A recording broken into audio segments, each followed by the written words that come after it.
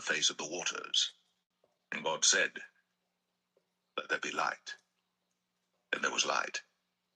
And God saw the light that it was good. And God divided the light from the darkness. And God called the light day, and the darkness he called night. And the evening and the morning were the first day.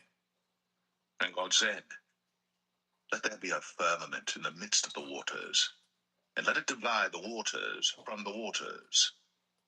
And God made the firmament, and divided the waters which were under the firmament from the waters which were above the firmament. And it was so. And God called the firmament heaven. And the evening and the morning were the second day. And God said, "Let the waters under the heaven be gathered together unto one place, and let the dry land appear." And it was so. And God called the dry land earth, and the gathering together of the waters called he seas. And God saw that it was good. And God said, "Let the earth bring forth grass, the herb yielding seed, and the fruit tree yielding fruit after his kind, whose seed is in itself upon the earth." And it was so. And the earth brought forth grass, and herb yielding seed after his kind, and the tree yielding fruit, whose seed was in itself after his kind. And God saw that it was good. And the evening and the morning were the third day. And God said, "Let there be lights in the firmament of the heaven to divide the day from the night. And let them be for signs, and for seasons, and for days and years. And let them be for lights in the firmament of the heaven, to give light upon the earth." And it was so. And God made two great lights, the greater light to rule the day, and the lesser light to rule the night. He made the stars also. And God set them in the firmament of the heaven to give light upon the earth, and to rule over the day and over the night, and to divide the light from the darkness.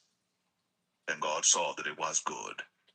And the evening and the morning were the fourth day.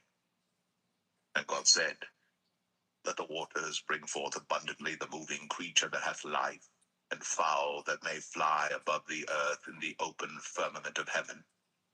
And God created great whales, and every living creature that moveth, which the waters brought forth abundantly after their kind, and every winged fowl after his kind.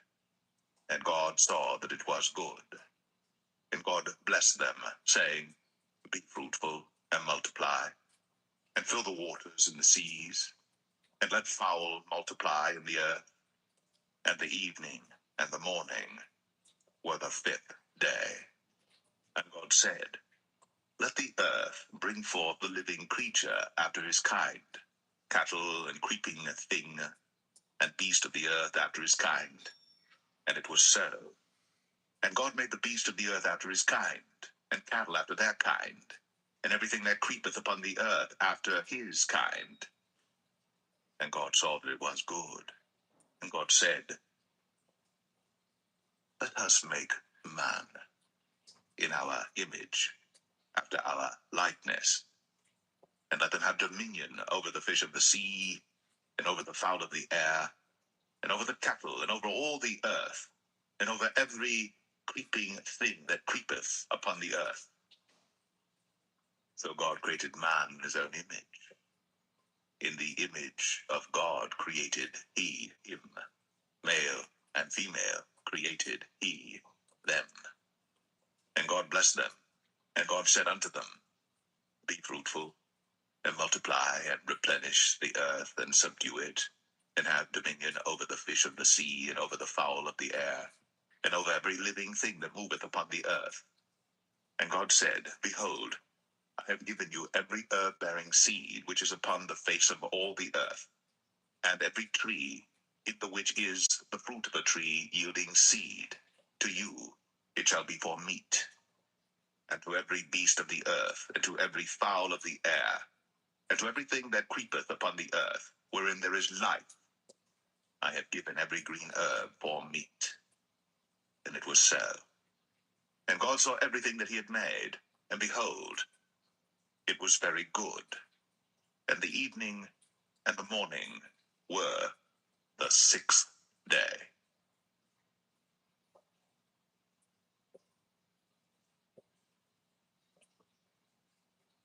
Genesis 2. Thus the heavens and the earth were finished, and all the host of them.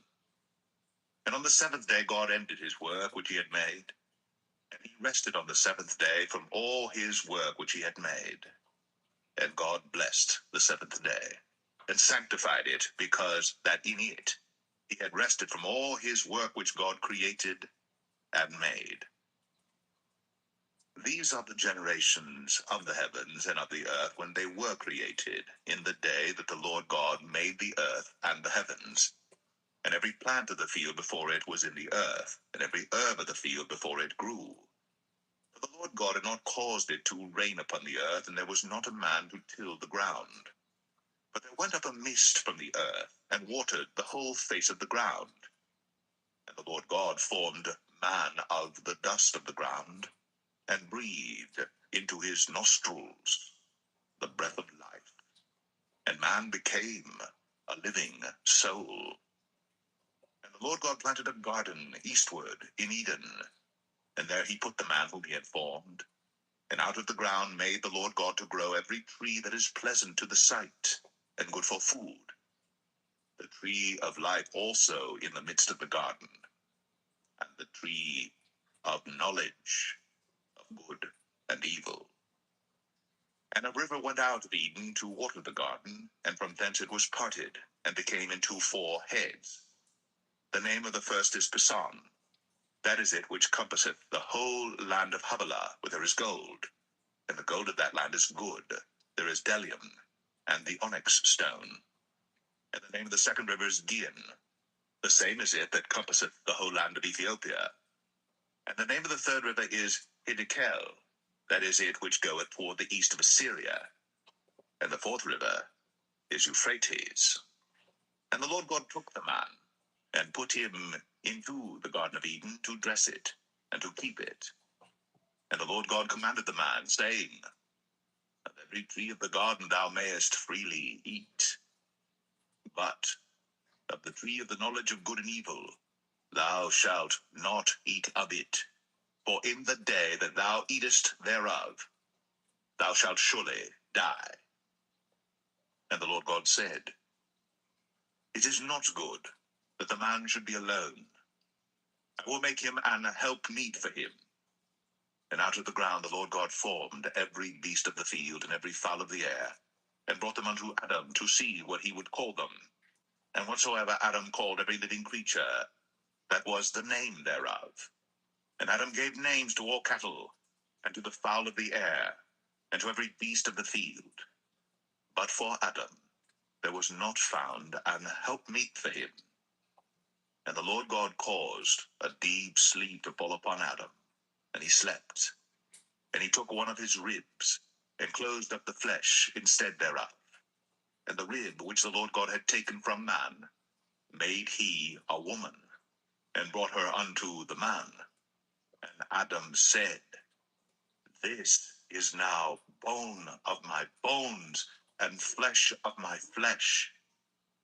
She shall be called woman, because she was taken out of man. Therefore shall a man leave his father and his mother, and shall cleave unto his wife, and they shall be one flesh. And they were both naked, the man and his wife, and were not ashamed.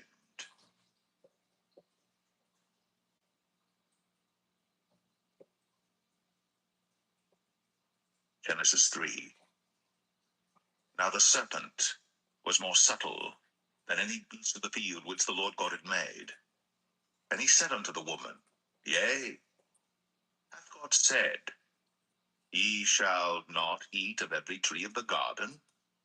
And the woman said unto the serpent, We may eat of the fruit of the trees of the garden, but of the fruit of the tree which is in the midst of the garden, God hath said, Ye shall not eat of it, neither shall ye touch it, lest ye die. And the serpent said unto the woman, Ye shall not surely die, for God doth know that in the day ye eat thereof, then your eyes shall be opened, and ye shall be as gods, knowing good and evil. And when the woman saw that the tree was good for food, and that it was pleasant to the eyes, and a tree to be desired to make one wise. She took of the fruit thereof, and did eat, and gave also unto her husband with her, and he did eat. And the eyes of them both were opened, and they knew that they were naked. And they sewed fig leaves together, and made themselves aprons. And they heard the voice of the Lord God walking in the garden in the cool of the day. And Adam and his wife hid themselves from the presence of the Lord God amongst the trees of the garden. And the Lord God called unto Adam, and said unto him, Where art thou? And he said, I heard thy voice in the garden, and I was afraid, because I was naked, and I hid myself.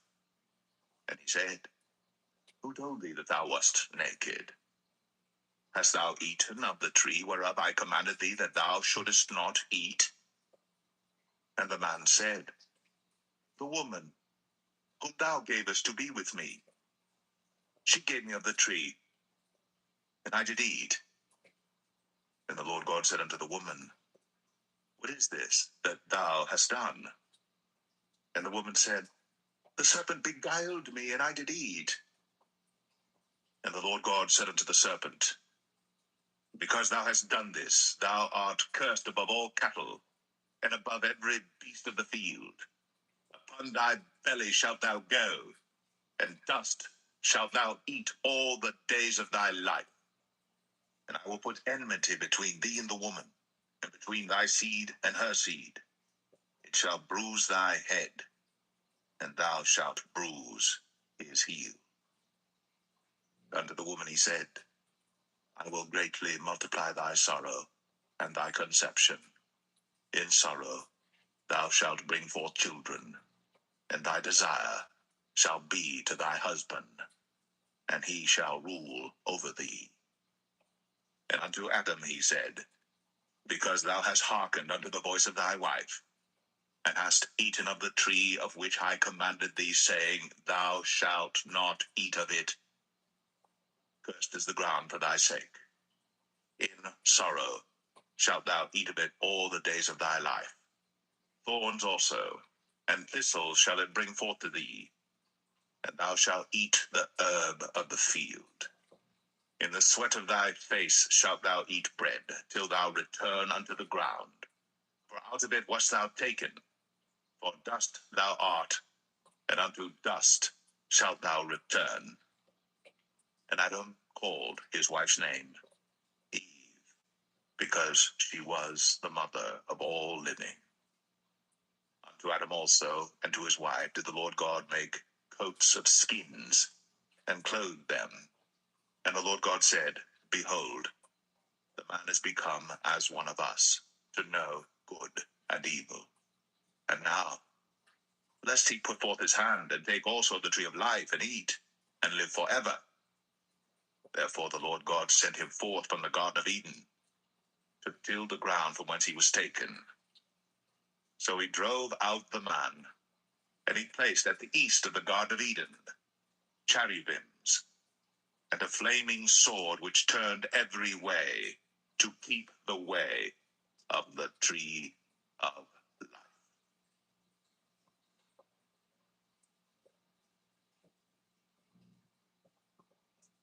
Genesis 4.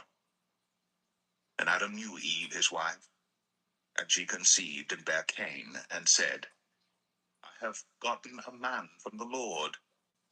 And she again bare his brother Abel. And Abel was a keeper of sheep, but Cain was a tiller of the ground. And in process of time it came to pass that Cain brought of the fruit of the ground an offering unto the Lord. And Abel he also brought of the firstlings of his flock, and of the fat thereof. And the Lord had respect unto Abel and to his offering.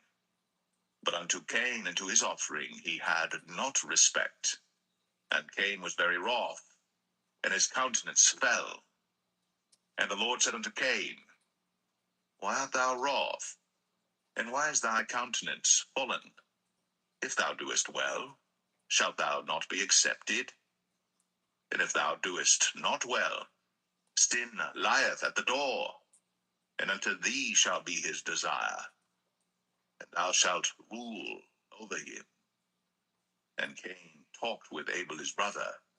And it came to pass, when they were in the field, that Cain rose up against Abel his brother, and slew him. And the Lord said unto Cain, Where is Abel thy brother? And he said, I know not. Am I my brother's keeper? And he said, What hast thou done? The voice of thy brother's blood crieth unto me from the ground. And now art thou cursed from the earth, which hath opened her mouth to receive thy brother's blood from thy hand. When thou tillest the ground, it shall not henceforth yield unto thee her strength. A fugitive and a vagabond shalt thou be in the earth. And Cain said unto the Lord, My punishment is greater than I can bear. Behold, thou hast driven me out this day from the face of the earth, and from thy face shall I be hid. And I shall be a fugitive and a vagabond in the earth. And it shall come to pass that every one that findeth me shall slay me. And the Lord said unto him, Therefore whosoever slayeth Cain, vengeance shall be taken on him sevenfold. And the Lord set a mark upon Cain, lest any finding him should kill him. And Cain went out from the presence of the Lord, and dwelt in the land of Nod, on the east of Eden. And Cain knew his wife, and she conceived, and bare Enoch. And he builded a city, and called the name of the city after the name of his son, Enoch. And unto Enoch was born Irad, and Irad begat Mahushael, and Mahushael begat Methusael, and Methusael begat Lamech. And Lamech took unto him two wives. The name of the one was Adah, and the name of the other Zillah. And Adah bare Jabal. He was the father of such as dwell in tents, and of such as have cattle. And his brother's name was Jubal. He was the father of all such as handle the harp and organ. And Zillah, she also bare Tubal-Cain, an instructor of every artificer in brass and iron. And the sister of Tubal-Cain was Naamah. And Lamech said unto his wives, Adah and Zillah, Hear my voice, ye wives of Lamech, hearken unto my speech. For I have slain a man to my wounding, and a young man to my hurt. If Cain shall be avenged sevenfold, truly Lamech 77-fold. And Adam knew his wife again, and she bare a son, and called his name Seth. For God, said she, hath appointed me another seed instead of Abel, whom Cain slew. And to Seth, to him also there was born a son, and he called his name Enos. Then began men to call upon the name of the Lord.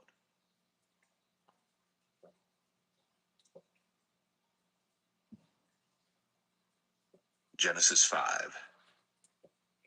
This is the book of the generations of Adam. In the day that God created man, in the likeness of God made he him. Male and female created he them, and blessed them, and called their name Adam, in the day when they were created.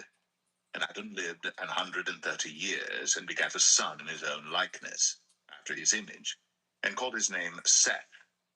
And the days of Adam after he had begotten Seth were 800 years, and he begat sons and daughters. And all the days that Adam lived were 930 years, and he died. And Seth lived 105 years, and begat Enos. And Seth lived after he begat Enos 807 years, and begat sons and daughters. And all the days of Seth were 912 years, and he died. And Enos lived 90 years, and begat Canaan. And Enos lived after he begat Canaan 815 years, and begat sons and daughters. And all the days of Enos were 905 years, and he died. And Canaan lived 70 years, and begat Mahalaleel. And Canaan lived after he begat Mahalaleel 840 years, and begat sons and daughters. And all the days of Canaan were 910 years, and he died. And Mahalaleel lived 65 years, and begat Jared. And Mahalaleel lived after he begat Jared 830 years, and begat sons and daughters. And all the days of Mahalaleel were 895 years, and he died. And Jared lived 162 years, and he begat Enoch. And Jared lived after he begat Enoch 800 years, and begat sons and daughters. And all the days of Jared were 962 years, and he died. And Enoch lived 65 years, and begat Methuselah. And Enoch walked with God after he begat Methuselah 300 years, and begat sons and daughters. And all the days of Enoch were 365 years.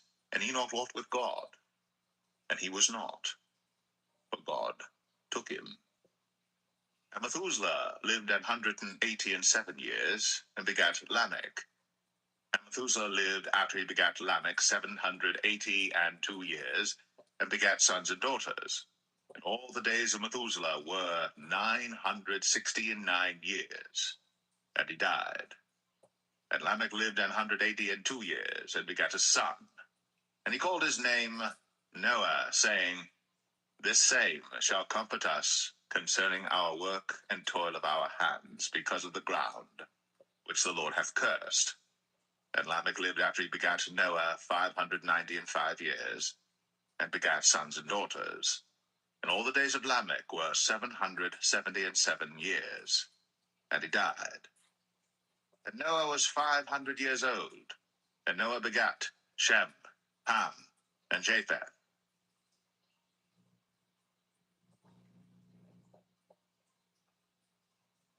Genesis 6.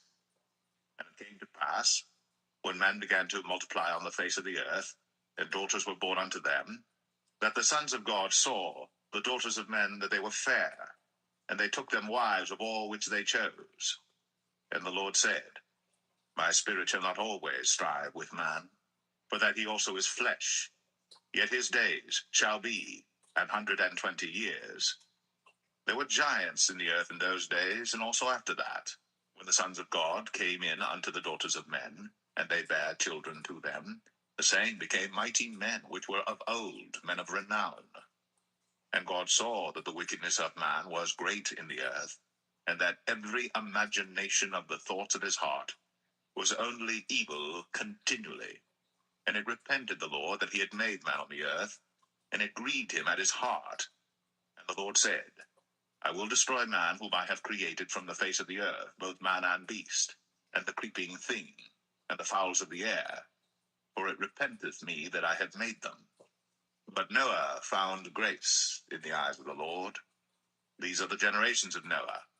Noah was a just man, and perfect in his generations. And Noah walked with God. And Noah begat 3 sons, Shem, Ham, and Japheth. The earth also was corrupt before God, and the earth was filled with violence.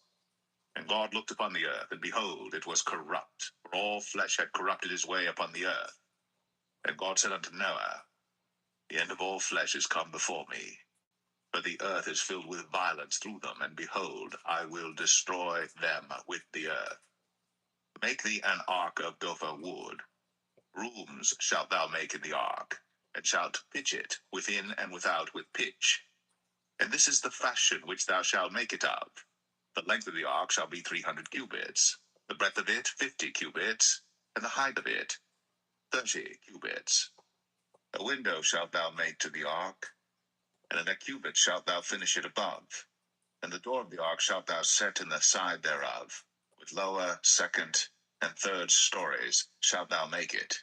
And behold, I, even I, do bring a flood of waters upon the earth to destroy all flesh wherein is the breath of life from under heaven. And everything that is in the earth shall die. But with thee will I establish my covenant. And thou shalt come into the ark, thou, and thy sons, and thy wife, and thy sons' wives with thee. And of every living thing of all flesh, 2 of every sort shalt thou bring into the ark, to keep them alive with thee. They shall be male and female.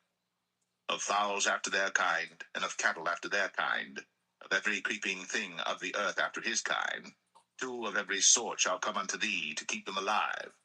And take thou unto thee of all food that is eaten, and thou shalt gather it to thee, and it shall be for food for thee and for them. Thus did Noah. according to all that God commanded him, so did he.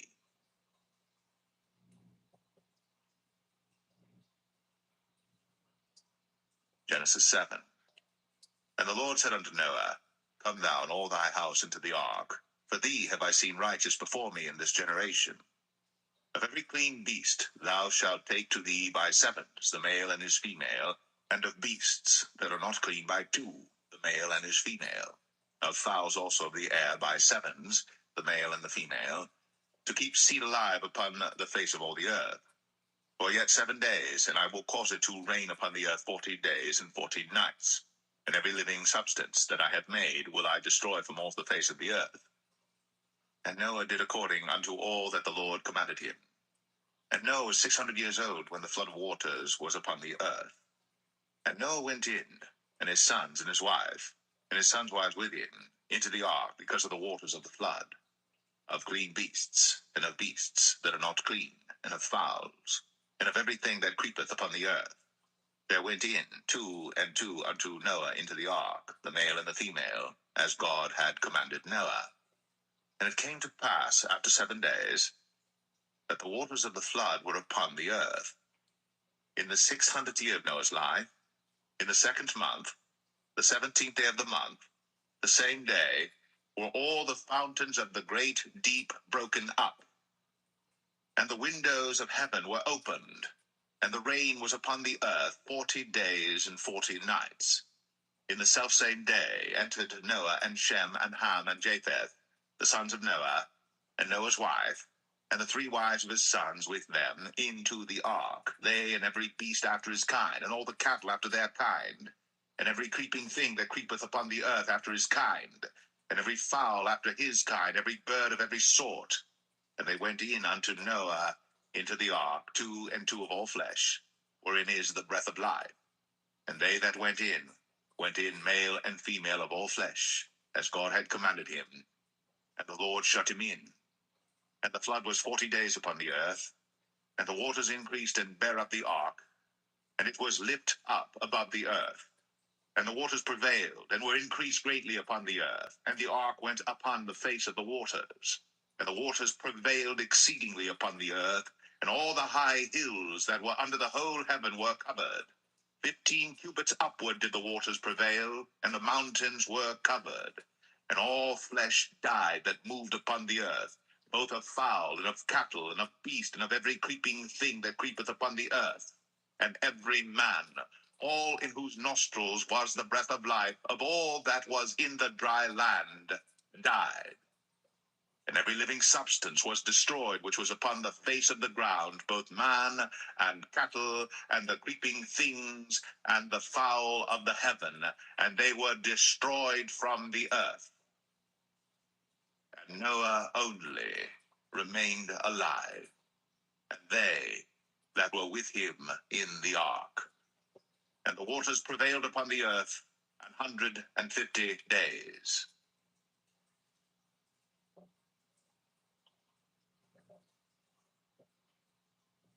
Genesis 8. And God remembered Noah, and every living thing, and all the cattle that was with him in the ark. And God made a wind to pass over the earth, and the waters assuaged. The fountains also of the deep, and the windows of heaven were stopped, and the rain from heaven was restrained. And the waters returned from off the earth continually. And after the end of the 150 days, the waters were abated. And the ark rested in the 7th month, on the 17th day of the month, upon the mountains of Ararat. And the waters decreased continually until the 10th month. In the 10th month, on the 1st day of the month, were the tops of the mountains seen. And it came to pass, at the end of 40 days, that Noah opened the window of the ark which he had made. And he sent forth a raven, which went forth to and fro until the waters were dried up from off the earth. Also he sent forth a dove from him, to see if the waters were abated from off the face of the ground. But the dove found no rest for the sole of her foot. And she returned unto him into the ark, for the waters were on the face of the whole earth. Then he put forth his hand, and took her, and pulled her in unto him into the ark. And he stayed yet other 7 days, and again he sent forth the dove out of the ark. And the dove came in unto him in the evening, and lo, in her mouth was an olive leaf plucked off. So Noah knew that the waters were abated from off the earth. And he stayed yet other 7 days, and sent forth the dove, which returned not again unto him any more. And it came to pass in the 601st year, in the 1st month, the 1st day of the month, the waters were dried up from off the earth. And Noah removed the covering of the ark, and looked, and behold, the face of the ground was dry. And in the 2nd month, on the 7th and 20th day of the month, was the earth dried. And God spake unto Noah, saying, Go forth of the ark, thou, and thy wife, and thy sons, and thy sons' wives with thee. Bring forth with thee every living thing that is with thee of all flesh, both of fowl, and of cattle, and of every creeping thing that creepeth upon the earth, that they may breed abundantly in the earth, and be fruitful and multiply upon the earth. And Noah went forth, and his sons and his wife, and his sons' wives with him, every beast, every creeping thing, and every fowl, and whatsoever creepeth upon the earth, after their kinds, went forth out of the ark. And Noah builded an altar unto the Lord, and took of every clean beast, and of every clean fowl, and offered burnt offerings on the altar. And the Lord smelled a sweet savor. And the Lord said in his heart, I will not again curse the ground any more for man's sake. For the imagination of man's heart is evil from his youth. Neither will I again smite any more everything living, as I have done. While the earth remaineth, seed time and harvest, and cold and heat, and summer and winter, and day and night, shall not cease.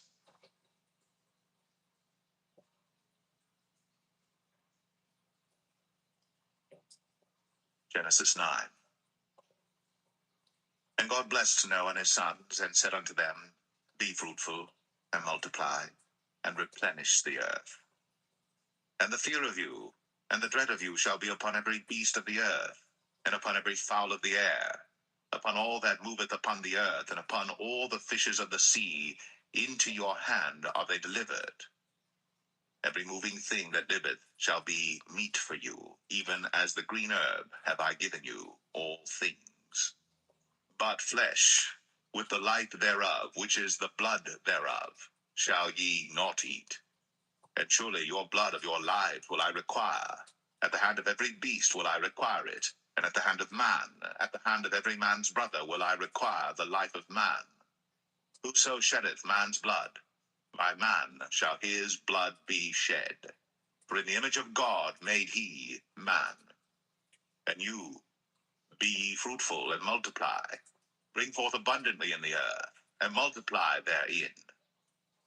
And God spake unto Noah, and to his sons with him, saying, And I, behold, I establish my covenant with you, and with your seed after you, and with every living creature that is with you, of the fowl, of the cattle, and of every beast of the earth with you, from all that go out of the ark to every beast of the earth.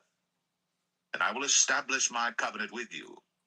Neither shall all flesh be cut off any more by the waters of a flood, neither shall there any more be a flood to destroy the earth. And God said, This is the token of the covenant which I make between me and you, and every living creature that is with you, for perpetual generations. I do set my bow in the cloud, and it shall be for a token of a covenant between me and the earth. And it shall come to pass, when I bring a cloud over the earth, that the bow shall be seen in the cloud. And I will remember my covenant, which is between me and you and every living creature of all flesh. And the waters shall no more become a flood to destroy all flesh.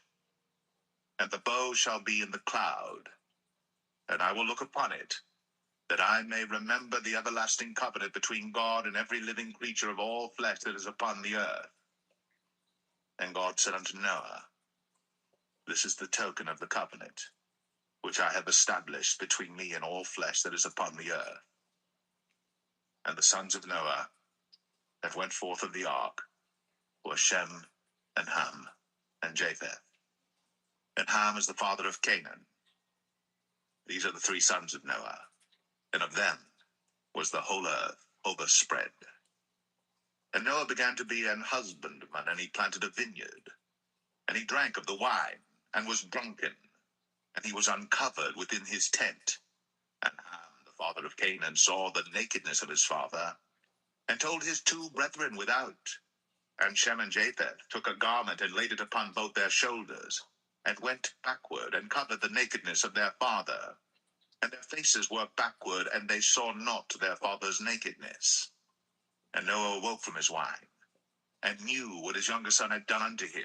And he said, Cursed be Canaan, a servant of servants shall he be unto his brethren.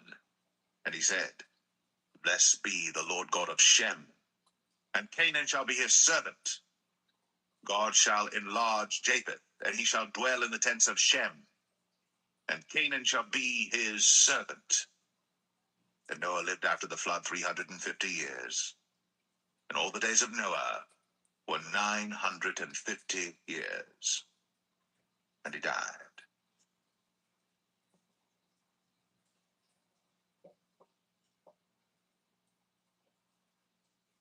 Genesis 10.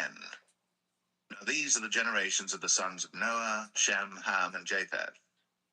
And unto them were sons born after the flood. The sons of Japheth, Gomer, and Magog, and Madai, and Javan, and Tubal, and Meshech, and Taras. And the sons of Gomer, Ashkenaz, and Riphath, and Togarmah. And the sons of Javan, Elisha, and Tarshish, Kittim, and Dodanim.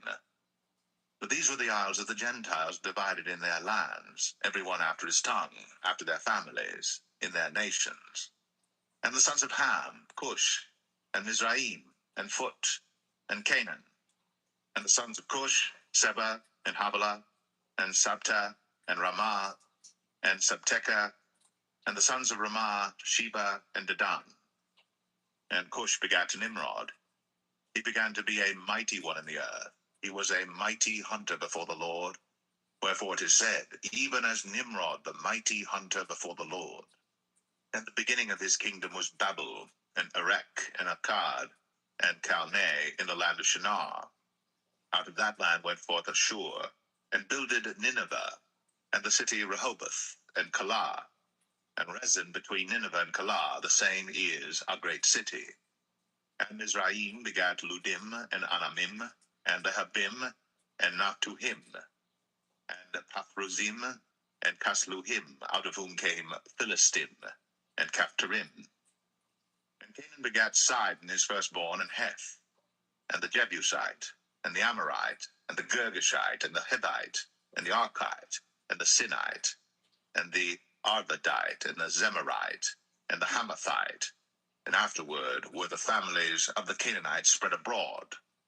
And the border of the Canaanites was from Sidon, as thou comest to Gerar, unto Gaza, as thou goest unto Sodom and Gomorrah, and Admah, and Zeboim, even unto Lasha. These are the sons of Ham, after their families, after their tongues, in their countries, and in their nations. Unto Shem also, the father of all the children of Eber, the brother of Japheth, the elder, even to him were children born, the children of Shem, Elam, and Ashur, and Arphaxad, and Lud, and Aram. And the children of Aram, Uz, and Hul, and Gether, and Mash. And Arphaxad begat Salad, Salah begat Eber. And unto Eber were born two sons. The name of one was Peleg, for in his days was the earth divided. And his brother's name was Joktan. And Joktan begat Almadad, and Sheleth, and Hazarmaveth, and Jerah, and Hadoram, and Uzal, and Diklah, and Obal, and Abimael, and Sheba, and Ophir, and Havilah, and Jobab. All these were the sons of Joktan. And their dwelling was from Mesha, as thou goest unto Sephar, a mount of the east. These are the sons of Shem, after their families, after their tongues, in their lands, after their nations. These are the families of the sons of Noah. after their generations, in their nations, and by these were the nations divided in the earth after the flood.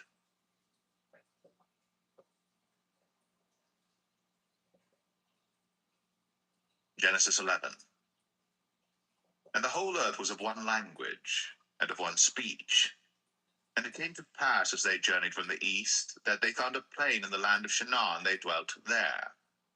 And they said one to another, Go to, let us make brick, and burn them thoroughly.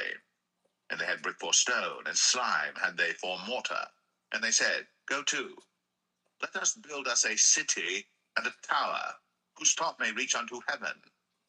And let us make us a name, lest we be scattered abroad upon the face of the whole earth. And the Lord came down to see the city and the tower, which the children of men builded. And the Lord said, Behold, the people is one, and they have all one language. And this they begin to do. And now nothing will be restrained from them, which they have imagined to do. Go to, let us go down, and there confound their language, that they may not understand one another's speech. So the Lord scattered them abroad from thence upon the face of all the earth, and they left off to build the city. Therefore is the name of it called Babel, because the Lord did there confound the language of all the earth, and from thence did the Lord scatter them abroad upon the face of all the earth. These are the generations of Shem. Shem was 100 years old, and begat Arphaxad 2 years after the flood. And Shem lived after he begat Arphaxad 500 years, and begat sons and daughters. And Arphaxad lived 35 years, and begat Salah. And Arphaxad lived after he begat Salah 403 years, and begat sons and daughters. And Salah lived 30 years, and begat Eber. And Salah lived after he begat Eber 403 years, and begat sons and daughters. And Eber lived 34 years, and begat Peleg. And Eber lived after he begat Peleg 430 years, and begat sons and daughters.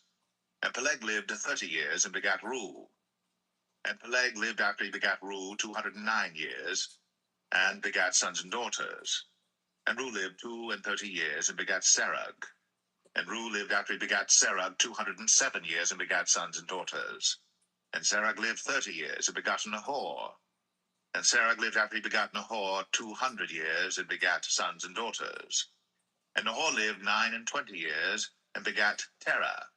And Nahor lived after he begat Terah 119 years, and begat sons and daughters. And Terah lived 70 years, and begat Abram, Nahor, and Haran. Now these are the generations of Terah. Terah begat Abram, Nahor, and Haran. And Haran begat Lot. And Haran died before his father Terah in the land of his nativity, in Ur of the Chaldees.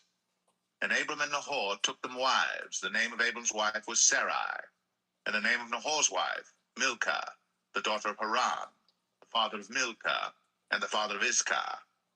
But Sarai was barren, she had no child. And Terah took Abram his son, and Lot the son of Haran his son's son, and Sarai his daughter-in-law his son Abram's wife. And they went forth with them from Ur of the Chaldees, to go into the land of Canaan. And they came unto Haran, and dwelt there. And the days of Terah were 205 years, and Terah died in Haran.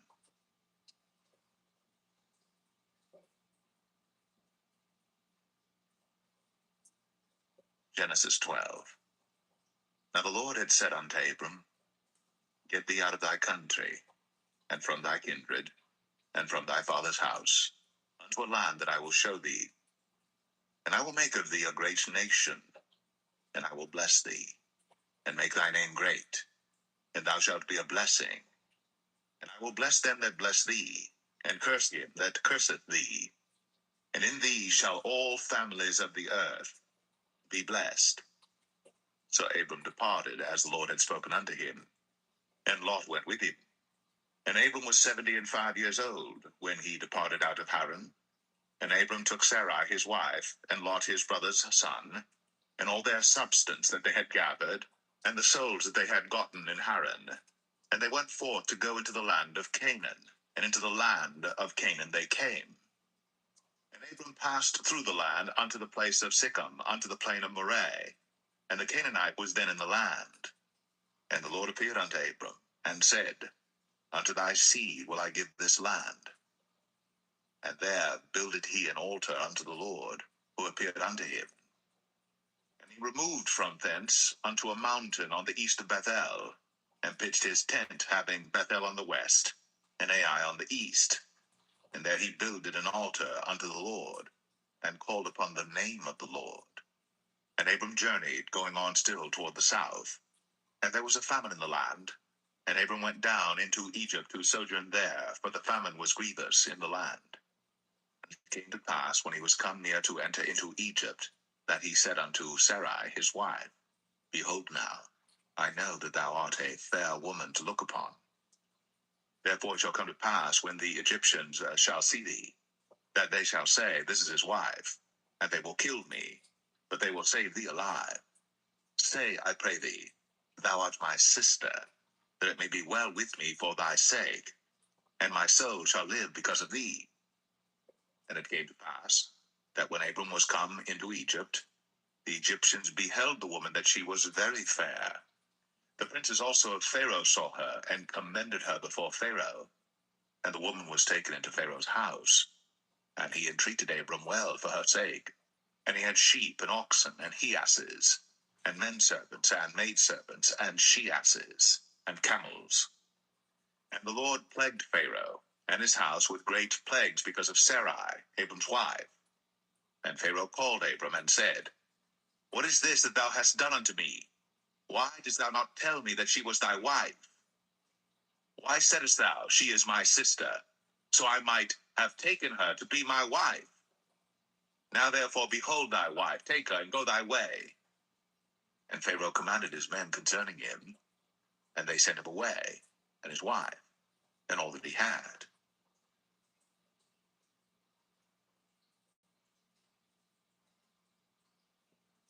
Genesis 13.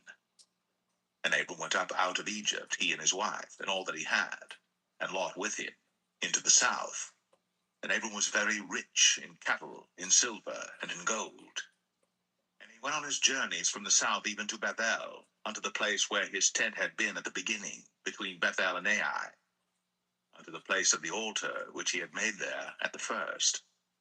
And there Abram called on the name of the Lord. And Lot also, which went with Abram, had flocks and herds and tents. And the land was not able to bear them, that they might dwell together, for their substance was great, so that they could not dwell together. And there was a strife between the herdmen of Abram's cattle and the herdmen of Lot's cattle. And the Canaanite and the Perizzite dwelled then in the land. And Abram said unto Lot, Let there be no strife, I pray thee, between me and thee, and between my herdmen and thy herdmen, for we be brethren.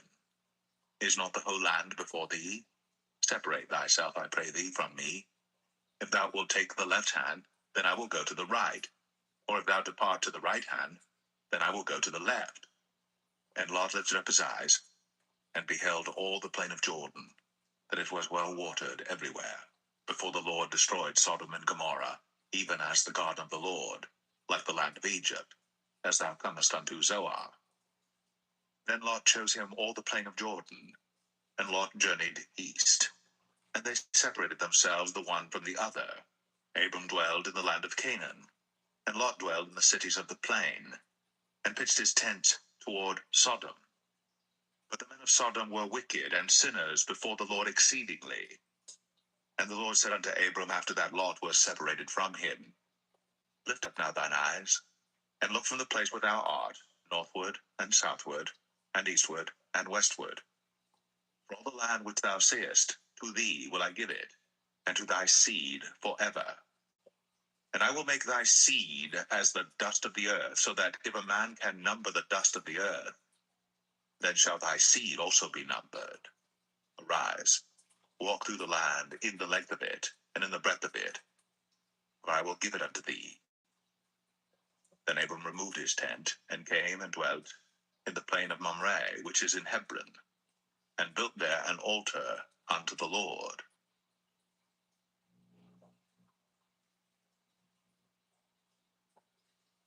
Genesis 14. And it came to pass in the days of Amraphel, king of Shinar, Arioch, king of Elasar, Chedorlaomer, king of Elam, and Tidal, king of nations, that these made war with Bera, king of Sodom, and with Beersheba, king of Gomorrah, Shinab, king of Admah, and Shemeber, king of Zeboim, and the king of Bela, which is Zoar. All these were joined together in the vale of Siddim, which is the salt sea. 12 years they served Chedorlaomer, and in the 13th year they rebelled. And in the 14th year came Chedorlaomer, and the kings that were with him, and smote the Rephaims in Ashtoreth, Karnaim, and the Zazims in Ham, and the Emims in Shaveh Kerathaim, and the Horites in their Mount Seir unto El Paran, which is by the wilderness. And they returned and came to En Mishpat, which is Kadesh, and smote all the country of the Amalekites, and also the Amorites, that dwelt in Hazazon Tamar. And there went out the king of Sodom, and the king of Gomorrah, and the king of Admah, and the king of Zeboim, and the king of Bela, the same as Zoar, and they joined battle with them in the vale of Siddim, with Chedorlaomer, the king of Elam, and with Tidal, king of nations, and Amraphel, king of Shinar, and Arioch, king of Elasar, 4 kings with 5. And the vale of Siddim was full of slime pits. And the kings of Sodom and Gomorrah fled, and fell there. And they that remained fled to the mountain. And they took all the goods of Sodom and Gomorrah, and all their victuals, and went their way. And they took Lot, Abram's brother's son, who dwelt in Sodom, and his goods, and departed. And there came one that had escaped, and told Abram the Hebrew, for he dwelt in the plain of Mamre the Amorite, brother of Eshcol, and brother of Aner, and these were confederate with Abram. And when Abram heard that his brother was taken captive, he armed his trained servants, born in his own house, 318, and pursued them unto Dan. And he divided himself against them, he and his servants, by night, and smote them, and pursued them unto Hobah, which is on the left hand of Damascus. And he brought back all the goods, and also brought again his brother Lot, and his goods, and the women also, and the people. And the king of Sodom went out to meet him after his return from the slaughter of Chedorlaomer, and of the kings that were with him at the valley of Shaveh, which is the king's dale. And Melchizedek, king of Salem, brought forth bread and wine, and he was the priest of the Most High God.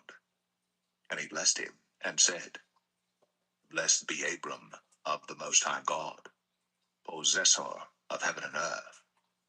And blessed be the Most High God, which hath delivered thine enemies into thy hand. And he gave him tithes of all. And the king of Sodom said unto Abram, Give me the persons, and take the goods to thyself.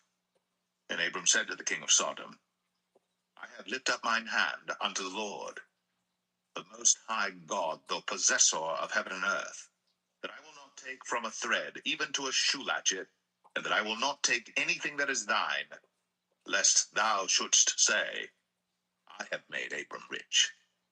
Save only that which the young men have eaten, and the portion of the men which went with me, Aner, Eshcol, and Mamre, let them take their portion.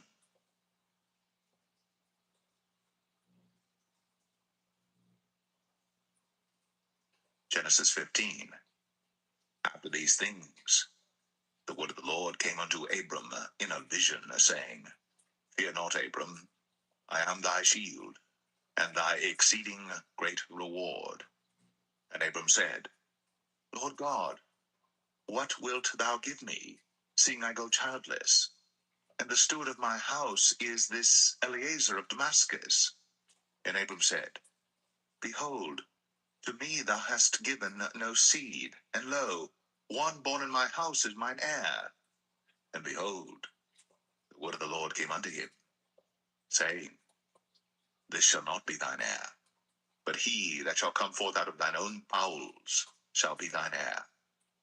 And he brought him forth abroad, and said, Look now toward heaven, and tell the stars, if thou be able to number them. And he said unto him, So shall thy seed be. And he believed in the Lord, and he counted it to him for righteousness. And he said unto him, I am the Lord that brought thee out of Ur of the Chaldees, to give thee this land to inherit it. And he said, Lord God, whereby shall I know that I shall inherit it? And he said unto him, Take me an heifer of 3 years old, and a she-goat of 3 years old, and a ram of 3 years old, and a turtle dove, and a young pigeon. And he took unto him all these, and divided them in the midst, and laid each piece one against another.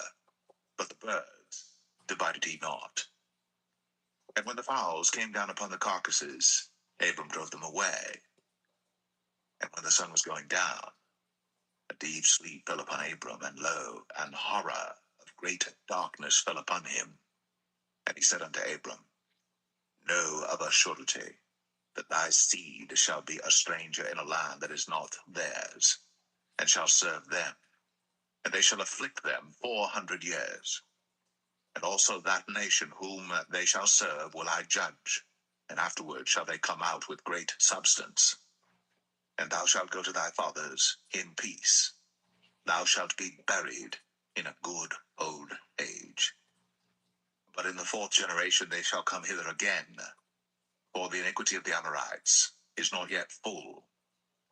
And it came to pass that when the sun went down, and it was dark, behold, a smoking furnace, and a burning lamp that passed between those pieces. In the same day the Lord made a covenant with Abram, saying, Unto thy seed have I given this land, from the river of Egypt unto the great river, the river Euphrates, the Kenites, and the Kenizzites, and the Cadmonites, and the Hittites, and the Perizzites, and the Rephaims, and the Amorites, and the Canaanites, and the Girgashites, and the Jebusites.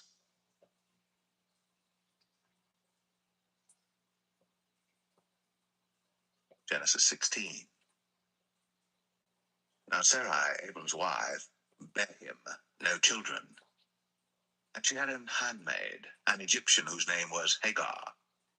And Sarai said unto Abram, Behold now, the Lord hath restrained me from bearing. I pray thee, go in unto my maid. It may be that I may obtain children by her. And Abram hearkened to the voice of Sarai. And Sarai, Abram's wife, took Hagar, her maid, the Egyptian, after Abram had dwelt 10 years in the land of Canaan, and gave her to her husband Abram to be his wife. And he went in unto Hagar, and she conceived. And when she saw that she had conceived, her mistress was despised in her eyes. And Sarai said unto Abram, My wrong be upon thee. I have given my maid into thy bosom, and when she saw that she had conceived, I was despised in her eyes. The Lord judge between me and thee. But Abram said unto Sarai, Behold, thy maid is in thy hand. Do to her as it pleaseth thee. And when Sarai dealt hardly with her, she fled from her face.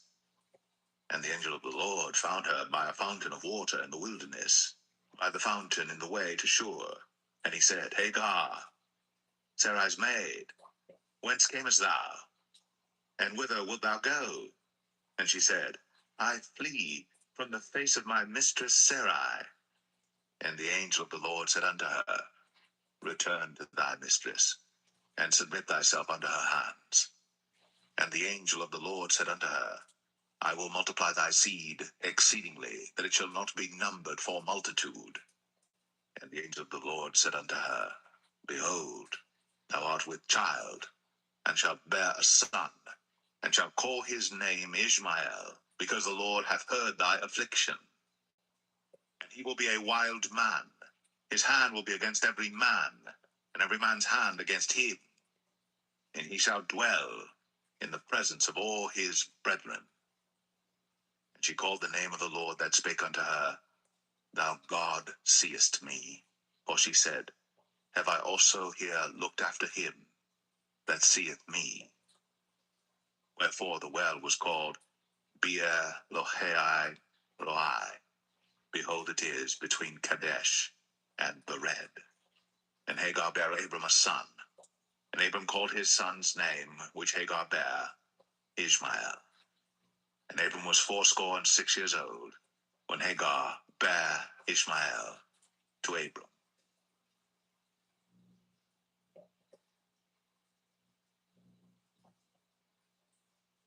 Genesis 17. And when Abram was 90 years old and 9, the Lord appeared to Abram and said unto him, I am the Almighty God. Walk before me, and be thou perfect. And I will make my covenant between me and thee, and will multiply thee exceedingly. And Abram fell on his face. And God talked with him, saying, As for me, behold, my covenant is with thee, and thou shalt be a father of many nations. Neither shall thy name any more be called Abram, but thy name shall be Abraham. For a father of many nations have I made thee. And I will make thee exceeding fruitful, and I will make nations of thee, and kings shall come out of thee. And I will establish my covenant between me and thee and thy seed after thee in their generations for an everlasting covenant, to be a God unto thee, and to thy seed after thee. And I will give unto thee and to thy seed after thee the land wherein thou art a stranger, all the land of Canaan, for an everlasting possession, and I will be their God. And God said unto Abraham, Thou shalt keep my covenant, therefore, thou and thy seed after thee in their generations. This is my covenant, which ye shall keep between me and you and thy seed after thee. Every man-child among you shall be circumcised, and ye shall circumcise the flesh of your foreskin, and it shall be a token of the covenant betwixt me and you. And he that is 8 days old shall be circumcised among you. Every man-child in your generations, he that is born in the house, or bought with money of any stranger, which is not of thy seed. He that is born in thy house, and he that is bought with thy money, must needs be circumcised. And my covenant shall be in your flesh, for an everlasting covenant. And the uncircumcised man-child, whose flesh of his foreskin is not circumcised, that soul shall be cut off from his people. He hath broken my covenant. And God said unto Abraham, As for Sarai thy wife, thou shalt not call her name Sarai, but Sarah shall her name be. And I will bless her, and give thee a son also of her. Yea, I will bless her, and she shall be a mother of nations. Kings of people shall be of her. Then Abram fell upon his face, and laughed, and said in his heart, Shall a child be born unto him that is 100 years old?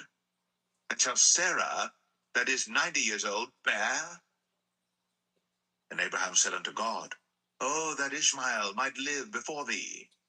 And God said, Sarah thy wife shall bear thee a son indeed, and thou shalt call his name Isaac.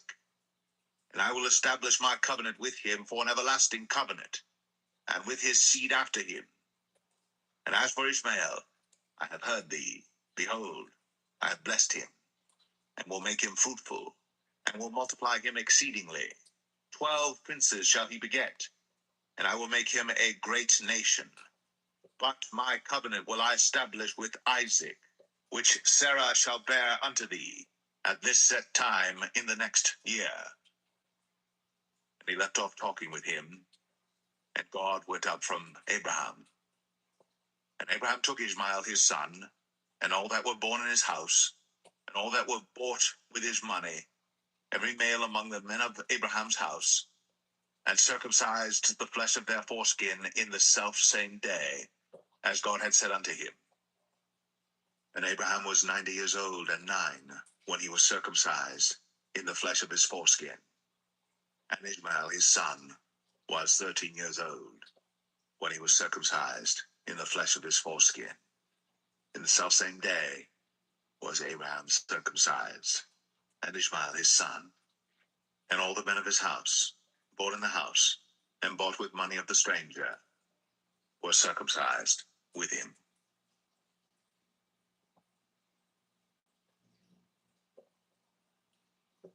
Genesis 18. And the Lord appeared unto him in the plains of Mamre, and he sat in the tent door in the heat of the day.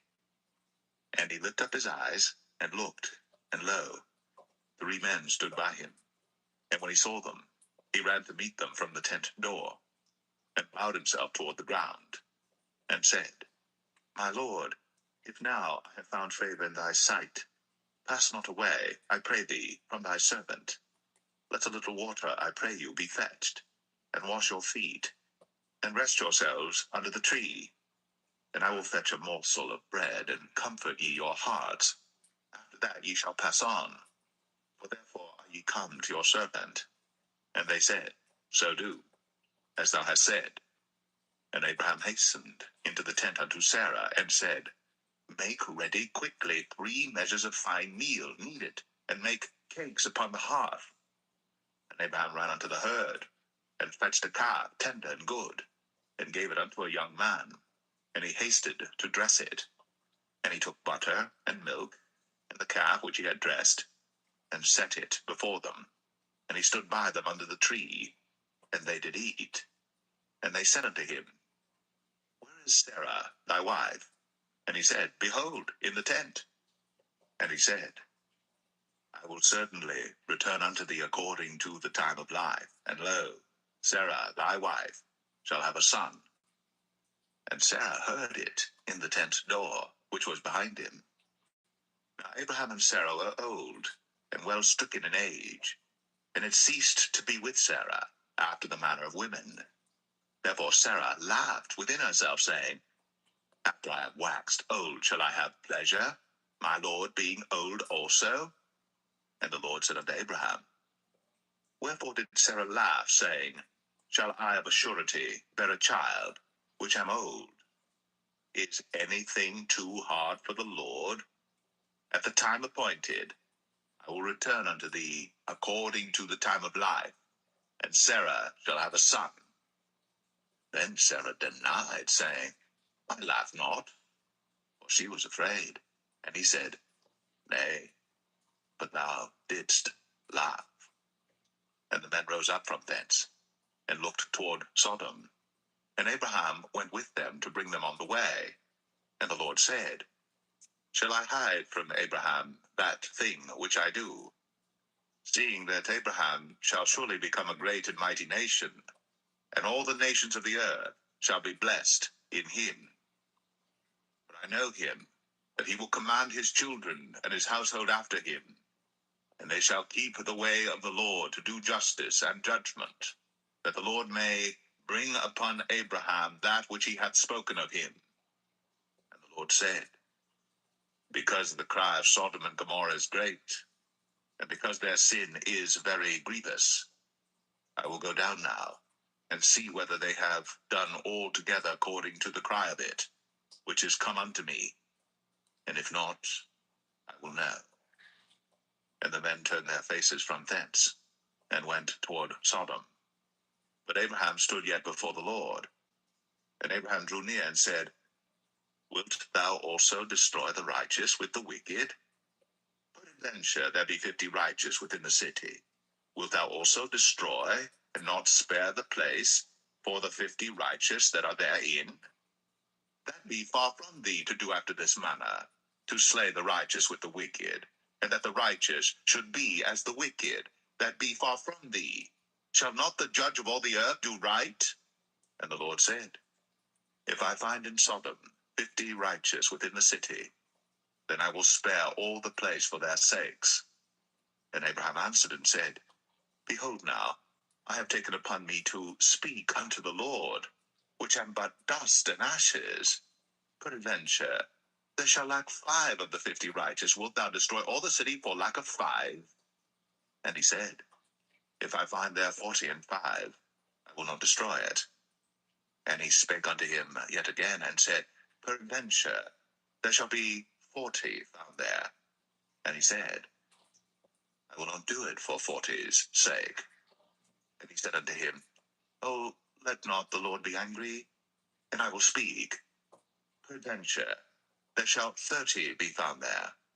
And he said, I will not do it if I find 30 there. And he said, Behold now, I have taken upon me to speak unto the Lord. Peradventure there shall be 20 found there. And he said, I will not destroy it for 20's sake. And he said, Oh, let not the Lord be angry, and I will speak yet but this once. Peradventure 10 shall be found there.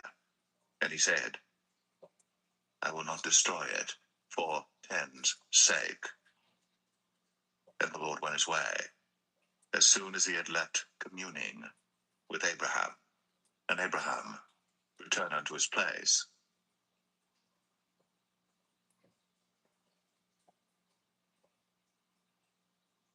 Genesis 19.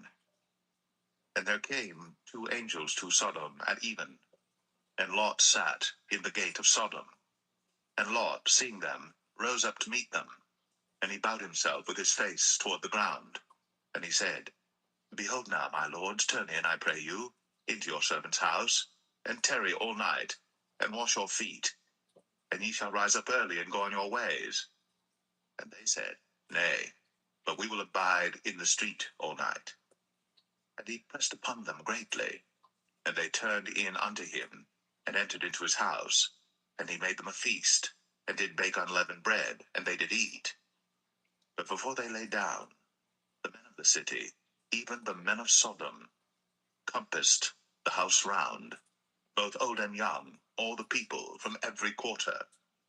And they called unto Lot, and said unto him, Where are the men which came into thee this night? Bring them out unto us, that we may know them.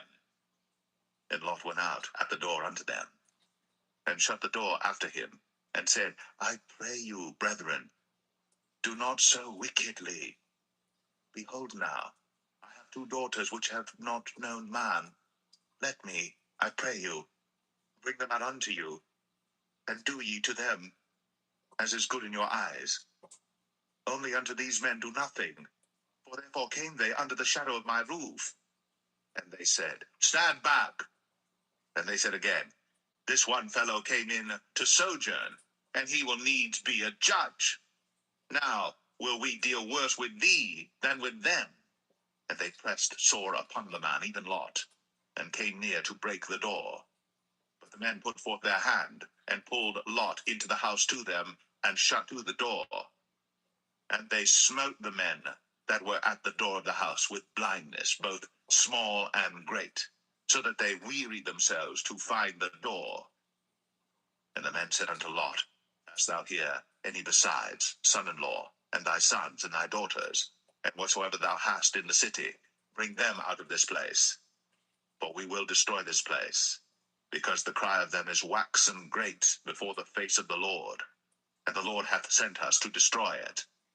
And Lot went out, and spake unto his sons-in-law, which married his daughters, and said, Up, get you out of this place, for the Lord will destroy this city. But he seemed as one that mocked unto his sons-in-law. And when the morning arose, then the angels hastened Lot, saying, Arise, take thy wife and thy 2 daughters, which are here, lest thou be consumed in the iniquity of the city.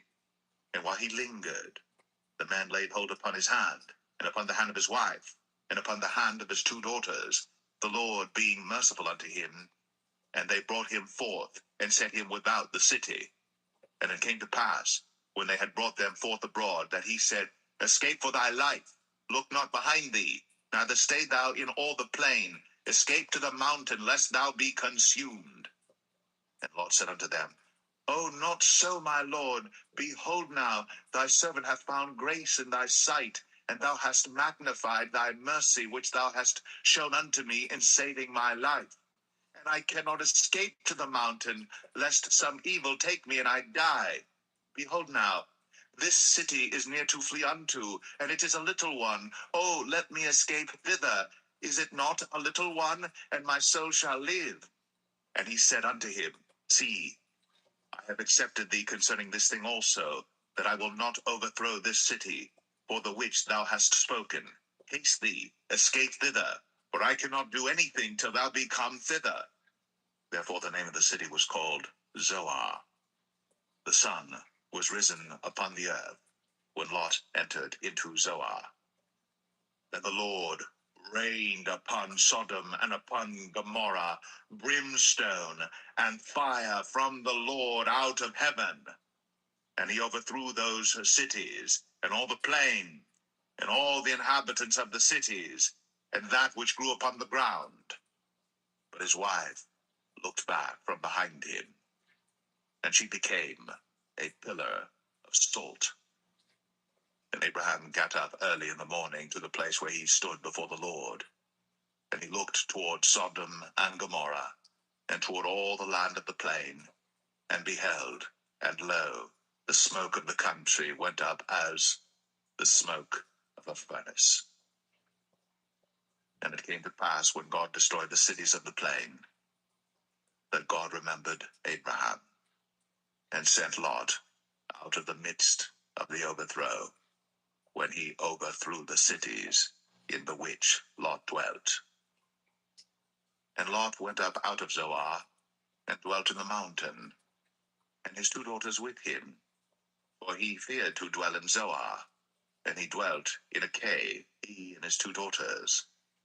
And the firstborn said unto the younger, Our father is old, and there is not a man in the earth to come in unto us after the manner of all the earth.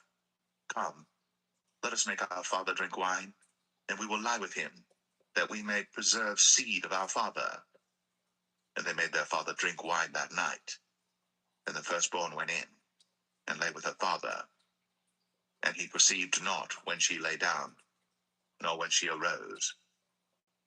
And it came to pass on the morrow, that the firstborn said unto the younger, Behold, I lay yesternight with my father.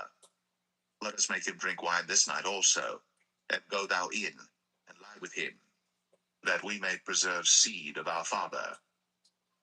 And they made their father drink wine that night also. And the younger arose, and lay with him. And he perceived not when she lay down, nor when she arose. Thus were both the daughters of Lot with child by their father. And the firstborn bare a son, and called his name Moab. The same is the father of the Moabites unto this day. And the younger, she also bare a son, and called his name Ben-Ami. The same is the father of the children of Ammon unto this day.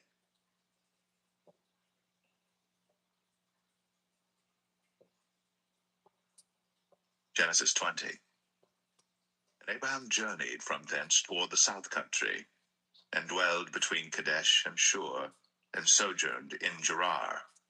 And Abraham said of Sarah his wife, She is my sister. And Abimelech king of Gerar sent and took Sarah. But God came to Abimelech in a dream by night, and said to him, Behold, thou art but a dead man, for the woman which thou hast taken, for she is a man's wife. But Abimelech had not come near her, and he said, Lord, wilt thou slay also a righteous nation? Said he not unto me, She is my sister? And she, even she herself, said, He is my brother? In the integrity of my heart and innocency of my hands have I done this. And God said unto him in a dream, Yea, I know that thou didst this in the integrity of thy heart. For I also withheld thee from sinning against me. Therefore suffered I thee not to touch her. Now therefore restore the man his wife, for he is a prophet, and he shall pray for thee, and thou shalt live. And if thou restore her not, know thou that thou shalt surely die, thou and all that are thine. Therefore Abimelech rose early in the morning, and called all his servants, and told all these things in their ears. And the men were sore afraid. Then Abimelech called Abraham, and said unto him, What hast thou done unto us? And what have I offended thee, that thou hast brought on me and on my kingdom a great sin? Thou hast done deeds unto me that ought not to be done. And Abimelech said unto Abraham, What sawest thou, that thou hast done this thing? And Abraham said, Because I thought, surely the fear of God is not in this place, and they will slay me for my wife's sake. And yet indeed she is my sister. She is the daughter of my father, but not the daughter of my mother. And she became my wife. And it came to pass, when God caused me to wander from my father's house, that I said unto her, This is thy kindness which thou shalt show unto me. At every place whither we shall come, say of me, He is my brother. And Abimelech took sheep and oxen, and men servants, and women servants, and gave them unto Abraham, and restored him Sarah his wife. And Abimelech said, Behold, my land is before thee, dwell where it pleaseth thee. And unto Sarah he said, Behold, I have given thy brother 1,000 pieces of silver. Behold, he is to thee a covering of the eyes, unto all that are with thee, and with all other. Thus she was reproved. So Abraham prayed unto God, and God healed Abimelech and his wife and his maidservants, and they bare children. For the Lord had fast closed up all the wombs of the house of Abimelech, because of Sarah, Abraham's wife.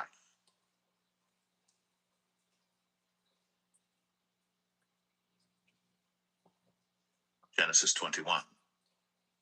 And the Lord visited Sarah as he had said, and the Lord did unto Sarah as he had spoken. For Sarah conceived, and bare Abraham a son in his old age, at the set time of which God had spoken to him. And Abraham called the name of his son that was born unto him, whom Sarah bare to him, Isaac. And Abraham circumcised his son Isaac, being 8 days old, as God had commanded him. And Abraham was 100 years old when his son Isaac was born unto him. And Sarah said, God hath made me to laugh, so that all that hear will laugh with me. And she said, Who would have said unto Abraham, that Sarah should have given children suck? For I have borne him a son in his old age. And the child grew, and was weaned. And Abraham made a great feast, the same day that Isaac was weaned.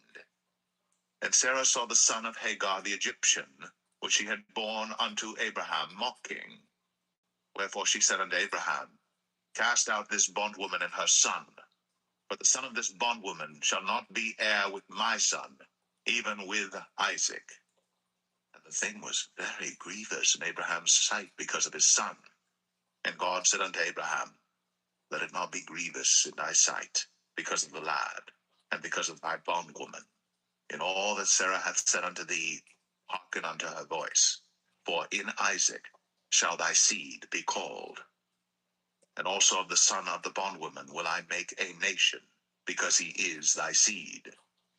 And Abraham rose up early in the morning, and took bread and a bottle of water, and gave it unto Hagar, putting it on her shoulder, and the child, and sent her away. And she departed and wandered in the wilderness of Beersheba. And the water was spent in the bottle, and she cast the child under one of the shrubs.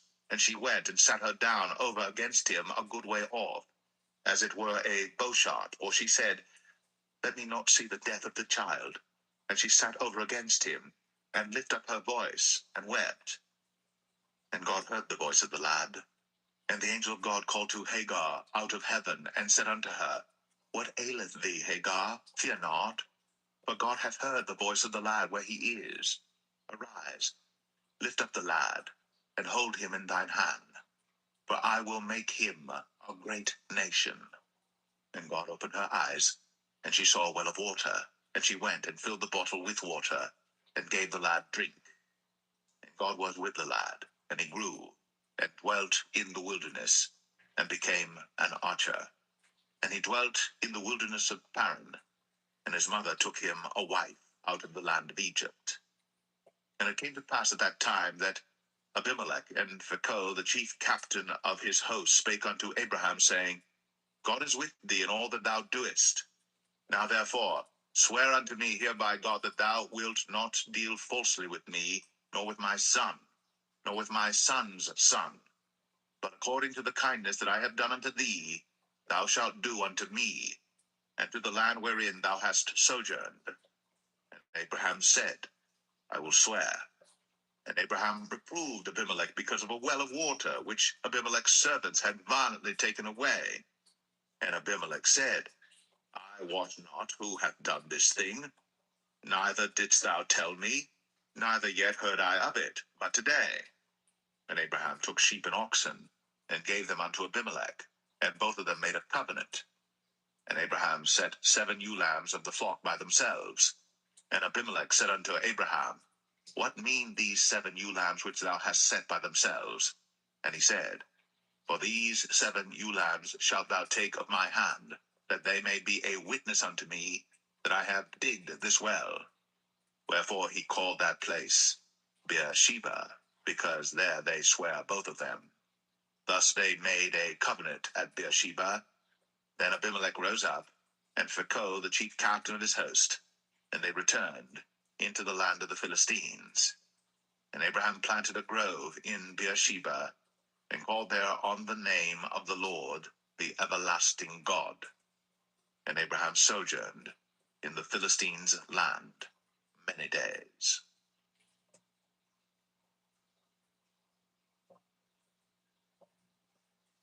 Genesis 22.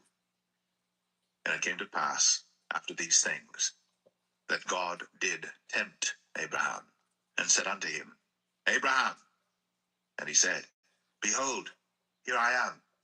And he said, Take now thy son, thine only son Isaac, whom thou lovest, and get thee into the land of Moriah, and offer him there for a burnt offering upon one of the mountains which I will tell thee of. And Abraham rose up early in the morning, and saddled his ass, and took 2 of his young men with him, and Isaac his son, and clave the wood for the burnt offering, and rose up, and went unto the place of which God had told him. Then on the 3rd day, Abraham lifted up his eyes, and saw the place afar off. And Abraham said unto his young men, Abide ye here with the ass, and I and the lad will go yonder, and worship, and come again to you. And Abraham took the wood of the burnt offering, and laid it upon Isaac his son. And he took the fire in his hand, and a knife, and they went both of them together. And Isaac spake unto Abraham his father, and said, My father? And he said, Here am I, my son. And he said, Behold, the fire and the wood, but where is the lamb for a burnt offering? And Abraham said, My son, God will provide himself a lamb for a burnt offering. So they went both of them together. And they came to the place which God had told him of. And Abraham built an altar there, and laid the wood in order, and bound Isaac his son, and laid him on the altar upon the wood. And Abraham stretched forth his hand, and took the knife to slay his son. And the angel of the Lord called unto him out of heaven, and said, Abraham, Abraham. And he said, Here am I. And he said, Lay not thine hand upon the lad, neither do thou anything unto him. For now I know that thou fearest God, seeing thou hast not withheld thy son, thine only son, from me. And Abraham lifted up his eyes, and looked, and behold, behind him a ram, caught in a thicket by his horns. And Abraham went, and took the ram, and offered him up for a burnt offering in the stead of his son. And Abraham called the name of that place Jehovah Jireh, as it is said to this day, In the mount of the Lord it shall be seen. And the angel of the Lord called unto Abraham out of heaven the 2nd time, and said, By myself have I sworn, saith the Lord, for because thou hast done this thing, and hast not withheld thy son, thine only son, that in blessing I will bless thee, and in multiplying I will multiply thy seed as the stars of the heaven, and as the sand which is upon the seashore, and thy seed shall possess the gate of his enemies. And in thy seed shall all the nations of the earth be blessed, because thou hast obeyed my voice. So Abraham returned unto his young men, and they rose up, and went together to Beersheba. And Abraham dwelt at Beersheba. And it came to pass after these things, that it was told Abraham, saying, Behold, Milcah, she hath also borne children unto thy brother Nahor, Huz his firstborn, and Buz his brother, and Kemuel the father of Aram, and Chesed, and Hazo, and Pildash, and Jidlaph, and Bethuel. And Bethuel begat Rebekah. These 8 Milcah did bear to Nahor, Abraham's brother, and his concubine, whose name was Rumah. She bare also Teba, and Gaham, and Thahash, and Maacah.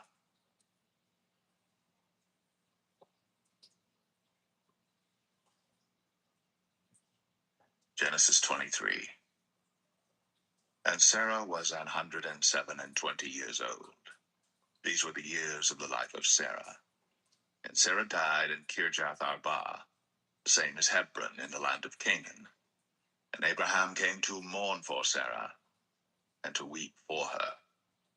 And Abraham stood up from before his dead, and spake unto the sons of Heth, saying, I am a stranger, and a sojourner with you. Give me a possession of a burying place with you, that I may bury my dead out of my sight. And the children of Heth answered Abraham, saying unto him, Hear us, my lord. Thou art a mighty prince among us. In the choice of our sepulchres bury thy dead. None of us shall withhold from thee his sepulchre, but that thou mayest bury thy dead. And Abraham stood up, and bowed himself to the people of the land, even to the children of Heth. And he communed with them, saying, If it be your mind that I should bury my dead out of my sight, hear me, and entreat for me to Ephron the son of Zoar, that he may give me the cave of Machpelah, which he hath, which is in the end of his field. For as much money as it is worth, he shall give it me for a possession of a burying place amongst you. And Ephron dwelt among the children of Heth. And Ephron the Hittite answered Abraham in the audience of the children of Heth, even of all that went in at the gate of his city, saying, Nay, my lord, hear me. The field give I thee, and the cave that is therein I give it thee. In the presence of the sons of my people give I it thee. Bury thy dead. And Abraham bowed down himself before the people of the land.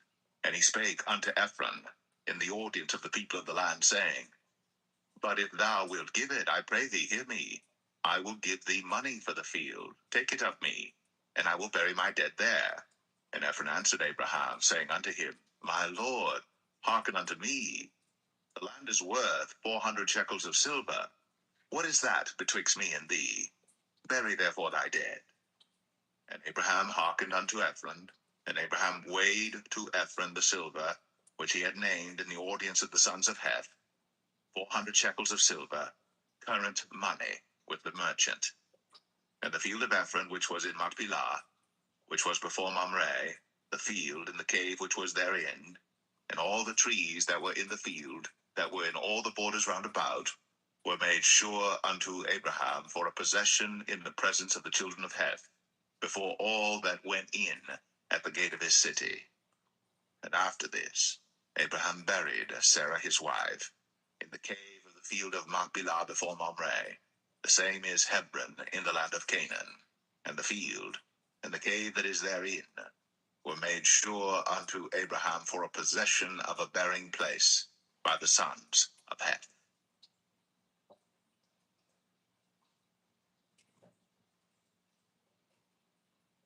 Genesis 24. And Abraham was old, and well stricken in age. And the Lord had blessed Abraham in all things. And Abraham said unto his eldest servant of his house, that ruled over all that he had, Put, I pray thee, thy hand unto my thigh, and I will make thee swear by the Lord, the God of heaven, and the God of the earth, that thou shalt not take a wife unto my son of the daughters of the Canaanites, among whom I dwell, but thou shalt go unto my country, and to my kindred, and take a wife unto my son Isaac. And the servant said unto him, Peradventure the woman will not be willing to follow me unto this land. Must I needs bring thy son again unto the land from whence thou camest? And Abraham said unto him, Beware thou that thou bring not my son thither again. The Lord God of heaven, which took me from my father's house, and from the land of my kindred, and which spake unto me, and that sware unto me, saying, Unto thy seed will I give this land. He shall send his angel before thee, and thou shalt take a wife unto my son from thence. And if the woman will not be willing to follow thee, then thou shalt be clear from this my oath. Only bring not my son thither again. And the servant put his hand under the thigh of Abraham his master, and sware to him concerning that matter. And the servant took 10 camels of the camels of his master, and departed, for all the goods of his master were in his hand. And he arose, and went to Mesopotamia, unto the city of Nahor. And he made his camels to kneel down without the city by a well of water, at the time of the evening, even the time that women go out to draw water.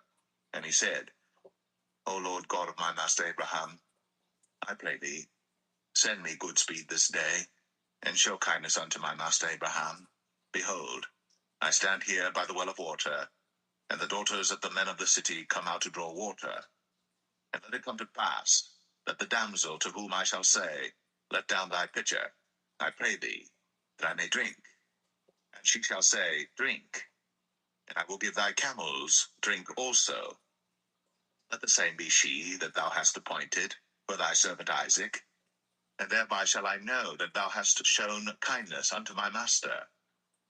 And it came to pass, before he had done speaking, that behold, Rebekah came out, who was born to Bethuel, son of Milcah, the wife of Nahor, Abraham's brother, with her pitcher upon her shoulder. And the damsel was very fair to look upon, a virgin, neither had any man known her. And she went down to the well, and filled her pitcher, and came up. And the servant ran to meet her, and said, Let me, I pray thee, drink a little water of thy pitcher. And she said, Drink, my lord. And she hasted, and let down her pitcher upon her hand, and gave him drink. And when she had done giving him drink, she said, I will draw water for thy camels also, until they have done drinking. And she hasted, and emptied her pitcher into the trough, and ran again unto the well to draw water, and drew for all his camels. And the man, wondering at her, held his peace, to wit whether the Lord had made his journey prosperous or not. And it came to pass, as the camels had done drinking, that the man took a golden earring of half a shekel weight, and 2 bracelets for her hands of 10 shekels weight of gold, and said, Whose daughter art thou? Tell me, I pray thee, is there room in thy father's house for us to lodge in? And she said unto him, I am the daughter of Bethuel, the son of Milcah, which she bare unto Nahor. She said moreover unto him, We have both straw and provender enough, and room to lodge in. And the man bowed down his head, and worshipped the Lord.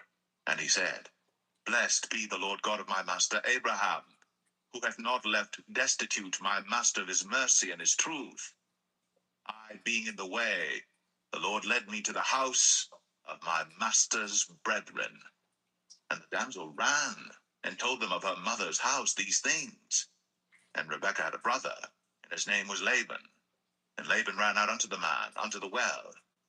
And it came to pass, when he saw the earring and bracelets upon his sister's hands, and when he heard the words of Rebekah his sister, saying, Thus spake the man unto me, that he came unto the man, and behold, he stood by the camels at the well.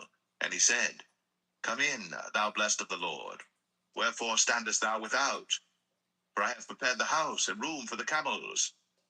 And the man came into the house, and he ungirded his camels, and gave straw and provender for the camels, and water to wash his feet, and the men's feet that were with him. And there was set meat before him to eat. But he said, I will not eat, until I have told mine errand. And he said, Speak on. And he said, I am Abraham's servant, and the Lord hath blessed my master greatly, and he is become great.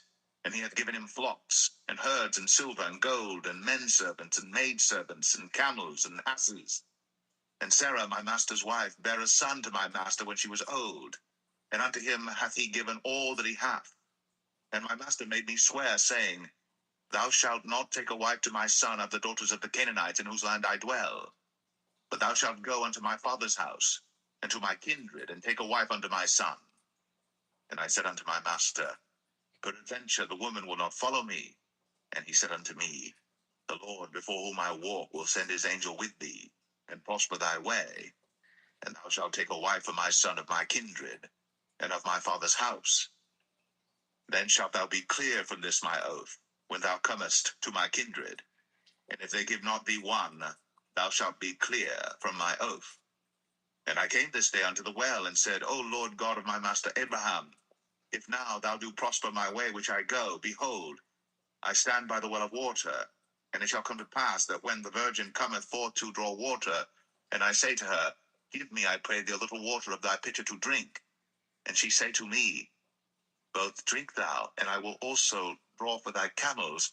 Let the same be the woman whom the Lord hath appointed out for my master's son.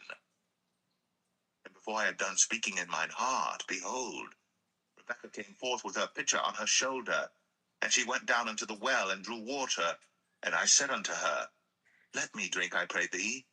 And she made haste, and let down her pitcher from her shoulder, and said, Drink, and I will give thy camels drink also. So I drank, and she made the camels drink also. And I asked her, and said, Whose daughter art thou? And she said, The daughter of Bethuel, Nahor's son, whom Milcah bare unto him. And I put the earring upon her face, and the bracelets upon her hands. And I bowed down my head, and worshipped the Lord, and blessed the Lord God of my master Abraham, which had led me in the right way to take my master's brother's daughter unto his son. And now, if ye will deal kindly and truly with my master, tell me, and if not, tell me, that I may turn to the right hand or to the left. Then Laban and Bethuel answered and said, The thing proceedeth from the Lord. We cannot speak unto thee bad or good. Behold, Rebekah is before thee. Take her and go, and let her be thy master's son's wife, as the Lord hath spoken. And it came to pass that when Abraham's servant heard their words, he worshipped the Lord, bowing himself to the earth. And the servant brought forth jewels of silver, and jewels of gold, and raiment, and gave them to Rebekah. He gave also to her brother and to her mother precious things. And they did eat and drink, he and the men that were with him, and tarried all night. And they rose up in the morning, and he said, Send me away unto my master.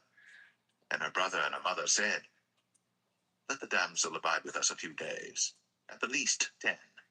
After that she shall go. And he said unto them, Hinder me not, seeing the Lord hath prospered my way. Send me away that I may go to my master.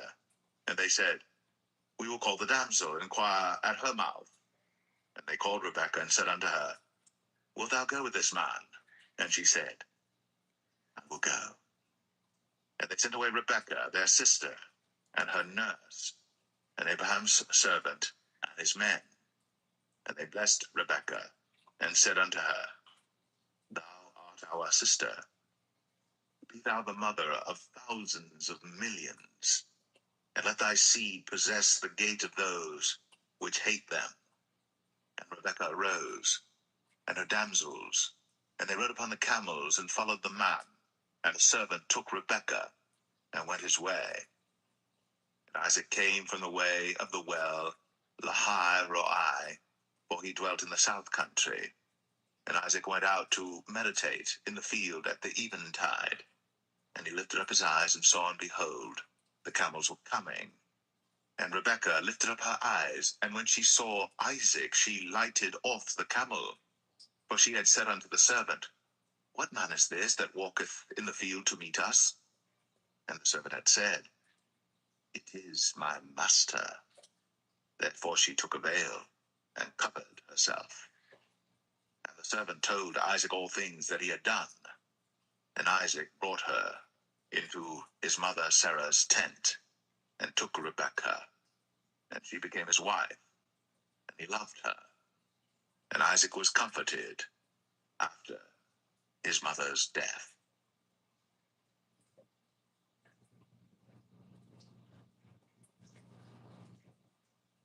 Genesis 25. Then again Abraham took a wife, and her name was Keturah, and she bare him Zimran, and Jokshan, and Medan, and Midian, and Ishbak, and Shua. And Jokshan begat Sheba and Dedan. And the sons of Dedan were Ashrim, and Letashim, and Leumim. And the sons of Midian, Ephah and Epher. and Hanok, and Abida, and Eldaah. All these were the children of Keturah. And Abraham gave all that he had unto Isaac. But unto the sons of the concubines which Abraham had, Abraham gave gifts, and sent them away from Isaac his son, while he yet lived, eastward unto the east country. And these are the days of the years of Abraham's life which he lived, 160 years. Then Abraham gave up the ghost, and died in a good old age, an old man, and full of years, and was gathered to his people. And his sons Isaac and Ishmael buried him in the cave of Machpelah in the field of Ephron the son of Zoar the Hittite, which is before Mamre, the field which Abraham purchased of the sons of Heth. There was Abraham buried, and Sarah his wife. And it came to pass after the death of Abraham that God blessed his son Isaac, and Isaac dwelt by the well, Lahai Roi. Now these are the generations of Ishmael, Abraham's son, whom Hagar the Egyptian, Sarah's handmaid, bare unto Abraham. And these are the names of the sons of Ishmael, by their names according to their generations. The firstborn of Ishmael, Nebajoth, and Kedar, and Abiel, and Mibsam, and Mishma, and Dumah, and Massa, Adar, and Tema, Tetur, Naphish, and Kedemah. These are the sons of Ishmael, and these are their names by their towns and by their castles, 12 princes according to their nations. And these are the years of the life of Ishmael, 137 years. And he gave up the ghost, and died, and was gathered unto his people. And they dwelt from Havilah unto Shur, that is before Egypt, as thou goest toward Assyria. And he died in the presence of all his brethren. And these are the generations of Isaac, Abraham's son. Abraham begat Isaac. And Isaac was 40 years old when he took Rebekah to wife, the daughter of Bethuel the Syrian of Padan Aram, the sister to Laban the Syrian. And Isaac entreated the Lord for his wife, because she was barren. And the Lord was entreated of him. And Rebekah his wife conceived. And the children struggled together within her. And she said, If it be so, why am I thus? And she went to inquire of the Lord. And the Lord said unto her, 2 nations are in thy womb, and 2 manner of people shall be separated from thy bowels. And the one people shall be stronger than the other people, and the elder shall serve the younger. And when her days to be delivered were fulfilled, behold, there were twins in her womb. And the first came out red, all over, like an hairy garment.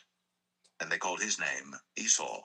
And after that came his brother out, and his hand took hold on Esau's heel. And his name was called Jacob. And Isaac was 80 years old when she bare them. And the boys grew. And Esau was a cunning hunter, a man of the field. And Jacob was a plain man, dwelling in tents. And Isaac loved Esau because he did eat of his venison. But Rebekah loved Jacob. And Jacob sought pottage. And Esau came from the field, and he was faint. And Esau said to Jacob, Feed me, I pray thee, with that same red pottage, for I am faint. Therefore was his name called Edom. And Jacob said, Sell me this day thy birthright. And Esau said, Behold, I am at the point to die, and what profit shall this birthright do to me? And Jacob said, Swear to me this day. And he sware unto him, and he sold his birthright unto Jacob. Then Jacob gave Esau bread and pottage of lentils, and he did eat and drink, and rose up, and went his way. Thus Esau despised his birthright.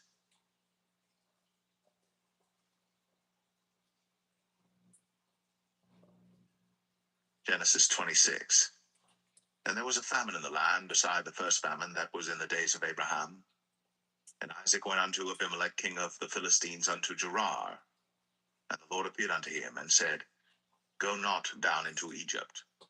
Dwell in the land which I shall tell thee of.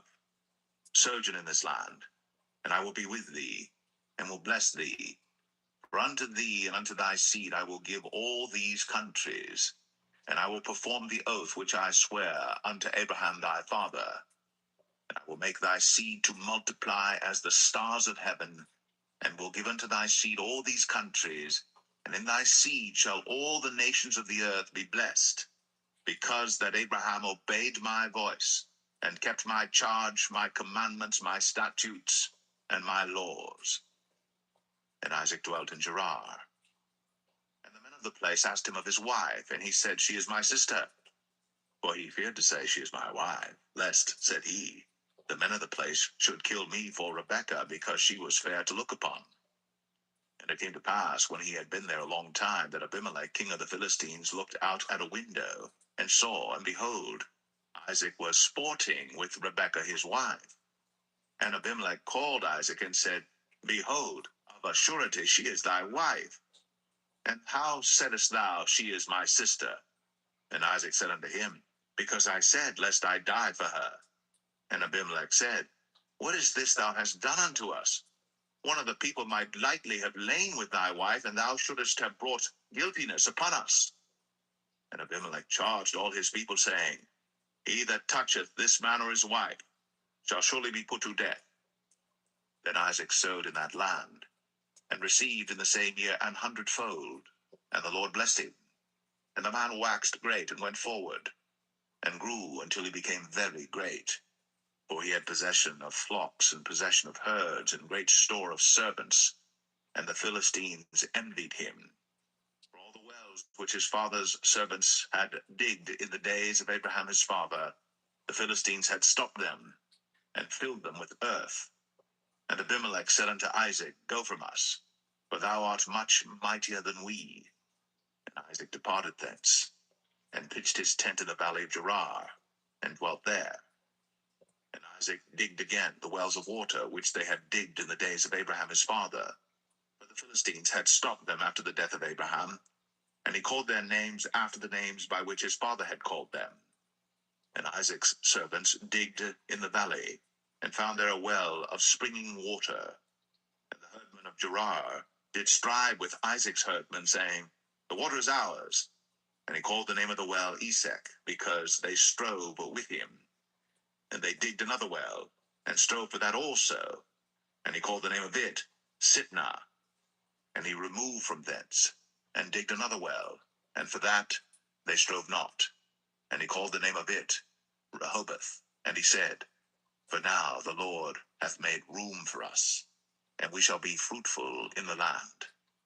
And he went up from thence to Beersheba. And the Lord appeared unto him the same night, and said, I am the God of Abraham thy father. Fear not, for I am with thee, and will bless thee, and multiply thy seed for my servant Abraham's sake. And he builded an altar there, and called upon the name of the Lord, and pitched his tent there. And there Isaac's servants digged a well. Then Abimelech went to him from Gerar, and Ahuzzath, one of his friends, and Phicol, the chief captain of his army. And Isaac said unto them, Wherefore come ye to me, seeing ye hate me, and have sent me away from you? And they said, We saw certainly that the Lord was with thee. And we said, Let there be now an oath betwixt us, even betwixt us and thee, and let us make a covenant with thee, that thou wilt do us no hurt, as we have not touched thee, and as we have done unto thee nothing but good, and have sent thee away in peace. Thou art now the blessed of the Lord. And he made them a feast, and they did eat and drink. And they rose up betimes in the morning, and sware one to another. And Isaac sent them away, and they departed from him in peace. And it came to pass the same day that Isaac's servants came, and told him concerning the well which they had digged, and said unto him, We have found water. And he called it Sheba. Therefore the name of the city is Beersheba unto this day. And Esau was 40 years old when he took to wife Judith, the daughter of Beri the Hittite, and Bashemath, the daughter of Elon the Hittite, which were a grief of mind unto Isaac and to Rebekah.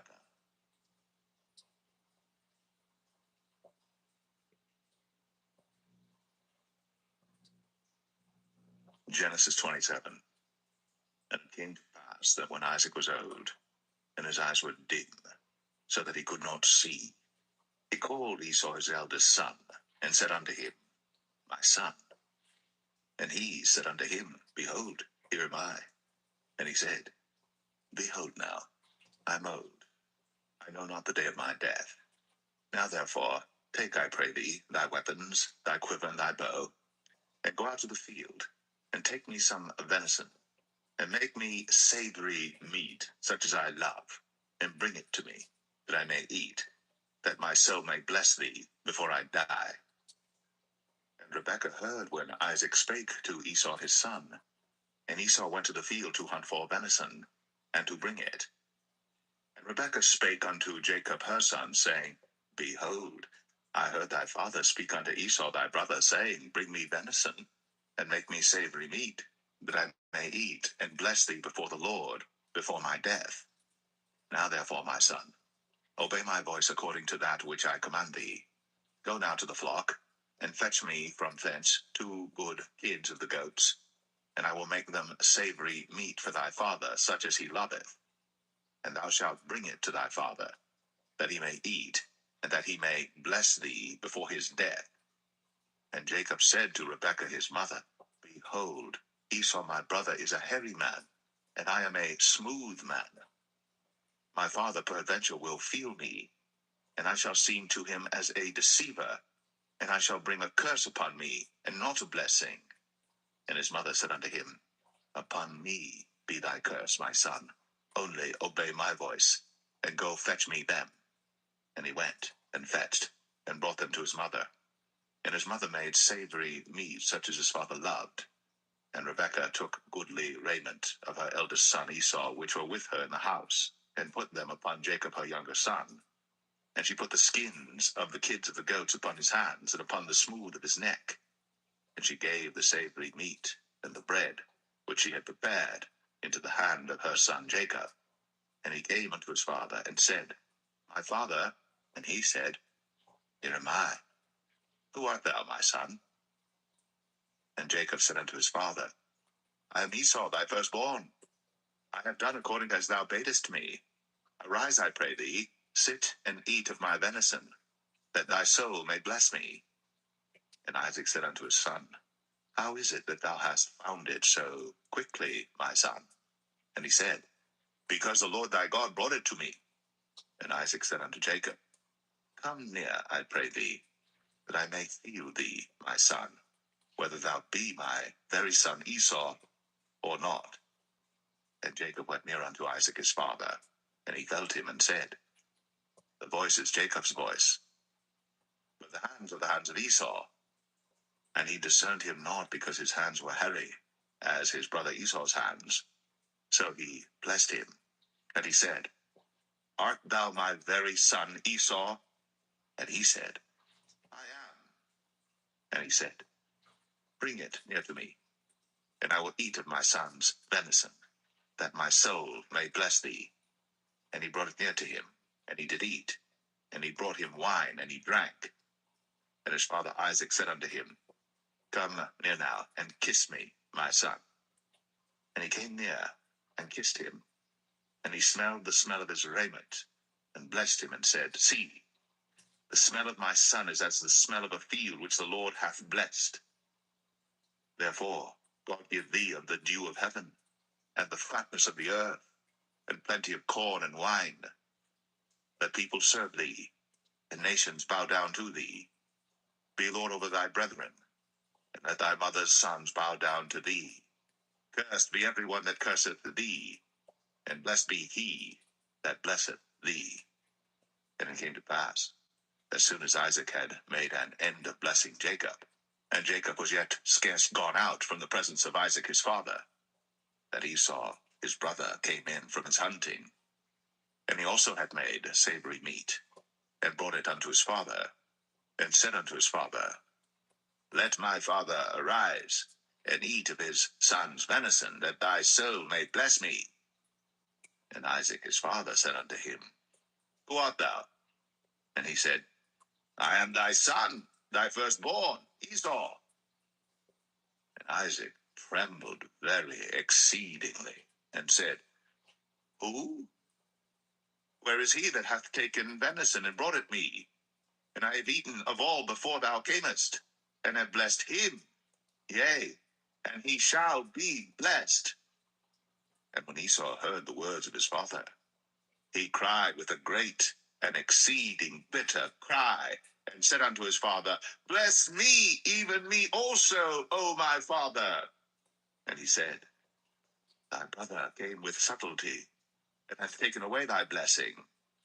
And he said, Is not he rightly named Jacob? For he hath supplanted me these 2 times. He took away my birthright, and behold, now he hath taken away my blessing. And he said, Hast thou not reserved a blessing for me? And Isaac answered and said unto Esau, Behold, I have made him thy lord, and all his brethren have I given to him for servants, and with corn and wine have I sustained him. And what shall I do now unto thee, my son? And Esau said unto his father, Hast thou but one blessing, my father? Bless me, even me also, O my father.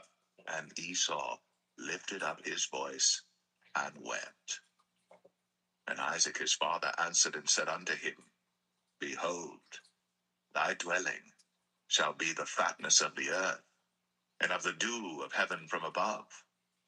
And by thy sword shalt thou live, and shalt serve thy brother. And it shall come to pass that when thou shalt have the dominion, that thou shalt break his yoke from off thy neck. And Esau hated Jacob because of the blessing wherewith his father blessed him. And Esau said in his heart, The days of mourning for my father are at hand. Then will I slay my brother Jacob. And these words of Esau, her elder son, were told to Rebekah. And she sent and called Jacob her younger son, and said unto him, Behold, thy brother Esau, as touching thee, doth comfort himself, purposing to kill thee.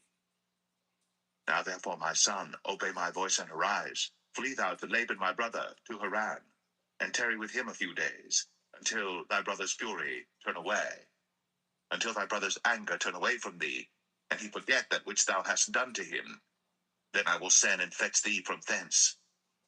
Why should I be deprived also of you both in one day?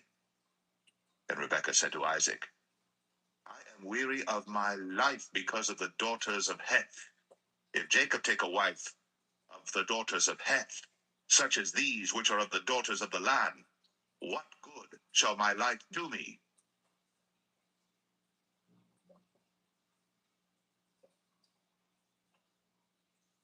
Genesis 28.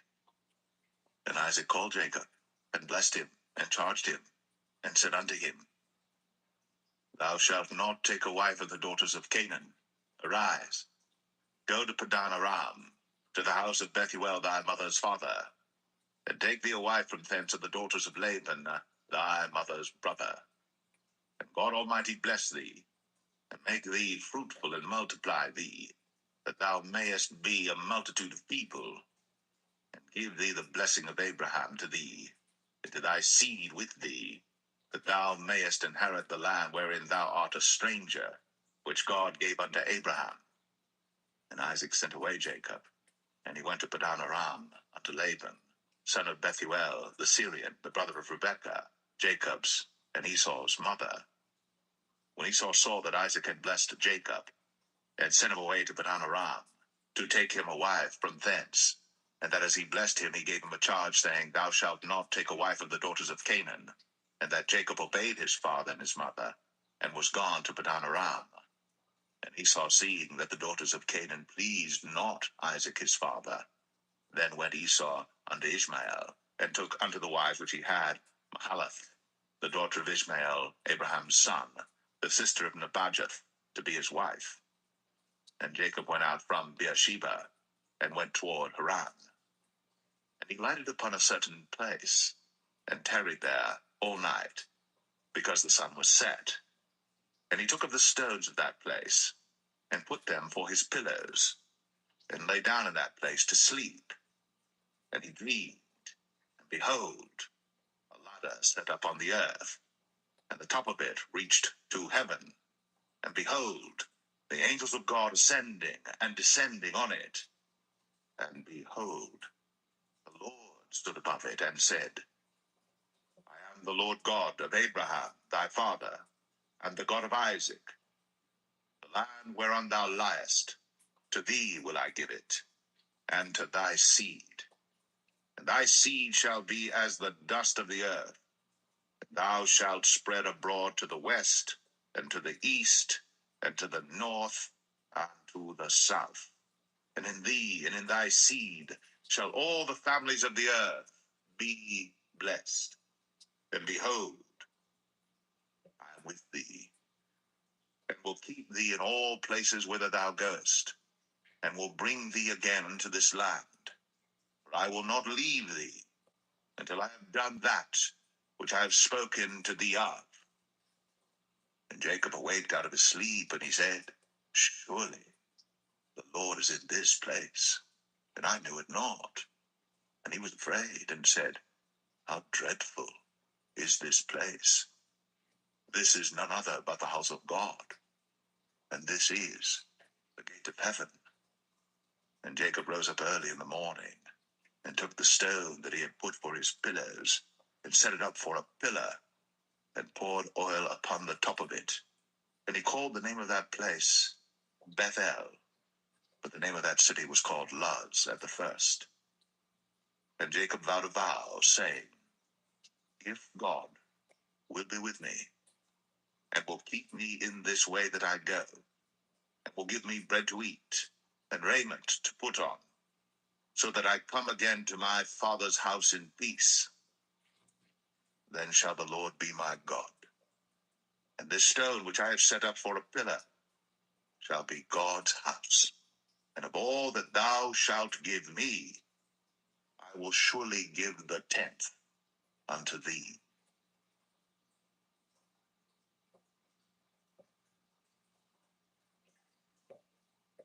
Genesis 29. Then Jacob went on his journey, and came into the land of the people of the east. And he looked, and behold, a well in the field, and lo, there were 3 flocks of sheep lying by it. For out of that well they watered the flocks.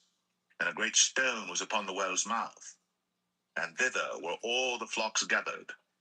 And they rolled the stone from the well's mouth, and watered the sheep, and put the stone again upon the well's mouth in his place. And Jacob said unto them, My brethren, whence be ye? And they said, Of Haran are we. And he said unto them, Know ye Laban the son of Nahor? And they said, We know him.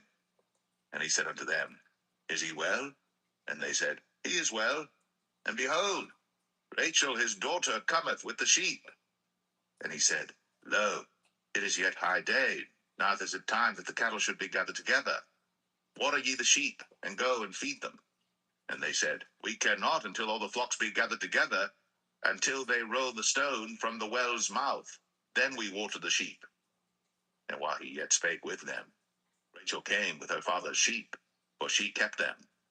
And it came to pass, when Jacob saw Rachel the daughter of Laban his mother's brother, and the sheep of Laban his mother's brother, that Jacob went near, and rolled the stone from the well's mouth, and watered the flock of Laban his mother's brother. And Jacob kissed Rachel, and lifted up his voice and wept. And Jacob told Rachel that he was her father's brother, and that he was Rebekah's son. And she ran and told her father. And it came to pass, when Laban heard the tidings of Jacob his sister's son, that he ran to meet him, and embraced him, and kissed him, and brought him to his house. And he told Laban all these things. And Laban said to him, Surely thou art my bone and my flesh. And he abode with him the space of a month. And Laban said unto Jacob, Because thou art my brother, shouldest thou therefore serve me for naught? Tell me, what shall thy wages be? And Laban had 2 daughters. The name of the elder was Leah, and the name of the younger was Rachel. Leah was tender-eyed, but Rachel was beautiful and well-favored. And Jacob loved Rachel, and said, I will serve thee 7 years for Rachel thy younger daughter.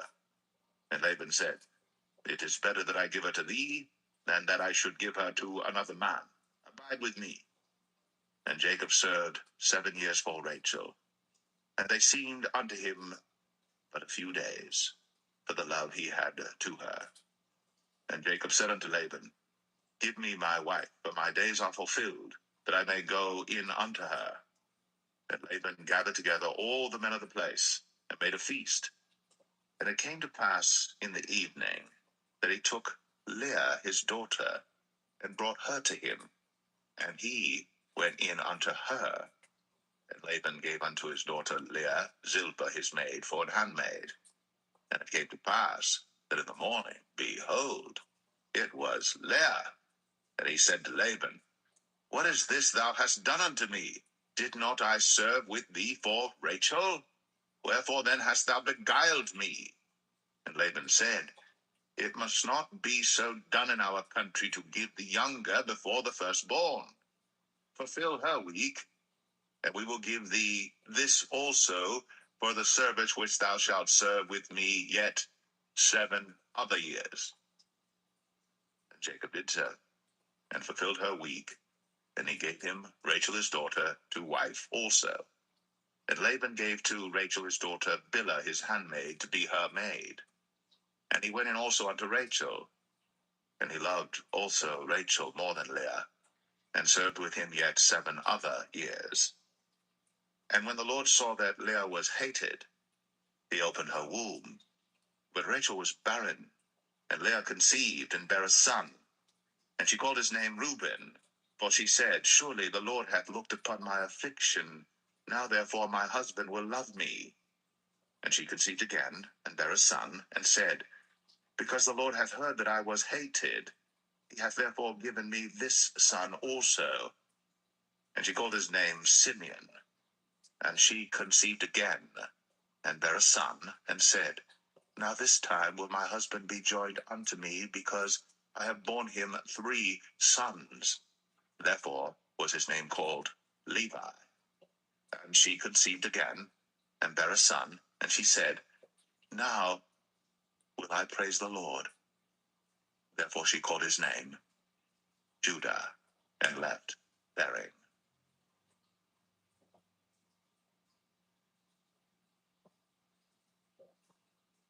Genesis 30. And when Rachel saw that she bare Jacob no children, Rachel envied her sister, and said unto Jacob, Give me children, or else I die. And Jacob's anger was kindled against Rachel, and he said, Am I in God's stead, who hath withheld from thee the fruit of the womb? And she said, Behold my maid Bilhah, go in unto her, and she shall bear upon my knees, that I may also have children by her. And she gave him Bilhah her handmaid to wife, and Jacob went in unto her. And Bilhah conceived, and bare Jacob a son. And Rachel said, God hath judged me, and hath also heard my voice, and hath given me a son. Therefore called she his name Dan. And Bilhah, Rachel's maid, conceived again, and bare Jacob a second son. And Rachel said, With great wrestlings have I wrestled with my sister, and I have prevailed. And she called his name Naphtali. When Leah saw that she had left bearing, she took Zilpah her maid, and gave her Jacob to wife. And Zilpah, Leah's maid, bare Jacob a son. And Leah said, A troop cometh. And she called his name Gad. And Zilpah, Leah's maid, bare Jacob a second son. And Leah said, Happy am I, for the daughters will call me blessed. And she called his name Asher. And Reuben went in the days of wheat harvest, and found mandrakes in the field, and brought them unto his mother Leah. Then Rachel said to Leah, Give me, I pray thee, of thy son's mandrakes. And she said unto her, Is it a small matter that thou hast taken my husband? And wouldst thou take away my son's mandrakes also? And Rachel said, Therefore he shall lie with thee tonight, for thy son's mandrakes. And Jacob came out of the field in the evening, and Leah went out to meet him, and said, Thou must come in unto me, for surely I have hired thee with my son's mandrakes. And he lay with her that night. And God hearkened unto Leah, and she conceived, and bare Jacob the fifth son. And Leah said, God hath given me my hire, because I have given my maiden to my husband. And she called his name Issachar. And Leah conceived again, and bare Jacob the sixth son. And Leah said, God hath endued me with a good dowry. Now will my husband dwell with me, because I have borne him 6 sons. And she called his name Zebulun. And afterwards she bare a daughter, and called her name Dinah. And God remembered Rachel, and God hearkened to her, and opened her womb. And she conceived and bare a son, and said, God hath taken away my reproach. And she called his name Joseph, and said, the Lord shall add to me another son. And it came to pass, when Rachel had borne Joseph, that Jacob said unto Laban, send me away, that I may go unto mine own place, and to my country. Give me my wives and my children, for whom I have served thee, and let me go, for thou knowest my service which I have done thee. And Laban said unto him, I pray thee, if I have found favor in thine eyes, tarry. For I have learned by experience that the Lord hath blessed me for thy sake. And he said, appoint me thy wages, and I will give it. And he said unto him, thou knowest how I have served thee, and how thy cattle was with me. For it was little which thou hadst before I came, and it is now increased unto a multitude. And the Lord hath blessed thee since my coming. And now, when shall I provide for mine own house also? And he said, what shall I give thee? And Jacob said, thou shalt not give me anything. If thou wilt do this thing for me, I will again feed and keep thy flock. I will pass through all thy flock today, removing from thence all the speckled and spotted cattle, and all the brown cattle among the sheep, and the spotted and speckled among the goats, and of such shall be my hire. So shall my righteousness answer for me in time to come, when it shall come for my hire before thy face, every one that is not speckled and spotted among the goats, and brown among the sheep, that shall be counted stolen with me. And Laban said, behold, I would it might be according to thy word. And he removed that day the he-goats that were ring-straked and spotted, and all the she-goats that were speckled and spotted, and every one that had some white in it, and all the brown among the sheep, and gave them into the hand of his sons. And he set 3 days' journey betwixt himself and Jacob fed the rest of Laban's flocks. And Jacob took him rods of green poplar, and of the hazel and chestnut tree, and filled white strakes in them, and made the white appear which was in the rods. And he set the rods which he had pilled before the flocks in the gutters, in the watering troughs, when the flocks came to drink, that they should conceive when they came to drink. And the flocks conceived before the rods, and brought forth cattle ring-straked, speckled, and spotted. And Jacob did separate the lambs, and set the faces of the flocks toward the ring-straked, and all the brown in the flock of Laban. And he put his own flocks by themselves, and put them not unto Laban's cattle.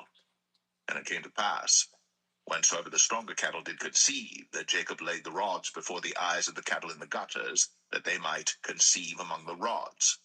But when the cattle were feeble, he put them not in. So the feebler were Laban's, and the stronger Jacob's. And the man increased exceedingly, and had much cattle, and maidservants, and menservants, and camels, and asses.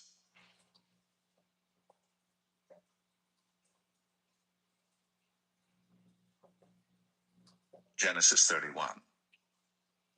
And he heard the words of Laban's sons, saying, Jacob hath taken away all that was our father's, and of that which was our father's hath he gotten all this glory.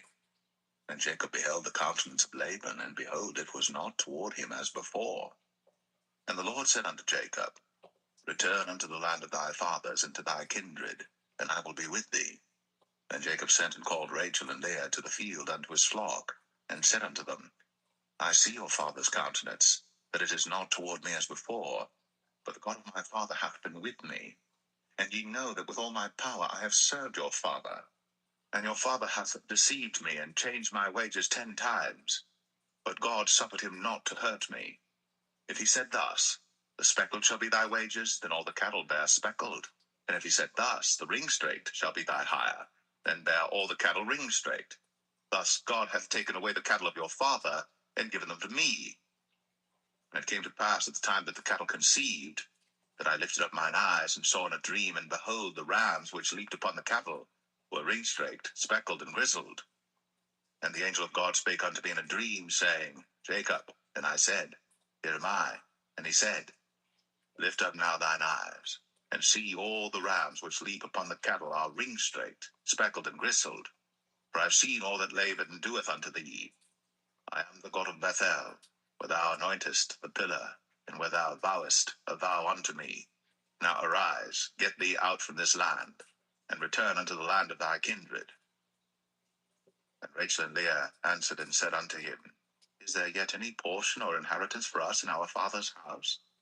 Are we not counted of him strangers? For he hath sold us, and hath quite devoured also our money. For all the riches which God had taken from our father, that is ours and our children's. Now then, whatsoever God hath said unto thee, do. Then Jacob rose up, and set his sons and his wives upon camels. And he carried away all his cattle, and all his goods which he had gotten, the cattle of his getting which he had gotten in Padan Aram, for to go to Isaac his father in the land of Canaan. And Laban went to shear his sheep, and Rachel had stolen the images that were her father's. And Jacob stole away unawares to Laban the Syrian, in that he told him not that he fled. So he fled with all that he had, and he rose up and passed over the river, and set his face toward the Mount Gilead. And it was told Laban on the 3rd day that Jacob was fled. And he took his brethren with him, and pursued after him 7 days' journey. And they overtook him in the Mount Gilead. And God came to Laban the Syrian in a dream by night, and said unto him, Take heed that thou speak not to Jacob either good or bad. Then Laban overtook Jacob. Now Jacob had pitched his tent in the mount, and Laban with his brethren pitched in the Mount of Gilead. And Laban said to Jacob, What hast thou done, that thou hast stolen away unawares to me, and carried away my daughters as captives taken with the sword? Wherefore didst thou flee away secretly, and steal away from me, and didst not tell me, that I might have sent thee away with mirth, and with songs, with tabret, and with harp, and hast not suffered me to kiss my sons and my daughters? Thou hast now done foolishly in so doing. It is in the power of my hand to do you hurt. But the God of your father spake unto me yesternight, saying, Take thou heed that thou speak not to Jacob either good or bad. And now, though thou wouldst needs be gone, because thou sore longest after thy father's house, yet wherefore hast thou stolen my gods? And Jacob answered and said to Laban, Because I was afraid. For I said, Peradventure thou wouldst take by force thy daughters from me. With whomsoever thou findest thy gods, let him not live. Before our brethren discern thou what is thine with me, and take it to thee. For Jacob knew not that Rachel had stolen them. And Laban went into Jacob's tent, and into Leah's tent, and into the 2 maidservants' tents, but he found them not. Then went he out of Leah's tent, and entered into Rachel's tent. Now Rachel had taken the images, and put them in the camel's furniture, and sat upon them. And Laban searched all the tent, but found them not. And she said to her father, Let it not displease my lord that I cannot rise up before thee, but the custom of women is upon me. And he searched, but found not the images. And Jacob was wroth, and chode with Laban. And Jacob answered and said to Laban, What is my trespass? What is my sin, that thou hast so hotly pursued after me? Whereas thou hast searched all my stuff, what hast thou found of all thy household stuff? Set it here before my brethren and thy brethren, that they may judge betwixt us both. This 20 years have I been with thee. Thy ewes and thy she-goats have not cast their young, and the rams of thy flock have I not eaten. That which was torn of beasts I brought not unto thee. I bear the loss of it. Of my hand didst thou require it, whether stolen by day or stolen by night. Thus I was. In the day the drought consumed me, and the frost by night, and my sleep departed from mine eyes. Thus have I been 20 years in thy house. I served thee 14 years for thy 2 daughters, and 6 years for thy cattle, and thou hast changed my wages 10 times. Except the God of my father, the God of Abraham, and the fear of Isaac had been with me, surely thou hadst sent me away now empty. God hath seen my affliction, and the labor of my hands, and rebuked thee yesternight. And Laban answered and said unto Jacob, These daughters are my daughters, and these children are my children, and these cattle are my cattle, and all that thou seest is mine. And what can I do this day unto these my daughters, or unto their children which they have borne? Now therefore come thou, let us make a covenant, I and thou, and let it be for a witness between me and thee. And Jacob took a stone and set it up for a pillar. And Jacob said unto his brethren, Gather stones. And they took stones and made an heap, and they did eat thereupon the heap. And Laban called it Jegar-sahadathah, but Jacob called it Galeed. And Laban said, This heap is a witness between me and thee this day. Therefore was the name of it called Galeed.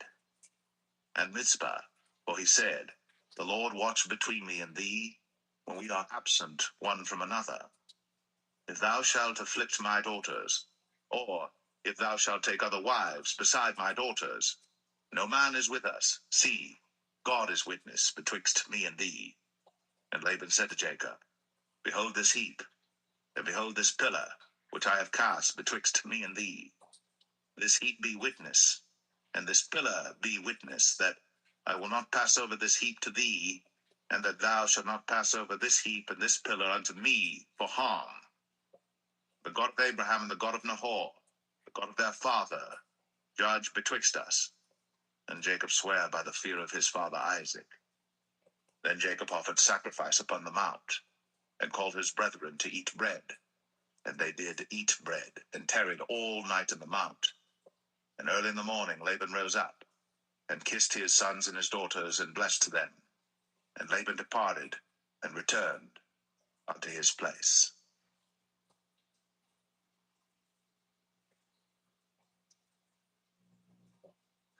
Genesis 32. And Jacob went on his way, and the angels of God met him.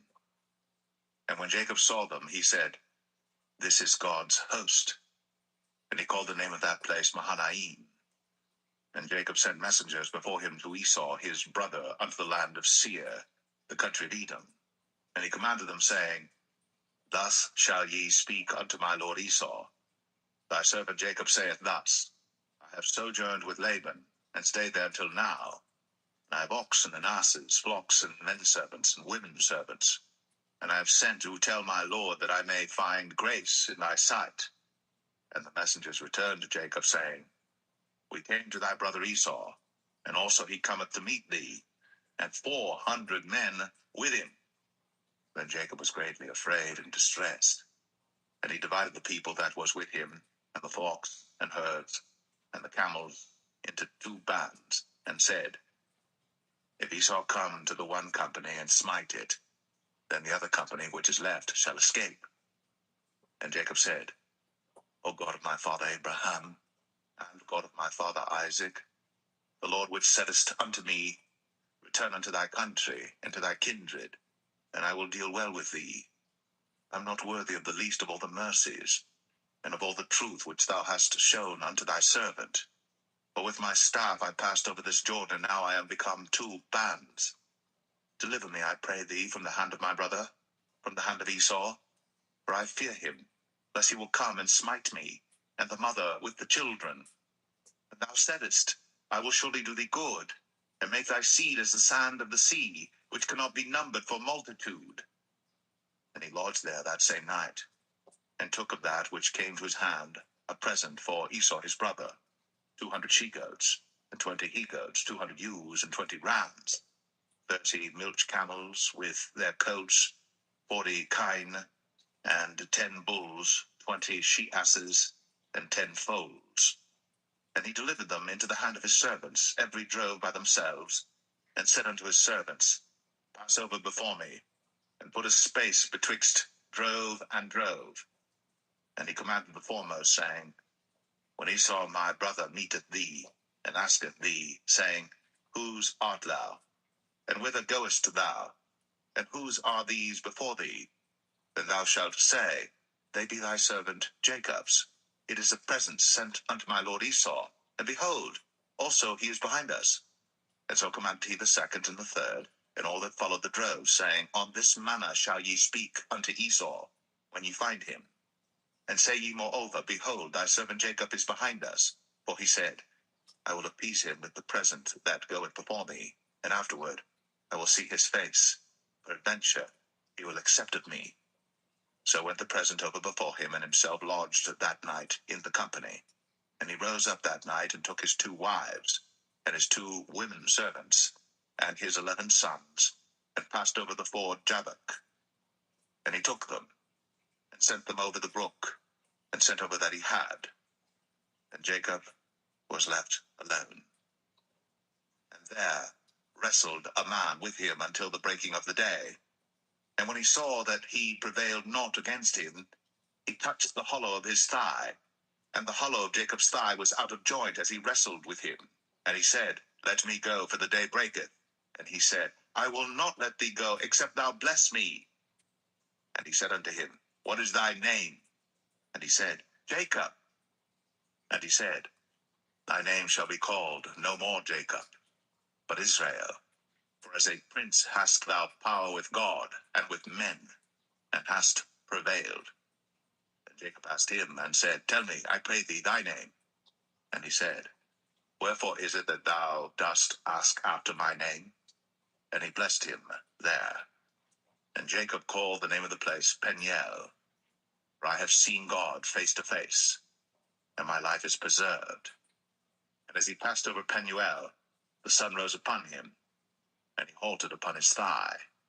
Therefore the children of Israel eat not of the sinew which shrank, which is upon the hollow of the thigh, unto this day, because he touched the hollow of Jacob's thigh in the sinew that shrank.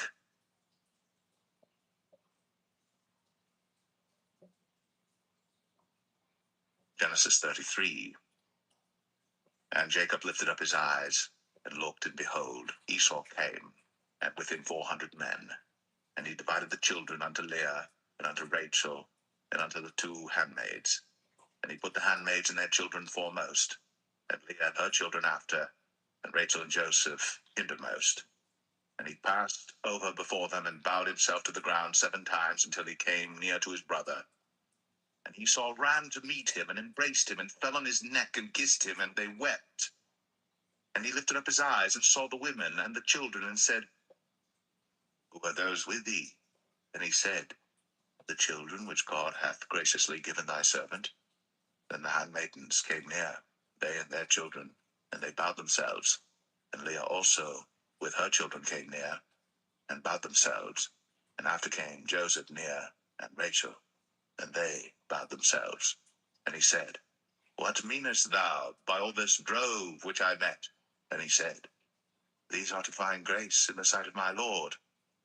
And Esau said, I have enough, my brother, keep that thou hast unto thyself. And Jacob said, Nay, I pray thee, if now I have found grace in thy sight, then receive my present at my hand. For therefore I have seen thy face as though I had seen the face of God, and thou wast pleased with me. Take, I pray thee, my blessing that is brought to thee, because God hath dealt graciously with me, and because I have enough. And he urged him, and he took it. And he said, Let us take our journey, and let us go, and I will go before thee.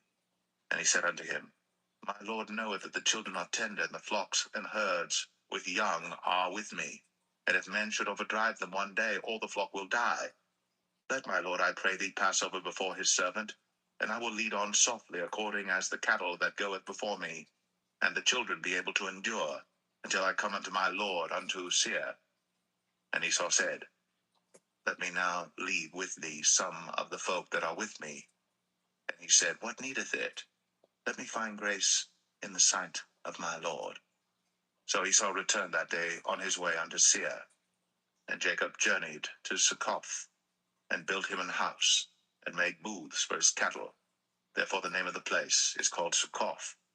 And Jacob came to Shalem, a city of Shechem, which is in the land of Canaan, when he came from Padan Aram and pitched his tent before the city. And he bought a parcel of a field, where he had spread his tent, at the hand of the children of Hamor, Shechem's father, for 100 pieces of money. And he erected there an altar, and called it El Elohe Israel.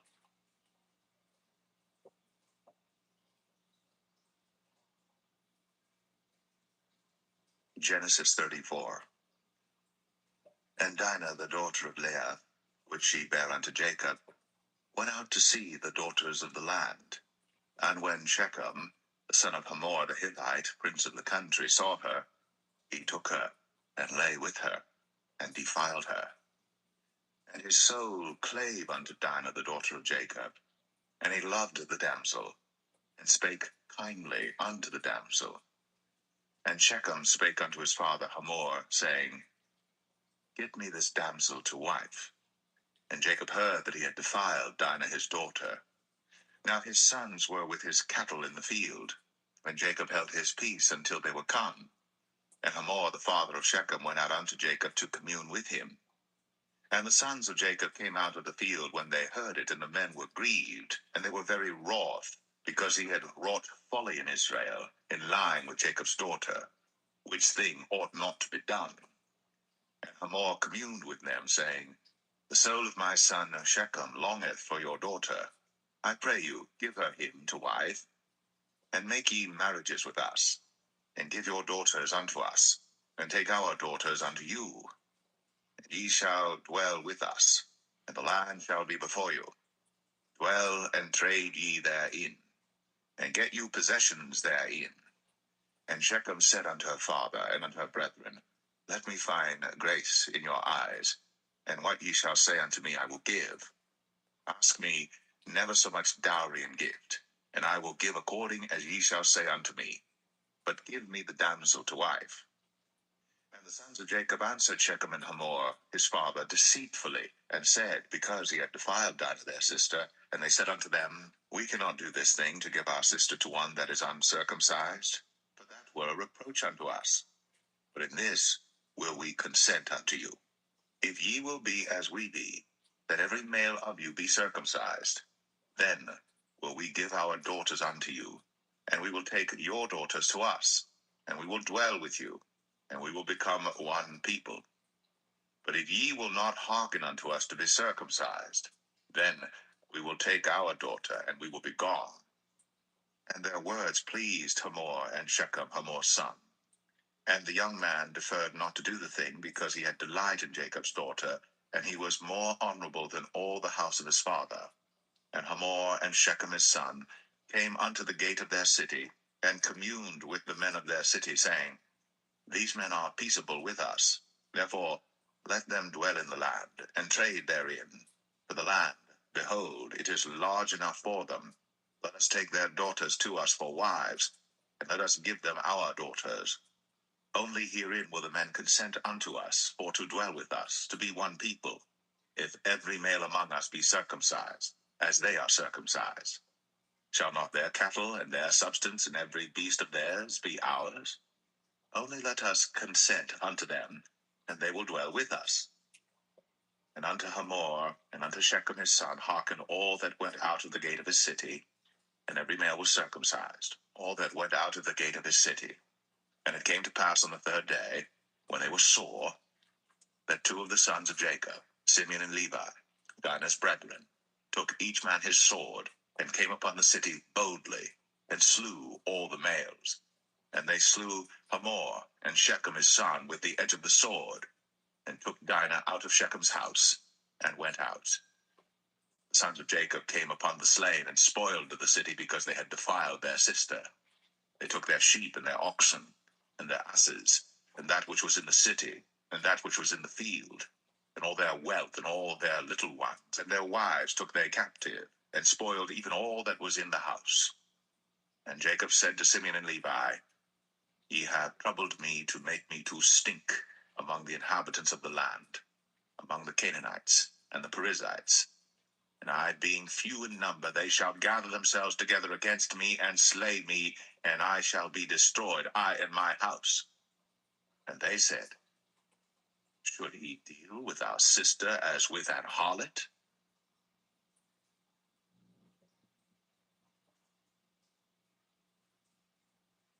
Genesis 35. And God said unto Jacob, arise, go up to Bethel, and dwell there, and make there an altar unto God, that appeared unto thee when thou fleddest from the face of Esau thy brother. Then Jacob said unto his household and to all that were with him, put away the strange gods that are among you, and be clean, and change your garments, and let us arise, and go up to Bethel, and I will make there an altar unto God, who answered me in the day of my distress, and was with me in the way which I went. And they gave unto Jacob all the strange gods which were in their hand, and all their earrings which were in their ears. And Jacob hid them under the oak which was by Shechem. And they journeyed, and the terror of God was upon the cities that were round about them, and they did not pursue after the sons of Jacob. So Jacob came to Luz, which is in the land of Canaan, that is Bethel, he and all the people that were with him. And he built there an altar, and called the place El Bethel, because there God appeared unto him, when he fled from the face of his brother. But Deborah, Rebekah's nurse, died, and she was buried beneath Bethel, under an oak. And the name of it was called Elon Barkoth. And God appeared unto Jacob again, when he came out of Padan Aram, and blessed him. And God said unto him, thy name is Jacob. Thy name shall not be called any more Jacob, but Israel shall be thy name. And he called his name Israel. And God said unto him, I am God Almighty. Be fruitful and multiply. A nation and a company of nations shall be of thee, and kings shall come out of thy loins. And the land which I gave Abraham and Isaac, to thee I will give it, and to thy seed after thee will I give the land. And God went up from him in the place where he talked with him. And Jacob set up a pillar in the place where he talked with him, even a pillar of stone. And he poured a drink offering thereon, and he poured oil thereon. And Jacob called the name of the place where God spake with him, Bethel. And they journeyed from Bethel. And there was but a little way to come to Ephrath. And Rachel travailed, and she had hard labor. And it came to pass, when she was in hard labor, that the midwife said unto her, fear not, thou shalt have this son also. And it came to pass, as her soul was in departing, for she died, that she called his name Ben-Oni, but his father called him Benjamin. And Rachel died, and was buried in the way to Ephrath, which is Bethlehem. And Jacob set a pillar upon her grave, that is, the pillar of Rachel's grave, unto this day. And Israel journeyed, and spread his tent beyond the tower of Adar. And it came to pass, when Israel dwelt in that land, that Reuben went and lay with Bilhah his father's concubine, and Israel heard it. Now the sons of Jacob were 12. The sons of Leah, Reuben, Jacob's firstborn, and Simeon, and Levi, and Judah, and Issachar, and Zebulun. The sons of Rachel, Joseph and Benjamin. And the sons of Bilhah, Rachel's handmaid, Dan and Naphtali. And the sons of Zilpah, Leah's handmaid, Gad and Asher. These are the sons of Jacob, which were born to him in Padan Aram. And Jacob came unto Isaac his father unto Mamre, unto the city of Arba, which is Hebron, where Abraham and Isaac sojourned. And the days of Isaac were 180 years. And Isaac gave up the ghost, and died, and was gathered unto his people, being old and full of days. And his sons Esau and Jacob buried him.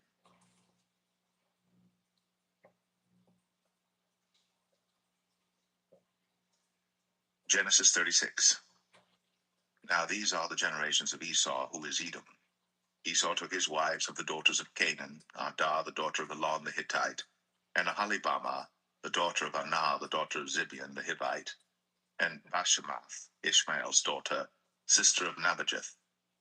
And Adah bare to Esau Eliphaz, and Bashemath bare Ruel. And Aholibamah bare Jeush, and Jalam, and Korah. These are the sons of Esau, which were born unto him in the land of Canaan. And Esau took his wives, and his sons, and his daughters, and all the persons of his house, and his cattle, and all his beasts, and all his substance, which he had got in the land of Canaan, and went into the country from the face of his brother Jacob. For their riches were more than that they might dwell together. And the land wherein they were strangers could not bear them because of their cattle. Thus dwelt Esau in Mount Seir. Esau is Edom. And these are the generations of Esau, the father of the Edomites, in Mount Seir. These are the names of Esau's sons: Eliphaz, the son of Adah, the wife of Esau; Ruel, the son of Bashemath, the wife of Esau. And the sons of Eliphaz were Teman, Omar, Zepho, and Gatam, and Kenaz. And Timnah was concubine to Eliphaz, Esau's son, and she bare to Eliphaz Amalek. These were the sons of Adah, Esau's wife. And these are the sons of Reuel, Nahath, and Zerah, Shammah, and Mizah. These were the sons of Bashemath, Esau's wife. And these were the sons of Aholibamah, the daughter of Anah, the daughter of Zibeon, Esau's wife. And she bare to Esau Jeush, and Jalam, and Korah.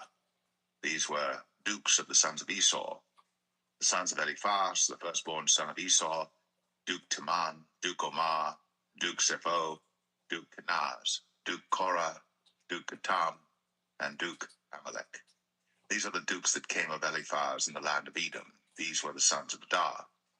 And these are the sons of Reuel, Esau's son: Duke Nahath, Duke Zerah, Duke Shammah, Duke Mizah. These are the dukes that came of Reuel in the land of Edom. These are the sons of Bashemath, Esau's wife. And these are the sons of Aholibamah, Esau's wife: Duke Jeush, Duke Jalam, Duke Korah. These were the dukes that came of Aholibamah, the daughter of Anah, Esau's wife. These are the sons of Esau, who is Edom, and these are their dukes. These are the sons of Seir the Horite, who inhabited the land: Lotan, and Shobal, and Zibeon, and Anah, and Dishon, and Ezer, and Dishan. These are the dukes of the Horites, the children of Seir in the land of Edom. And the children of Lotan were Hori and Hemam, and Lotan's sister was Timnah. And the children of Shobal were these: Alban, and Manahath, and Ebal, Shapho, and Onam. And these are the children of Zibeon, both Ajah and Anah. This was that Anah that found the mules in the wilderness, as he fed the asses of Zibeon his father. And the children of Anah were these: Dishon, and Aholibamah, the daughter of Anah. And these are the children of Dishon: Hemdan, and Eshban, and Ithran, and Cheran. The children of Ezer are these: Bilhan, and Zavan, and Akan. The children of Dishan are these: Uz, and Aram.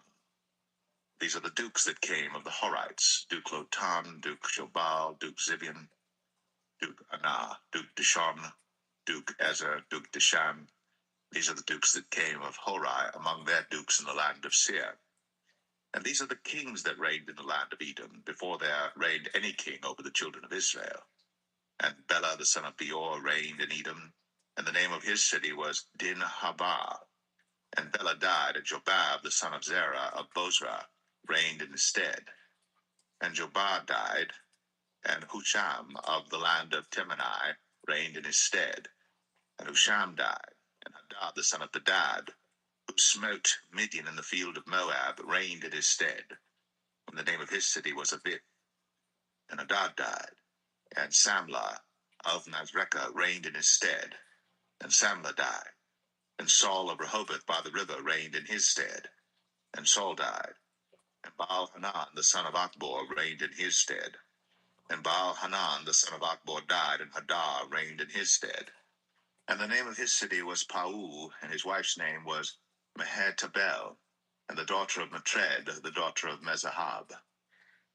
And these are the names of the dukes that came of Esau, according to their families after their places by their names: Duke Timnah, Duke Alva, Duke Jetheth, Duke Aholibamah, Duke Elah, Duke Pinon, Duke Kenaz, Duke Taman, Duke Mibsar, Duke Magdiel, Duke Aram.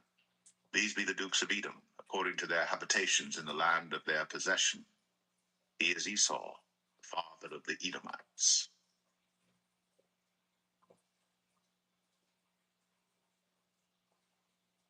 Genesis 37. And Jacob dwelt in the land wherein his father was a stranger, in the land of Canaan. These are the generations of Jacob. Joseph, being 17 years old, was feeding the flock with his brethren, and the lad was with the sons of Bilhah, and with the sons of Zilpah, his father's wives. And Joseph brought unto his father their evil report. Now Israel loved Joseph more than all his children, because he was the son of his old age. And he made him a coat of many colors. And when his brethren saw that their father loved him more than all his brethren, they hated him, and could not speak peaceably unto him. And Joseph dreamed a dream, and he told it his brethren, and they hated him yet the more. And he said unto them, Hear, I pray you, this dream which I have dreamed. For behold, we were binding sheaves in the field, and lo, my sheaf arose, and also stood upright, and behold, your sheaves stood round about, and made obeisance to my sheaf. And his brethren said to him, Shalt thou indeed reign over us? Or shalt thou indeed have dominion over us? And they hated him yet the more for his dreams, and for his words. And he dreamed yet another dream, and told it his brethren, and said, Behold, I have dreamed a dream more. And behold, the sun, and the moon, and the 11 stars made obeisance to me. And he told it to his father, and to his brethren.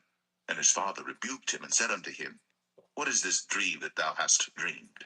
Shall I and thy mother, and thy brethren indeed come to bow down ourselves to thee to the earth? And his brethren envied him. But his father observed the saying. And his brethren went to feed their father's flock in Shechem. And Israel said unto Joseph, Do not thy brethren feed the flock in Shechem? Come, and I will send thee unto them. And he said to him, Here am I. And he said to him, Go, I pray thee, see whether it be well with thy brethren, and well with the flocks, and bring me word again. So he sent him out of the vale of Hebron, and he came to Shechem. And a certain man found him, and behold, he was wandering in the field. And the man asked him, saying, What seekest thou? And he said, I seek my brethren. Tell me, I pray thee, where they feed their flocks. And the man said, They are departed hence, for I heard them say, Let us go to Dothan.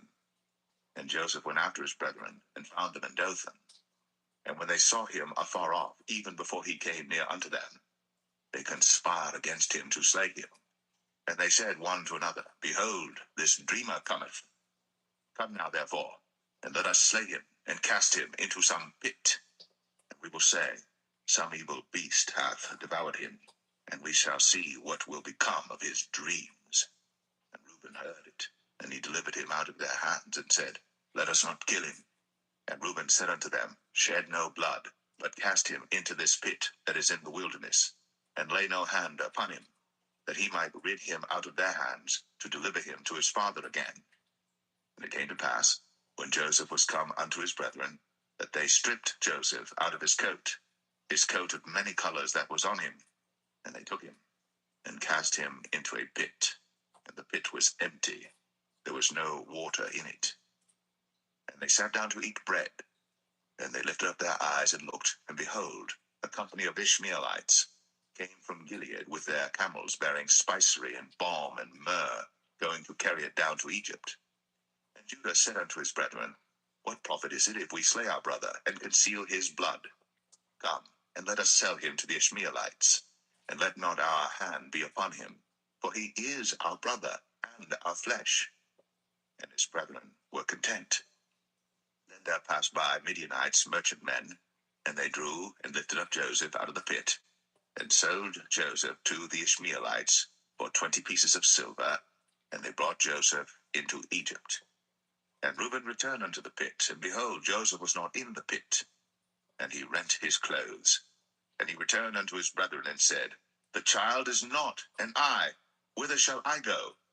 And they took Joseph's coat, and killed a kid of the goats, and dipped the coat in the blood. And they sent the coat of many colors, and they brought it to their father, and said, This have we found. Know now whether it be thy son's coat or no. And he knew it, and said, It is my son's coat. An evil beast hath devoured him. Joseph is without doubt rent in pieces. And Jacob rent his clothes, and put sackcloth upon his loins, and mourned for his son many days. And all his sons and all his daughters rose up to comfort him. But he refused to be comforted, and he said, For I will go down into the grave unto my son mourning.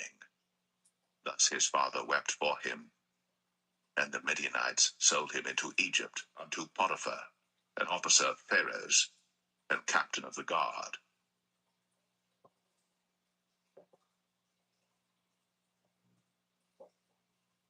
Genesis 38. And it came to pass at that time that Judah went down from his brethren, and turned into a certain Adulamite, whose name was Hira. And Judah saw there a daughter of a certain Canaanite, whose name was Shua. And he took her, and went in unto her, and she conceived and bare a son. And he called his name Er. And she conceived again and bare a son. She called his name Onan. And she yet again conceived and bare a son, and called his name Shelah. And he was at Chezib when she bare him. And Judah took a wife for Er, his firstborn, whose name was Tamar. And Er, Judah's firstborn, was wicked in the sight of the Lord, and the Lord slew him. And Judah said unto Onan, Go in unto thy brother's wife, and marry her, and raise up seed to thy brother. And Onan knew that the seed should not be his. And it came to pass, when he went in unto his brother's wife, that he spilled it on the ground, lest that he should give seed to his brother. And the thing which he did displeased the Lord, wherefore he slew him also. Then said Judah to Tamar his daughter-in-law, Remain a widow at thy father's house, till Shelah my son be grown.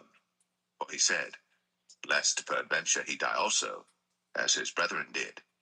And Tamar went and dwelt in her father's house. And in process of time, the daughter of Shua, Judah's wife, died. And Judah was comforted, and went up unto his sheep shearers to Timnath, he and his friend Hira, the Adulamite. And it was told Tamar, saying, Behold, thy father-in-law goeth up to Timnath to shear his sheep. And she put her widow's garments off from her, and covered her with a veil, and wrapped herself, and sat in an open place, which is by the way to Timnath. For she saw that Shelah was grown, and she was not given unto him to wife. When Judah saw her, he thought her to be an harlot, because she had covered her face.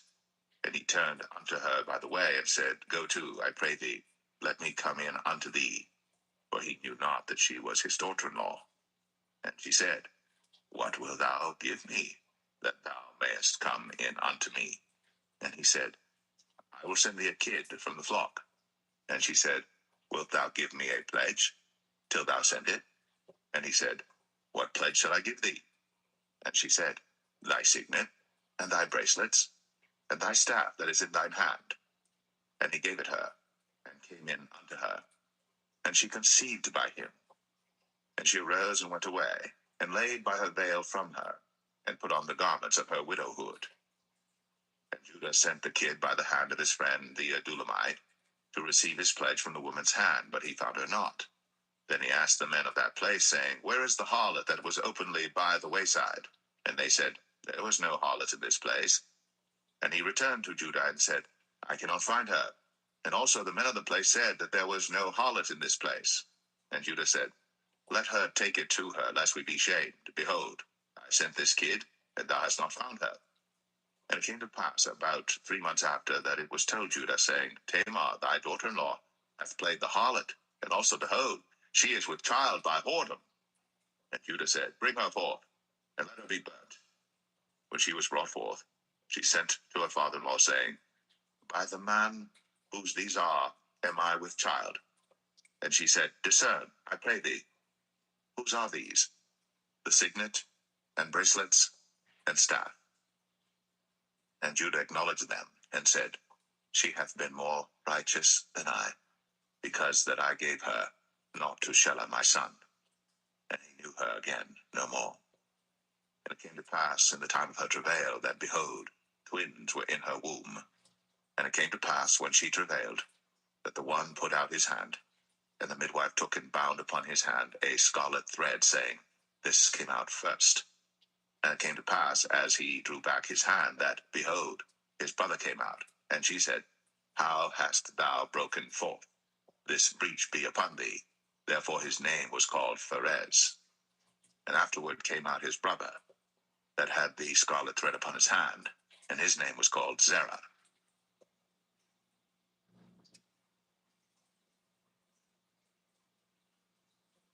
Genesis 39. And Joseph was brought down to Egypt, and Potiphar, an officer of Pharaoh, captain of the guard, an Egyptian, bought him of the hands of the Ishmaelites, which had brought him down thither. And the Lord was with Joseph, and he was a prosperous man, and he was in the house of his master the Egyptian. And his master saw that the Lord was with him, and that the Lord made all that he did to prosper in his hand. And Joseph found grace in his sight, and he served him, and he made him overseer over his house, and all that he had he put into his hand. And it came to pass from the time that he had made him overseer in his house, and over all that he had, that the Lord blessed the Egyptian's house for Joseph's sake. And the blessing of the Lord was upon all that he had in the house and in the field. And he left all that he had in Joseph's hand. And he knew not aught he had, save the bread which he did eat. And Joseph was a goodly person, and well favored.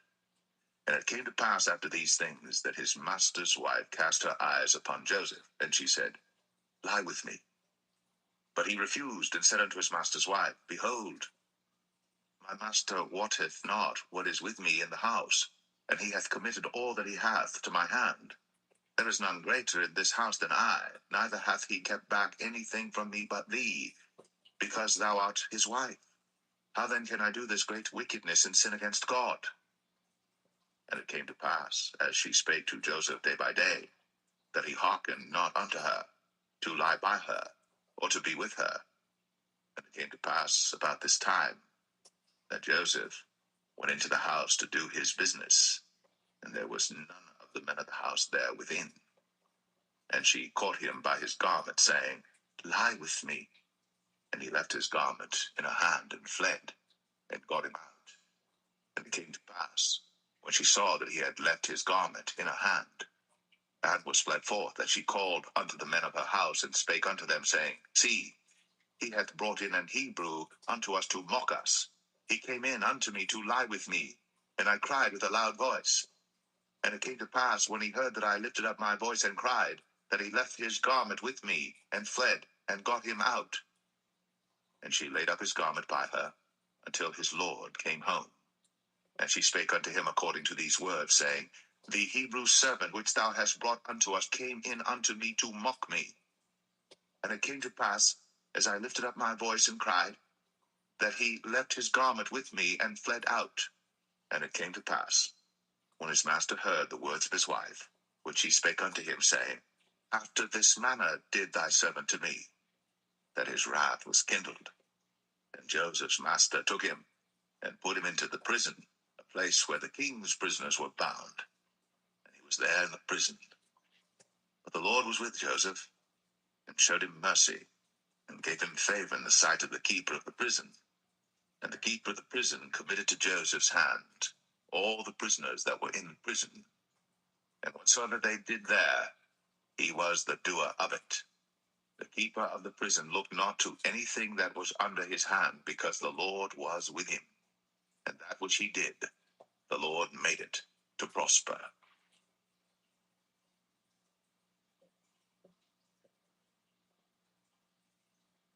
Genesis 40. And it came to pass, after these things, that the butler of the king of Egypt and his baker had offended their lord the king of Egypt. And Pharaoh was wroth against two of his officers, against the chief of the butlers, and against the chief of the bakers. And he put them in ward in the house of the captain of the guard into the prison, the place where Joseph was bound. And the captain of the guard charged Joseph with them, and he served them. And they continued a season in ward. And they dreamed a dream, both of them, each man his dream in one night, each man according to the interpretation of his dream, the butler and the baker of the king of Egypt, which were bound in the prison. And Joseph came in unto them in the morning, and looked upon them, and behold, they were sad. And he asked Pharaoh's officers that were with him in the ward of his lord's house, saying, Wherefore look ye so sadly today? And they said unto him, We have dreamed a dream, and there is no interpreter of it. And Joseph said unto them, Do not interpretations belong to God? Tell me them, I pray you. And the chief butler told his dream to Joseph, and said to him, In my dream, behold, a vine was before me. And in the vine were 3 branches, and it was as though it budded, and her blossoms shot forth, and the clusters thereof brought forth ripe grapes. And Pharaoh's cup was in my hand, and I took the grapes, and pressed them into Pharaoh's cup, and I gave the cup into Pharaoh's hand. And Joseph said unto him, This is the interpretation of it. 3 branches are 3 days. Yet within 3 days shall Pharaoh lift up thine head, and restore thee unto thy place, and thou shalt deliver Pharaoh's cup into his hand, after the former manner when thou wast his butler. But think on me when it shall be well with thee, and show kindness, I pray thee, unto me, and make mention of me unto Pharaoh, and bring me out of this house. For indeed, I was stolen away out of the land of the Hebrews, and here also have I done nothing that they should put me into the dungeon. When the chief baker saw that the interpretation was good, he said unto Joseph, I also was in my dream, and behold, I had 3 white baskets on my head, and in the uppermost basket there was of all manner of baked meats for Pharaoh, and the birds did eat them out of the basket upon my head. And Joseph answered and said, This is the interpretation thereof. The 3 baskets are 3 days. Yet within 3 days shall Pharaoh lift up thy head from off thee, and shall hang thee on a tree, and the birds shall eat thy flesh from off thee. And it came to pass, the 3rd day, which was Pharaoh's birthday, that he made a feast unto all his servants. And he lifted up the head of the chief butler and of the chief baker among his servants. And he restored the chief butler unto his butlership again, and he gave the cup into Pharaoh's hand. But he hanged the chief baker, as Joseph had interpreted to them. Yet did not the chief butler remember Joseph, but forgat him.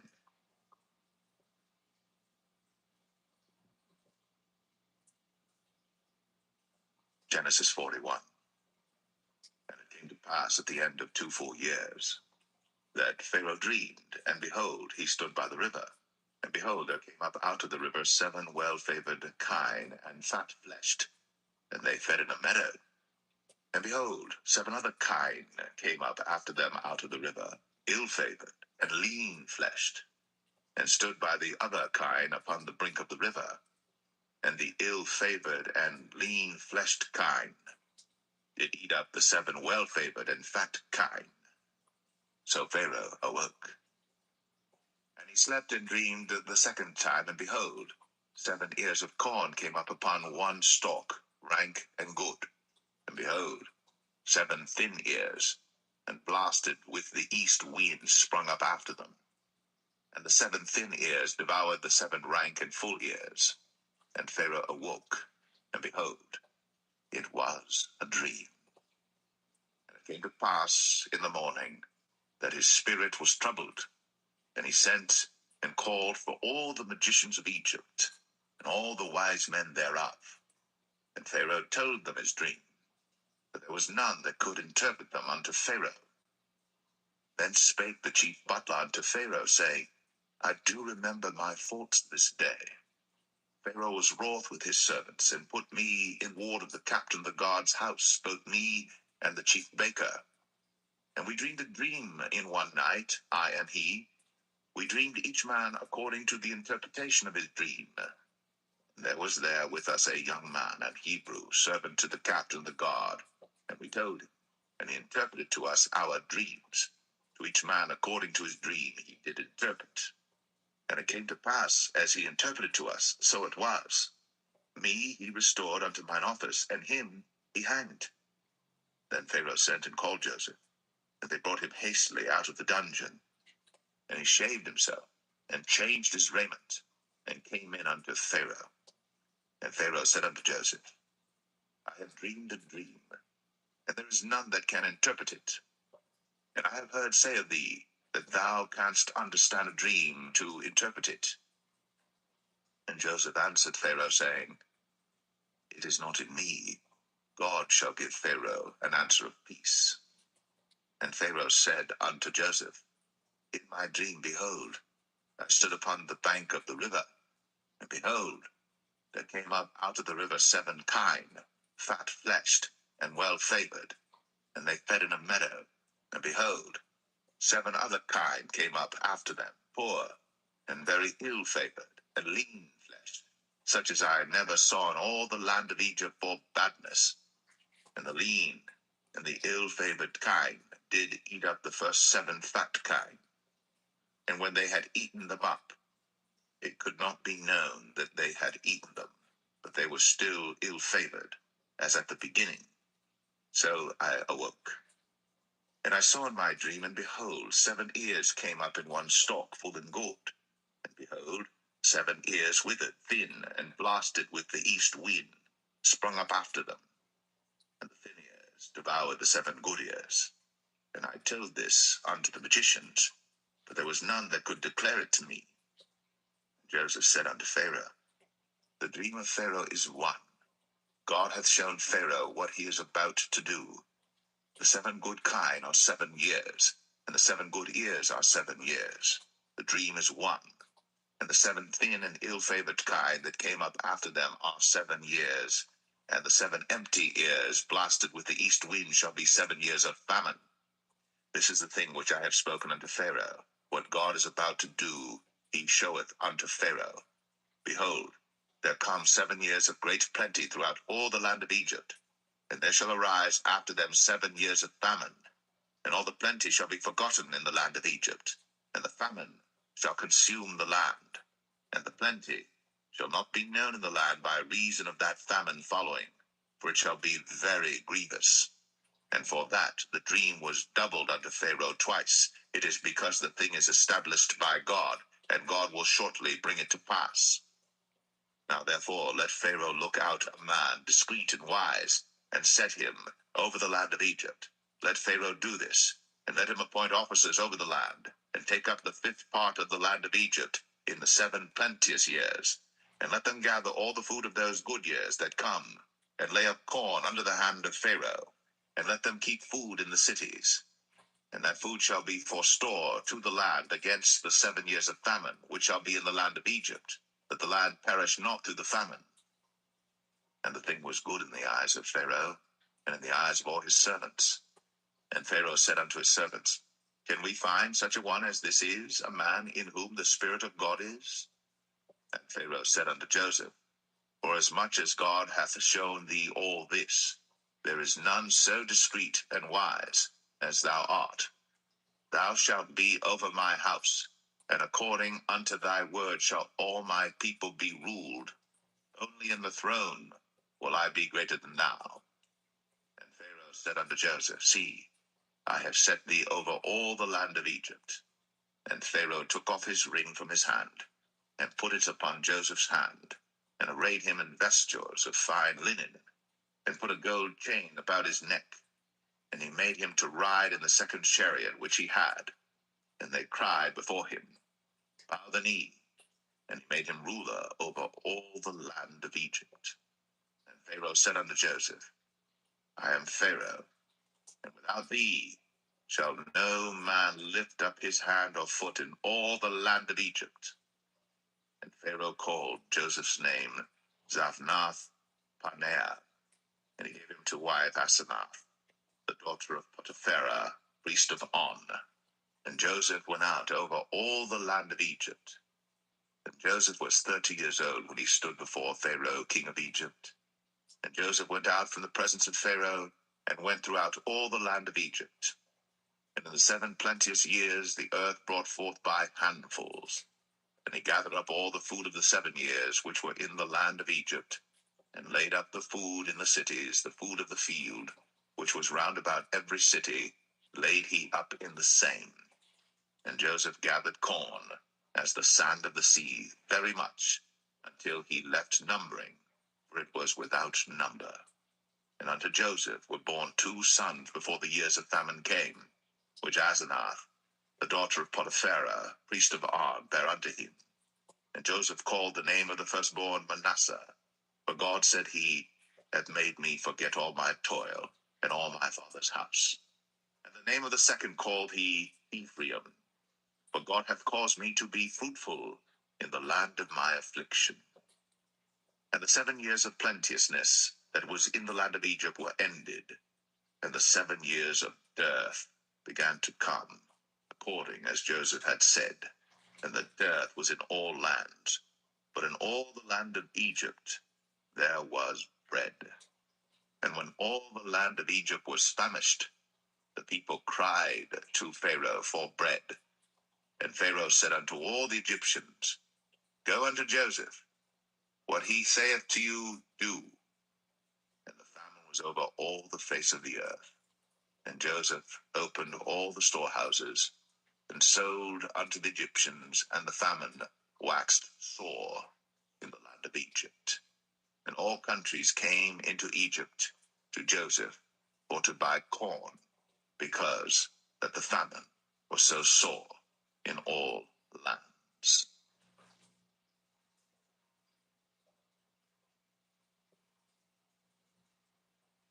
Genesis 42.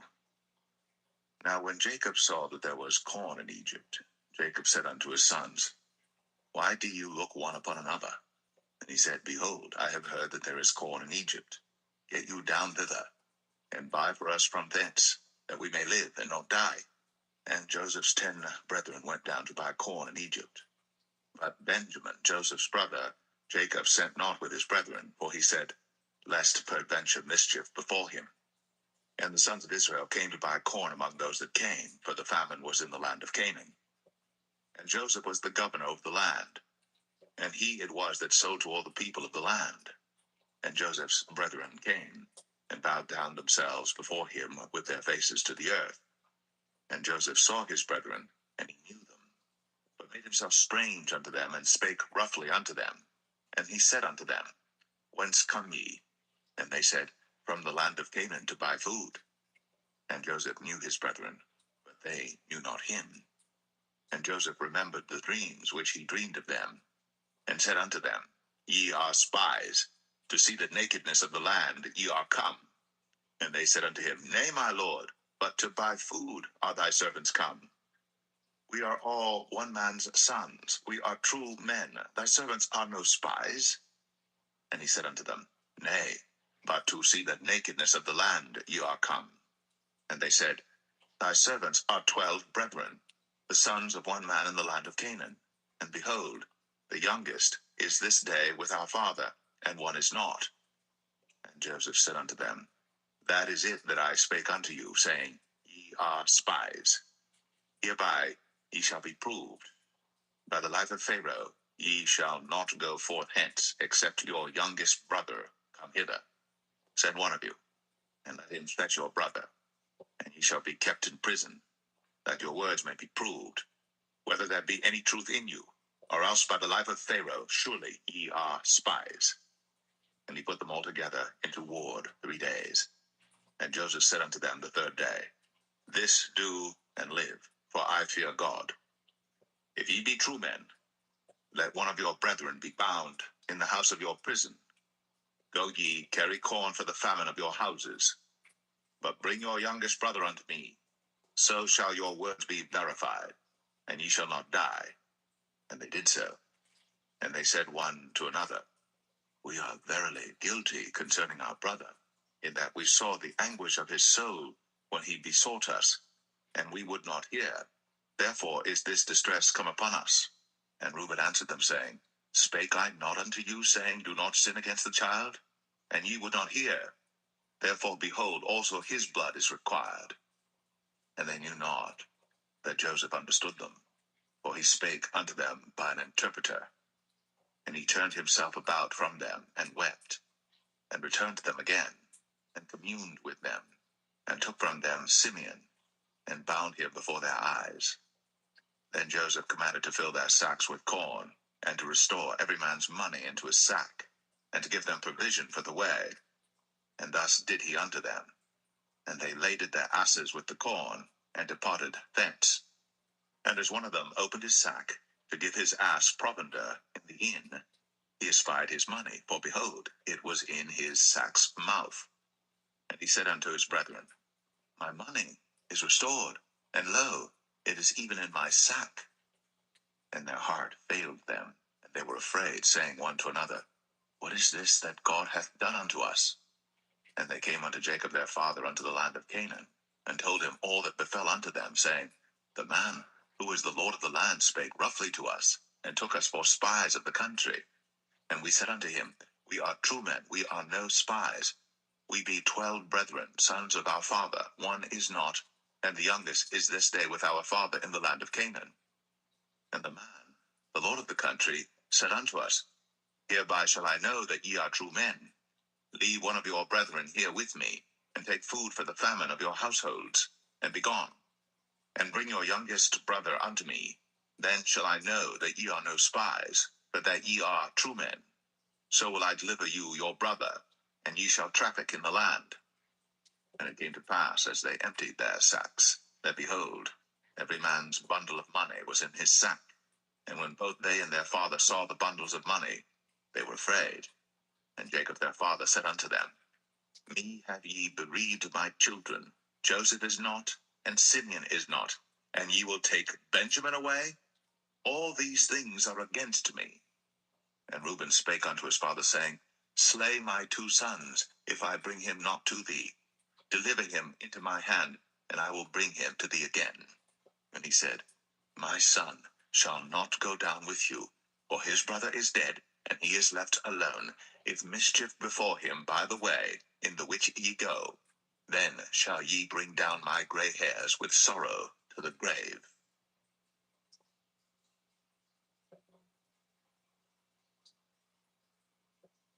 Genesis 43. And the famine was sore on the land. And it came to pass, when they had eaten up the corn which they had brought out of Egypt, their father said unto them, Go again, buy us a little food. And Judah spake unto him, saying, The man did solemnly protest unto us, saying, Ye shall not see my face, except your brother be with you. If thou wilt send our brother with us, we will go down and buy thee food. But if thou wilt not send him, we will not go down. For the man said unto us, Ye shall not see my face, except your brother be with you. And Israel said, Wherefore dealt ye so ill with me, as to tell the man whether ye had yet a brother? And they said, The man asked us straightly of our state, and of our kindred, saying, Is your father yet alive? Have ye another brother? And we told him according to the tenor of these words. Could we certainly know that he would say, Bring your brother down? And Judah said unto Israel his father, Send the lad with me, and we will arise and go, that we may live and not die, both we and thou, and also our little ones. I will be surety for him. Of my hand shalt thou require him. If I bring him not unto thee, and set him before thee, then let me bear the blame forever. For except we had lingered, surely now we had returned this second time. And their father Israel said unto them, If it must be so now, do this. Take of the best fruits in the land in your vessels, and carry down the man a present, a little balm, and a little honey, spices, and myrrh, nuts and almonds. And take double money in your hand, and the money that was brought again in the mouth of your sacks, carry it again in your hand. Peradventure, it was an oversight. Take also your brother, and arise. Go again unto the man. And God Almighty give you mercy before the man, that he may send away your other brother and Benjamin. If I be bereaved of my children, I am bereaved. And the men took that present, and they took double money in their hand, and Benjamin, and rose up, and went down to Egypt, and stood before Joseph. And when Joseph saw Benjamin with them, he said to the ruler of his house, Bring these men home, and slay, and make ready, for these men shall dine with me at noon. And the man did as Joseph bade, and the man brought the men into Joseph's house. And the men were afraid, because they were brought into Joseph's house. And they said, Because of the money that was returned in our sacks at the first time are we brought in, that he may seek occasion against us, and fall upon us, and take us for bondmen and our asses. And they came near to the steward of Joseph's house, and they communed with him at the door of the house, and said, O sir, we came indeed down at the first time to buy food, and it came to pass, when we came to the inn, that we opened our sacks, and behold, every man's money was in the mouth of his sack, our money in full weight, and we have brought it again in our hand, and other money have we brought down in our hands to buy food. We cannot tell who put our money in our sacks. And he said, Peace be to you, fear not. Your God, and the God of your father, hath given you treasure in your sacks. I had your money. And he brought Simeon out unto them. And the man brought the men into Joseph's house, and gave them water, and they washed their feet, and he gave their asses provender. And they made ready the present against Joseph came at noon, for they heard that they should eat bread there. And when Joseph came home, they brought him the present which was in their hand into the house, and bowed themselves to him to the earth. And he asked them of their welfare, and said, Is your father well? The old man of whom ye spake, is he yet alive? And they answered, Thy servant our father is in good health, he is yet alive. And they bowed down their heads, and made obeisance. And he lifted up his eyes, and saw his brother Benjamin, his mother's son, and said, Is this your younger brother, of whom ye spake unto me? And he said, God be gracious unto thee, my son. And Joseph made haste, for his bowels did yearn upon his brother, and he sought where to weep. And he entered into his chamber, and wept there. And he washed his face, and went out, and refrained himself, and said, Set on bread.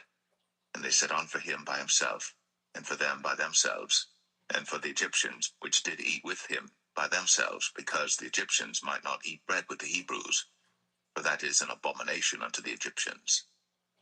And they sat before him, the firstborn according to his birthright, and the youngest according to his youth. And the men marveled one at another. And he took and sent messes unto them from before him.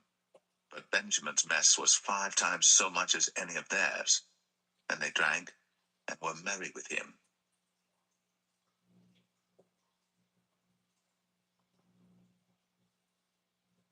Genesis 44. And he commanded the steward of his house, saying, Fill the men's sacks with food, as much as they can carry, and put every man's money in his sack's mouth, and put my cup, the silver cup, in the sack's mouth of the youngest, and his corn money. And he did according to the word that Joseph had spoken. As soon as the morning was light, the men were sent away, they and their asses. And when they were gone out of the city, and not yet far off, Joseph said unto his steward, Up, follow after the men, and when thou dost overtake them, say unto them, Wherefore have ye rewarded evil for good? Is not this it in which my Lord drinketh, and whereby indeed he divineth? Ye have done evil in so doing. And he overtook them, and he spake unto them these same words. And they said unto him, Wherefore saith my Lord these words? God forbid that thy servants should do according to this thing.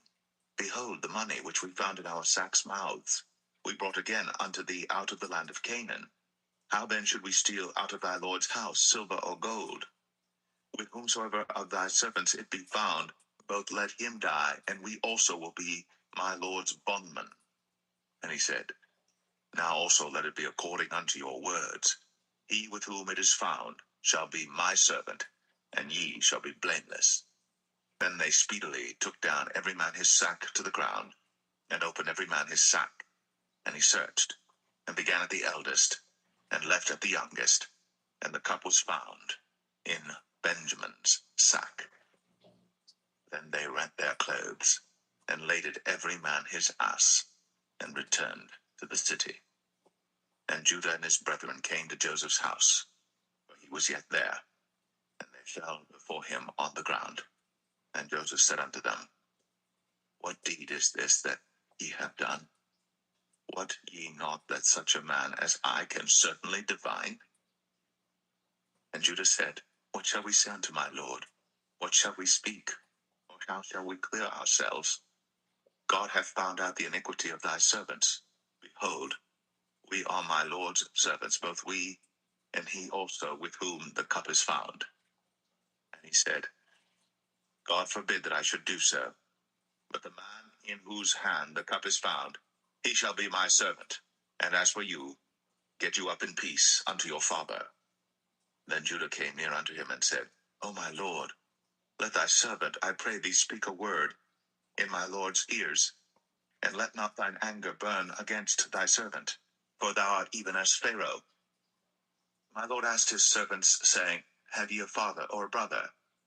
And we said unto my lord, We have a father, an old man, and a child of his old age, a little one. And his brother is dead, and he alone is left of his mother, and his father loveth him. And thou saidst unto thy servants, Bring him down unto me, that I may set mine eyes upon him. And we said unto my lord, The lad cannot leave his father, for if he should leave his father would die. And thou saidst unto thy servants, Except your youngest brother come down with you, ye shall see my face no more. And it came to pass, when we came up unto thy servant my father, we told him the words of my lord.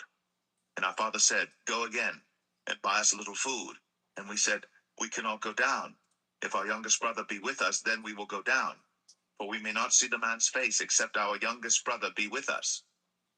And thy servant my father said unto us, Ye know that my wife bare me 2 sons, and the one went out from me, and I said, Surely he is torn in pieces, and I saw him not since. And if ye take this also from me, and mischief before him, ye shall bring down my gray hairs with sorrow to the grave. Now therefore, when I come to thy servant my father, and the lad be not with us, seeing that his life is bound up in the lad's life, it shall come to pass, when he seeth that the lad is not with us, that he will die. And thy servants shall bring down the gray hairs of thy servant our father with sorrow to the grave. For thy servant became surety for the lad unto my father, saying, If I bring him not unto thee, then I shall bear the blame to my father forever. Now therefore I pray thee, let thy servant abide instead of the lad, a bondman to my lord, and let the lad go up with his brethren. For how shall I go up to my father, and the lad be not with me, lest peradventure I see the evil that shall come on my father?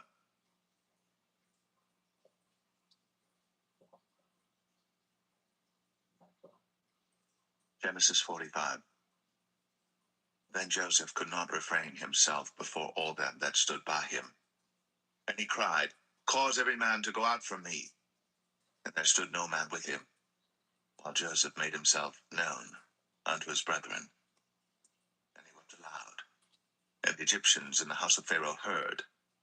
And Joseph said unto his brethren, I am Joseph. Doth my father yet live? And his brethren could not answer him, for they were troubled at his presence.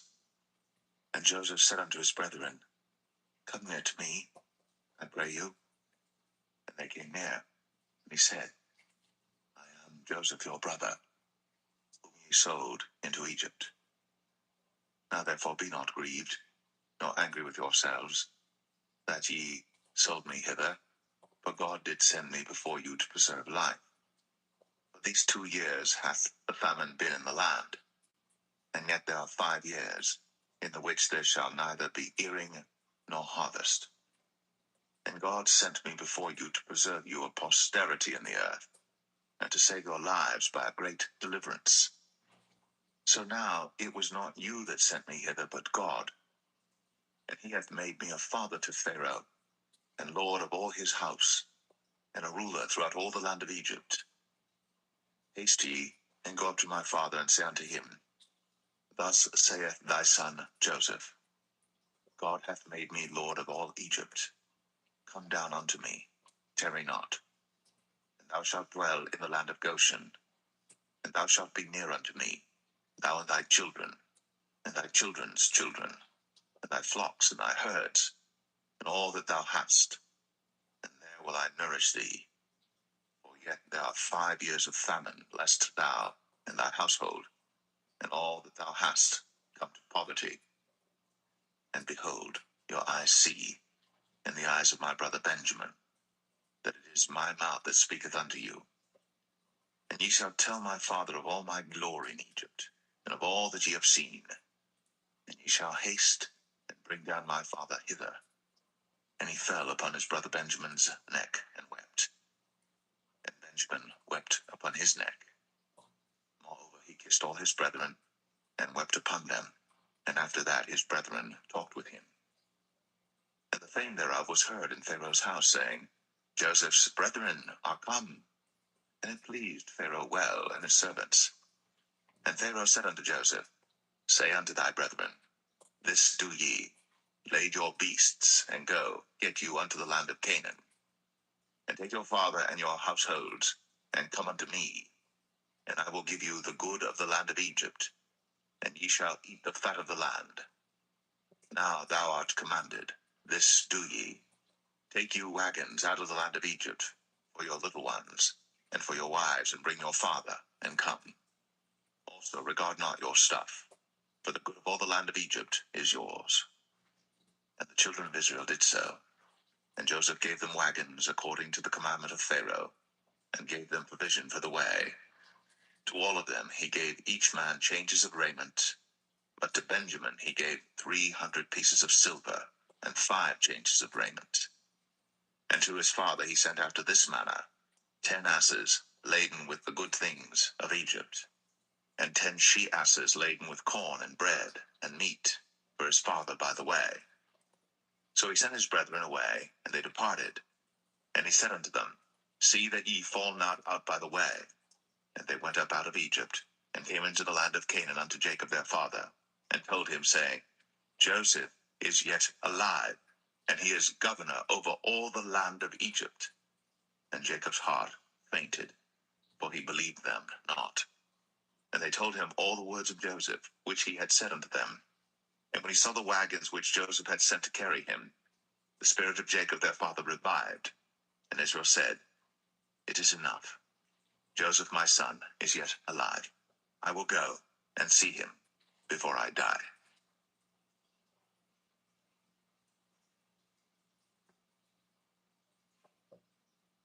Genesis 46. And Israel took his journey with all that he had, and came to Beersheba, and offered sacrifices unto the God of his father Isaac. And God spake unto Israel in the visions of the night, and said, Jacob, Jacob. And he said, Here am I. And he said, I am God, the God of thy father. Fear not to go down into Egypt, for I will there make of thee a great nation. I will go down with thee into Egypt, and I will also surely bring thee up again, and Joseph shall put his hand upon thine eyes. And Jacob rose up from Beersheba, and the sons of Israel carried Jacob their father, and their little ones, and their wives, in the wagons which Pharaoh had sent to carry him. And they took their cattle and their goods which they had gotten in the land of Canaan, and came into Egypt, Jacob and all his seed with him, his sons, and his sons' sons with him, his daughters, and his sons' daughters, and all his seed brought he with him into Egypt. And these are the names of the children of Israel, which came into Egypt, Jacob and his sons, Reuben, Jacob's firstborn, and the sons of Reuben, Hanok and Phalu, and Hezron and Carmi, and the sons of Simeon, Jemuel, and Jamin, and Ohad, and Jachin, and Zohar, and Shaul the son of a Canaanitish woman. And the sons of Levi, Gershon, Kohath, and Merari. And the sons of Judah, Er, and Onan, and Shelah, and Pharez, and Zerah. But Er and Onan died in the land of Canaan. And the sons of Pharez were Hezron and Hamal. And the sons of Issachar, Tola, and Phuvah, and Job, and Shimron. And the sons of Zebulun, Sered, and Elon, and Jaleel. These be the sons of Leah, which she bare unto Jacob in Padan Aram, with his daughter Dinah. All the souls of his sons and his daughters were 33. And the sons of Gad, Ziphion, and Haggai, Shunai, and Esbon, Eri, and Aradai, and Aralai. And the sons of Asher, Jimnah, and Ishua, and Isui, and Beriah, and Sarah their sister. And the sons of Beriah, Heber, and Malchiel. These are the sons of Zilpah, whom Laban gave to Leah his daughter, and these she bare unto Jacob, even 16 souls. The sons of Rachel, Jacob's wife, Joseph and Benjamin. And unto Joseph in the land of Egypt were born Manasseh and Ephraim, which Asenath, the daughter of Potipharah, priest of On, bare unto him. And the sons of Benjamin were Bela, and Becher, and Ashbel, Gera, and Naaman, Ehi, and Rosh, Muppim, and Huppim, and Ard. These are the sons of Rachel, which were born to Jacob. All the souls were 14. And the sons of Dan, Hushim. And the sons of Naphtali, Jaziel, and Gunai, and Jezer, and Shillem. These are the sons of Bilhah, which Laban gave unto Rachel his daughter, and she bare these unto Jacob. All the souls were 7. All the souls that came with Jacob into Egypt, which came out of his loins, besides Jacob's sons' wives, all the souls were 66. And the sons of Joseph, which were born him in Egypt, were 2 souls. All the souls of the house of Jacob, which came into Egypt, were 70. And he sent Judah before him unto Joseph to direct his face unto Goshen. And they came into the land of Goshen. And Joseph made ready his chariot, and went up to meet Israel his father to Goshen, and presented himself unto him. And he fell on his neck, and wept on his neck a good while. And Israel said unto Joseph, Now let me die, since I have seen thy face, because thou art yet alive. And Joseph said unto his brethren, and unto his father's house, I will go up and show Pharaoh, and say unto him, My brethren, and my father's house, which were in the land of Canaan, are come unto me. And the men are shepherds, for their trade hath been to feed cattle, and they have brought their flocks, and their herds, and all that they have. And it shall come to pass, when Pharaoh shall call you, and shall say, What is your occupation? That ye shall say, Thy servant's trade hath been about cattle from our youth, even until now, both we and also our fathers, that ye may dwell in the land of Goshen. For every shepherd is an abomination unto the Egyptians.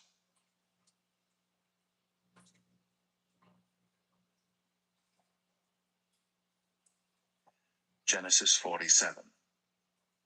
Then Joseph came and told Pharaoh, and said, My father and my brethren, and their flocks, and their herds, and all that they have, are come out of the land of Canaan, and behold, they are in the land of Goshen.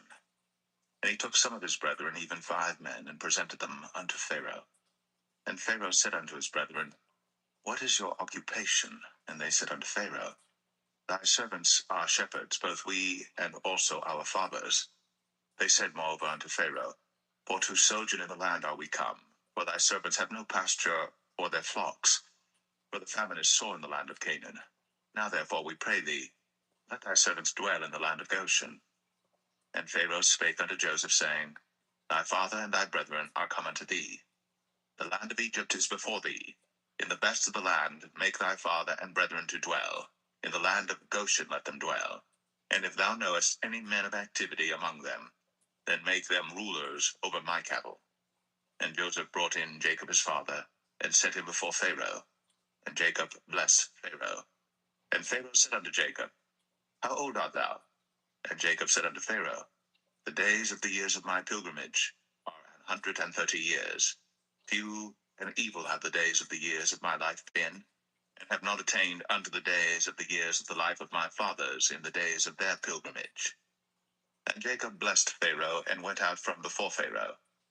And Joseph placed his father and his brethren, and gave them a possession in the land of Egypt, in the best of the land. in the land of Ramses, as Pharaoh had commanded.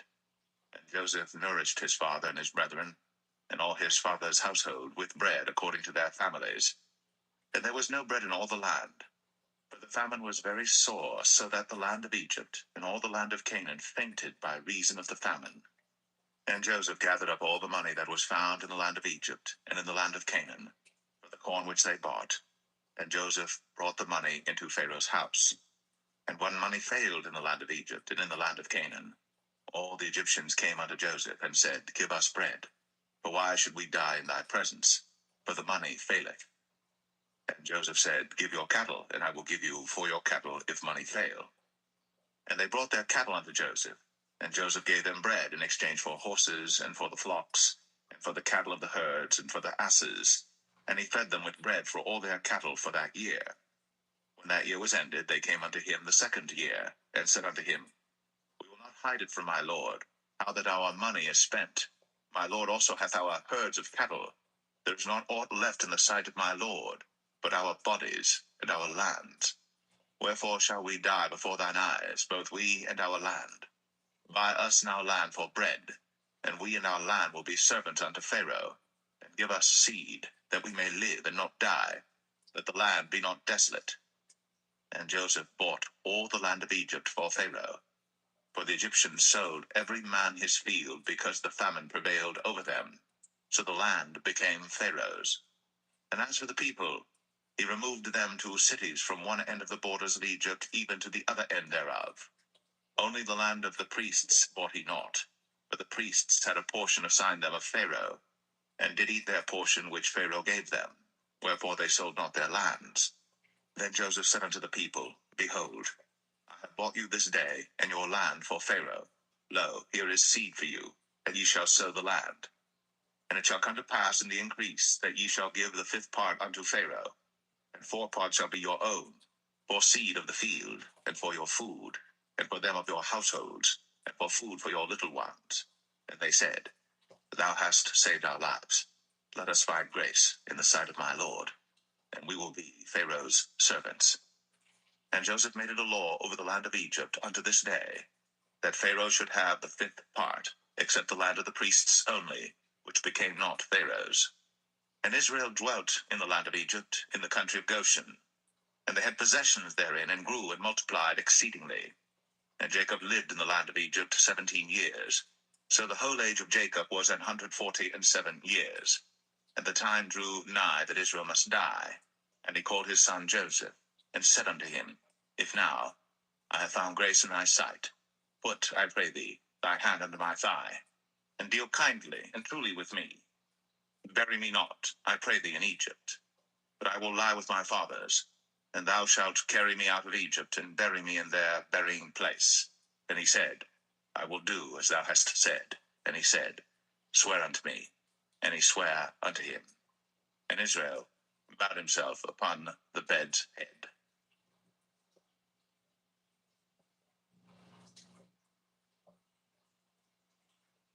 Genesis 48. And it came to pass after these things, that one told Joseph, Behold, thy father is sick. And he took with him his 2 sons, Manasseh and Ephraim. And one told Jacob, and said, Behold, thy son Joseph cometh unto thee. And Israel strengthened himself, and sat upon the bed. And Jacob said unto Joseph, God Almighty appeared unto me at Luz in the land of Canaan, and blessed me, and said unto me, Behold, I will make thee fruitful, and multiply thee, and I will make of thee a multitude of people, and will give this land to thy seed after thee for an everlasting possession. And now thy 2 sons, Ephraim and Manasseh, which were born unto thee in the land of Egypt, before I came unto thee into Egypt, are mine. As Reuben and Simeon, they shall be mine. And thy issue which thou begettest after them shall be thine, and shall be called after the name of their brethren in their inheritance. And as for me, when I came from Padan, Rachel died by me in the land of Canaan in the way, when yet there was but a little way to come unto Ephrath. And I buried her there in the way of Ephrath, the same as Bethlehem. And Israel beheld Joseph's sons, and said, Who are these? And Joseph said unto his father, They are my sons, whom God hath given me in this place. And he said, Bring them, I pray thee, unto me, and I will bless them.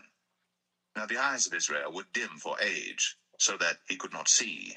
And he brought them near unto him, and he kissed them, and embraced them.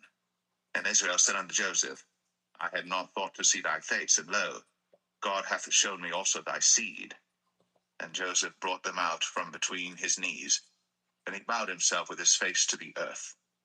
And Joseph took them both, Ephraim in his right hand toward Israel's left hand, and Manasseh in his left hand toward Israel's right hand, and brought them near unto him. And Israel stretched out his right hand, and laid it upon Ephraim's head, who was the younger, and his left hand upon Manasseh's head, guiding his hands wittingly, for Manasseh was the firstborn. And he blessed Joseph, and said, God, before whom my fathers Abraham and Isaac did walk, the God which fed me all my life long unto this day, the angel which redeemed me from all evil, bless the lads, and let my name be named on them, and the name of my fathers Abraham and Isaac, and let them grow into a multitude in the midst of the earth. And when Joseph saw that his father laid his right hand upon the head of Ephraim, it displeased him, and he held up his father's hand to remove it from Ephraim's head unto Manasseh's head. And Joseph said unto his father, Not so, my father, for this is the firstborn. Put thy right hand upon his head. And his father refused, and said, I know it, my son, I know it. He also shall become a people, and he also shall be great. But truly his younger brother shall be greater than he, and his seed shall become a multitude of nations. And he blessed them that day, saying, In thee shall Israel bless, saying, God make thee as Ephraim and as Manasseh. And he set Ephraim before Manasseh. And Israel said unto Joseph, Behold, I die, but God shall be with you, and bring you again unto the land of your fathers.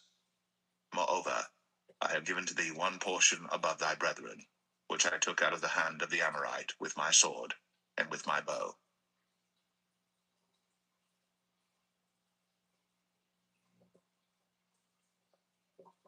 Genesis 49. And Jacob called unto his sons, and said, Gather yourselves together, that I may tell you that which shall befall you in the last days. Gather yourselves together, and hear, ye sons of Jacob, and hearken unto Israel your father. Reuben, thou art my firstborn, my might, and the beginning of my strength, the excellency of dignity, and the excellency of power. Unstable as water, thou shalt not excel, because thou wentest up to thy father's bed, then defilest thou it. He went up to my couch. Simeon and Levi are brethren. Instruments of cruelty are in their habitations. O my soul, come not thou into their secret, unto their assembly. Mine honor, be not thou united. For in their anger they slew a man, and in their self-will they digged down a wall. Cursed be their anger, for it was fierce, and their wrath, for it was cruel. I will divide them in Jacob, and scatter them in Israel. Judah, thou art he whom thy brethren shall praise. Thy hand shall be in the neck of thine enemies. Thy father's children shall bow down before thee. Judah is a lion's whelp. From the prey, my son, thou art gone up. He stooped down. He couched as a lion, and as an old lion, who shall rouse him up? The scepter shall not depart from Judah, nor a lawgiver from between his feet, until Shiloh come, and unto him shall the gathering of the people be. Binding his foal unto the vine, and his ass's colt unto the choice vine. He washed his garments in wine, and his clothes in the blood of grapes. His eyes shall be red with wine, and his teeth white with milk. Zebulun shall dwell at the haven of the sea, and he shall be for an haven of ships, and his borders shall be unto Zidon. Issachar is a strong ass couching down between two burdens, and he saw that rest was good, and the land that it was pleasant, and bowed his shoulder to bear, and became a servant unto tribute. Dan shall judge his people, as one of the tribes of Israel. Dan shall be a serpent by the way, an adder in the path, that biteth the horse heels, so that his rider shall fall backward. I have waited for thy salvation, O Lord. Gad, a troop shall overcome him, but he shall overcome at the last. Out of Asher his bread shall be fat, and he shall yield royal dainties. Naphtali is a hind let loose, he giveth goodly words. Joseph is a fruitful bough, even a fruitful bough by a well, whose branches run over the wall.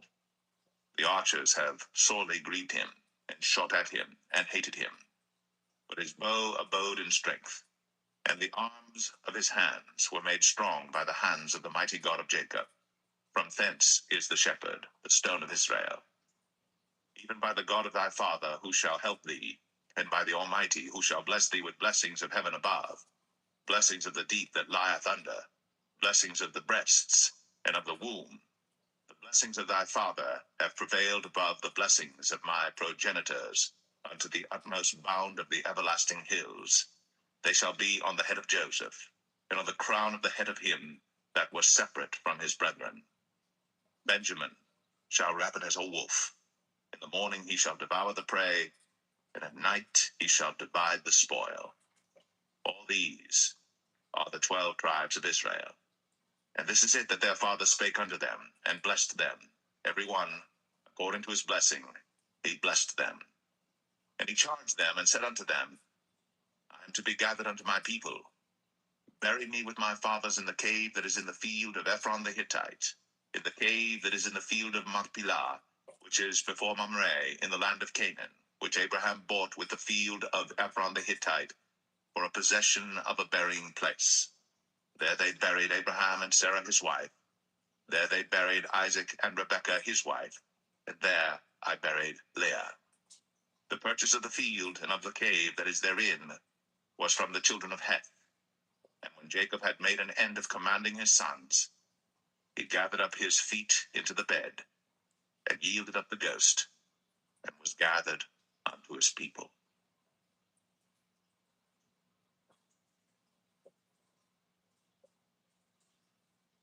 Genesis 50. And Joseph fell upon his father's face, and wept upon him, and kissed him. And Joseph commanded his servants, the physicians, to embalm his father, and the physicians embalmed Israel. And 40 days were fulfilled for him, for so are fulfilled the days of those which are embalmed. And the Egyptians mourned for him 60 days. And when the days of his mourning were past, Joseph spake unto the house of Pharaoh, saying, If now I have found grace in your eyes, speak, I pray you, in the ears of Pharaoh, saying, My father made me swear, saying, Lo, I die, in my grave which I have digged for me in the land of Canaan. There shalt thou bury me. Now therefore let me go up, I pray thee, and bury my father, and I will come again. And Pharaoh said, Go up, and bury thy father, according as he made thee swear. And Joseph went up to bury his father, and with him went up all the servants of Pharaoh, the elders of his house, and all the elders of the land of Egypt, and all the house of Joseph, and his brethren, and his father's house. Only their little ones, and their flocks, and their herds, they left in the land of Goshen. And there went up with him both chariots and horsemen, and it was a very great company. And they came to the threshing floor of Atad, which is beyond Jordan. And there they mourned with a great and very sore lamentation. And he made a mourning for his father 7 days. And when the inhabitants of the land, the Canaanites, saw the mourning in the floor of Atad, they said, This is a grievous mourning to the Egyptians. Wherefore the name of it was called Abel Mizraim, which is beyond Jordan. And his sons did unto him according as he commanded them. For his sons carried him into the land of Canaan, and buried him in the cave of the field of Machpelah, which Abraham bought with the field for possession of a burying place of Ephron the Hittite before Mamre. And Joseph returned into Egypt, he and his brethren, and all that went up with him to bury his father, after he had buried his father. And when Joseph's brethren saw that their father was dead, they said, Joseph will peradventure hate us, and will certainly requite us all the evil which we did unto him. And they sent a messenger unto Joseph, saying, Thy father did command before he died, saying, So shall ye say unto Joseph, Forgive, I pray thee now, the trespass of thy brethren, and their sin. For they did unto thee evil, and now we pray thee, forgive the trespass of the servants of the God of thy father. And Joseph wept, when they spake unto him. And his brethren also went and fell down before his face, and they said, Behold, we be thy servants. And Joseph said unto them, Fear not, for am I in the place of God? But as for you, ye thought evil against me, but God meant it unto good, to bring to pass, as it is this day, to save much people alive. Now therefore fear ye not, I will nourish you, and your little ones.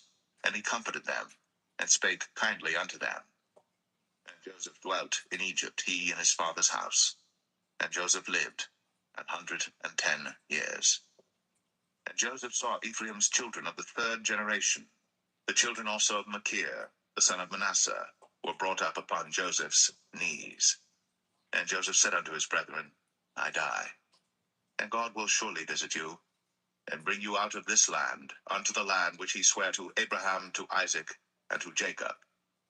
And Joseph took an oath of the children of Israel, saying, God will surely visit you, and ye shall carry up my bones from hence. So Joseph died, being 110 years old, and they embalmed him, and he was put in a coffin in Egypt.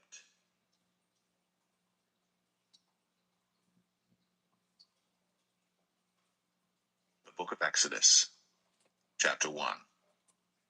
Now these are the names of the children of Israel, which came into Egypt. Every man in his household came with Jacob: Reuben, Simeon, Levi, and Judah, Issachar, Zebulun, and Benjamin, Dan and Naphtali, Gad and Asher. And all the souls that came out of the loins of Jacob were 70 souls. For Joseph was in Egypt already. And Joseph died, and all his brethren, and all that generation. And the children of Israel were fruitful, and increased abundantly, and multiplied, and waxed exceeding mighty, and the land was filled with them. Now there arose up a new king over Egypt, which knew not Joseph. And he said unto his people, Behold, the people of the children of Israel are more and mightier than we. Come on, let us deal wisely with them, lest they multiply. And it come to pass, that when there falleth out any war, they join also unto our enemies, and fight against us, and so get them up out of the land. Therefore they did set over them taskmasters, to afflict them with their burdens. And they built for Pharaoh treasure cities, Pithom and Ramses. But the more they afflicted them, the more they multiplied and grew. And they were grieved because of the children of Israel. And the Egyptians made the children of Israel to serve with rigor. And they made their lives bitter with hard bondage, in mortar, and in brick, and in all manner of service in the field. All their service wherein they made them serve was with rigor. And the king of Egypt spake to the Hebrew midwives, of which the name of the one was Shiphrah, and the name of the other Puah. And he said, When ye do the office of a midwife to the Hebrew women, and see them upon the stools, if it be a son, then ye shall kill him. But if it be a daughter, then she shall live. But the midwives feared God, and did not as the king of Egypt commanded them, but saved the men children alive. And the king of Egypt called for the midwives, and said unto them, Why have ye done this thing, and have saved the men children alive? And the midwives said unto Pharaoh, Because the Hebrew women are not as the Egyptian women, but they are lively, and are delivered ere the midwives come in unto them. Therefore God dealt well with the midwives, and the people multiplied, and waxed very mighty. And it came to pass, because the midwives feared God, that he made them houses. And Pharaoh charged all his people, saying, Every son that is born ye shall cast into the river, and every daughter ye shall save alive.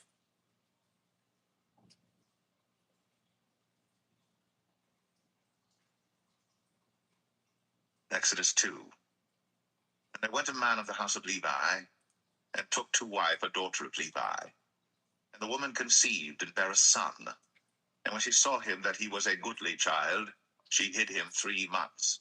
And when she could not longer hide him, she took for him an ark of bulrushes, and daubed it with slime, and with pitch, and put the child therein. And she laid it in the flags by the river's brink. And his sister stood afar off to wit what would be done to him. And the daughter of Pharaoh came down to wash herself at the river, and her maidens walked along by the river's side. And when she saw the ark among the flags, she sent her maid to fetch it. And when she had opened it, she saw the child, and behold, the babe wept. And she had compassion on him, and said, This is one of the Hebrews' children. Then said his sister to Pharaoh's daughter, Shall I go and call to thee a nurse of the Hebrew women, that she may nurse the child for thee? And Pharaoh's daughter said to her, Go. And the maid went, and called the child's mother. And Pharaoh's daughter said unto her, Take this child away, and nurse it for me, and I will give thee thy wages.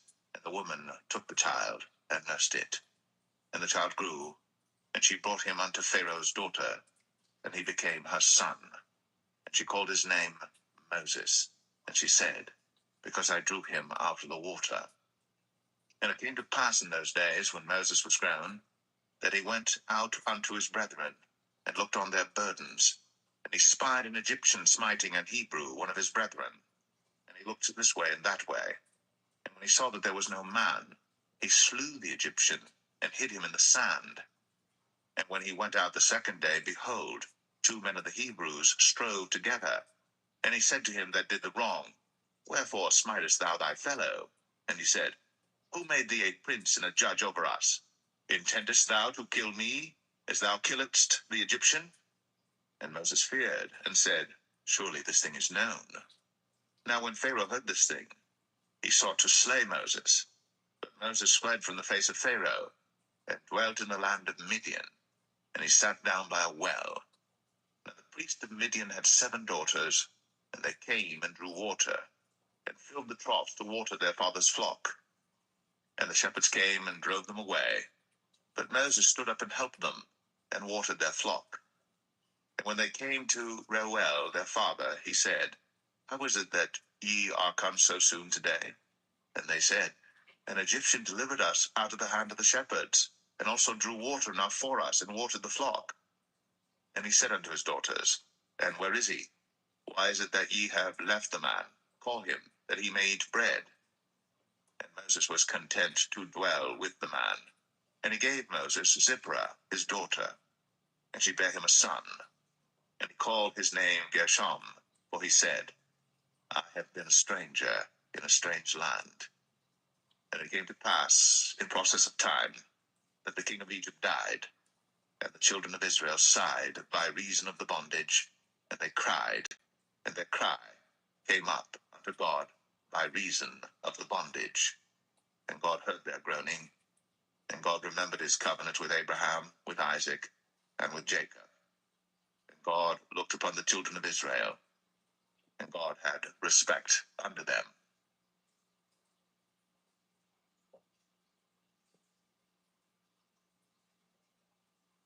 Exodus 3. Now Moses kept the flock of Jethro, his father-in-law, the priest of Midian. And he led the flock to the backside of the desert, and came to the mountain of God, even to Horeb. And the angel of the Lord appeared unto him in a flame of fire out of the midst of a bush. And he looked, and behold, the bush burned with fire, and the bush was not consumed. And Moses said, I will now turn aside and see this great sight, why the bush is not burnt. And when the Lord saw that he turned aside to see, God called unto him out of the midst of the bush, and said, Moses, Moses. And he said, Here am I. And he said, Draw not nigh hither. Put off thy shoes from off thy feet, for the place whereon thou standest is holy ground. Moreover, he said, I am the God of thy father, the God of Abraham, the God of Isaac, and the God of Jacob. And Moses hid his face, for he was afraid to look upon God. And the Lord said, I have surely seen the affliction of my people which are in Egypt, and have heard their cry by reason of their taskmasters. For I know their sorrows, and I am come down to deliver them out of the hand of the Egyptians, and to bring them up out of that land unto a good land, and a large, unto a land flowing with milk and honey, unto the place of the Canaanites. and the Hittites, and the Amorites, and the Perizzites, and the Hivites, and the Jebusites. Now therefore, behold, the cry of the children of Israel is come unto me, and I have also seen the oppression wherewith the Egyptians oppress them. Come now therefore, and I will send thee unto Pharaoh, that thou mayest bring forth my people, the children of Israel, out of Egypt. And Moses said unto God, Who am I that I should go unto Pharaoh, and that I should bring forth the children of Israel out of Egypt?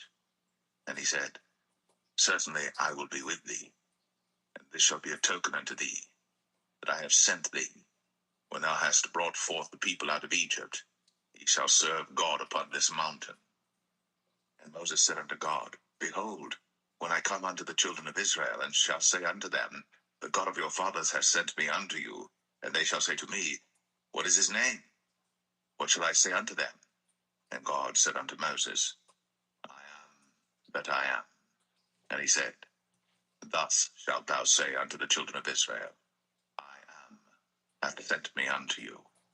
And God said moreover unto Moses, Thus shalt thou say unto the children of Israel, The Lord God of your fathers, the God of Abraham, the God of Isaac, and the God of Jacob, hath sent me unto you. This is my name forever, and this is my memorial unto all generations. Go and gather the elders of Israel together, and say unto them, The Lord God of your fathers, the God of Abraham, of Isaac, and of Jacob, appeared unto me, saying, I have surely visited you, and seen that which is done to you in Egypt. And I have said, I will bring you up out of the affliction of Egypt, unto the land of the Canaanites, and the Hittites, and the Amorites, and the Perizzites, and the Hivites, and the Jebusites, unto a land flowing with milk and honey. And they shall hearken to thy voice, and thou shalt come, thou and the elders of Israel, unto the king of Egypt, and ye shall say unto him, The Lord God of the Hebrews hath met with us. And now let us go, we beseech thee, 3 days' journey into the wilderness, that we may sacrifice to the Lord our God. And I am sure that the king of Egypt will not let you go, no, not by a mighty hand. And I will stretch out my hand, and smite Egypt with all my wonders which I will do in the midst thereof. And after that, he will let you go. And I will give this people favor in the sight of the Egyptians. And it shall come to pass that, when ye go, ye shall not go empty. But every woman shall borrow of her neighbor, and of her that sojourneth in her house, jewels of silver, and jewels of gold, and raiment. And ye shall put them upon your sons, and upon your daughters, and ye shall spoil the Egyptians.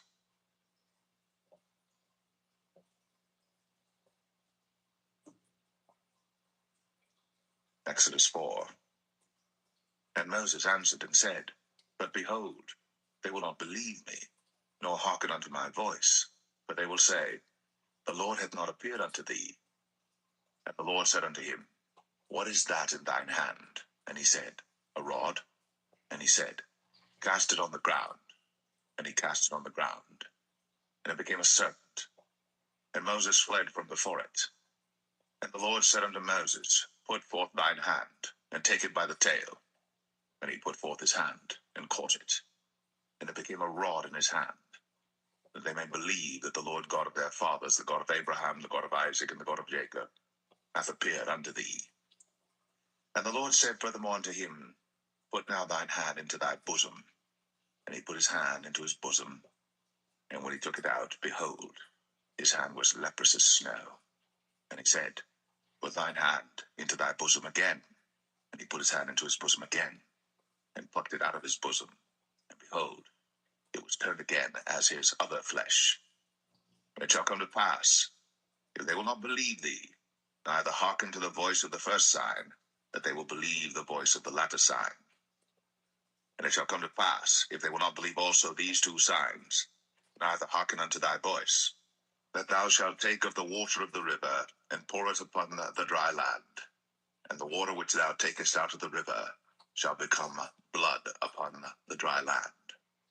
And Moses said unto the Lord, O my Lord, I am not eloquent, neither heretofore nor since thou hast spoken unto thy servant, but I am slow of speech and of a slow tongue.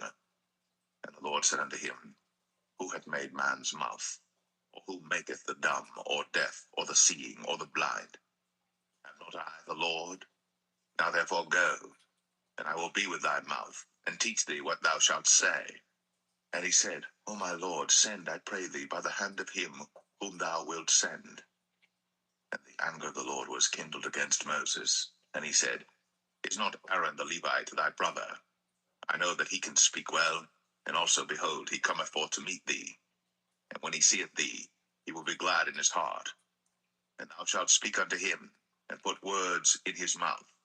And I will be with thy mouth, and with his mouth, and will teach you what ye shall do. And he shall be thy spokesman unto the people, and he shall be, even he, shall be to thee instead of a mouth, and thou shalt be to him instead of God. And thou shalt take this rod in thine hand, wherewith thou shalt do signs. And Moses went, and returned to Jethro his father-in-law, and said unto him, Let me go, I pray thee, and return unto my brethren which are in Egypt, and see whether they be yet alive. And Jethro said to Moses, Go in peace. And the Lord said unto Moses in Midian, Go, return into Egypt, for all the men are dead which sought thy life. And Moses took his wife and his sons, and set them upon an ass, and he returned to the land of Egypt. And Moses took the rod of God in his hand. And the Lord said unto Moses, When thou goest to return into Egypt, see that thou do all those wonders before Pharaoh, which I have put in thine hand. But I will harden his heart, that he shall not let the people go. And thou shalt say unto Pharaoh, Thus saith the Lord, Israel is my son, even my firstborn. And I say unto thee, Let my son go, that he may serve me. And if thou refuse to let him go, behold, I will slay thy son, even thy firstborn. And it came to pass by the way in the inn, that the Lord met him, and sought to kill him. Then Zipporah took a sharp stone, and cut off the foreskin of her son, and cast it at his feet, and said, Surely a bloody husband art thou to me. So he let him go. Then she said, A bloody husband thou art, because of the circumcision. And the Lord said to Aaron, Go into the wilderness to meet Moses. And he went and met him in the mount of God, and kissed him. And Moses told Aaron all the words of the Lord who had sent him, and all the signs which he had commanded him. And Moses and Aaron went and gathered together all the elders of the children of Israel. And Aaron spake all the words which the Lord had spoken unto Moses, and did the signs in the sight of the people. And the people believed. And when they heard that the Lord had visited the children of Israel, and that he had looked upon their affliction, then they bowed their heads and worshipped.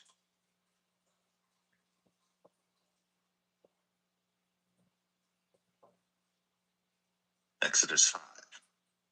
And afterward Moses and Aaron went in, and told Pharaoh, Thus saith the Lord God of Israel, Let my people go, that they may hold a feast unto me in the wilderness.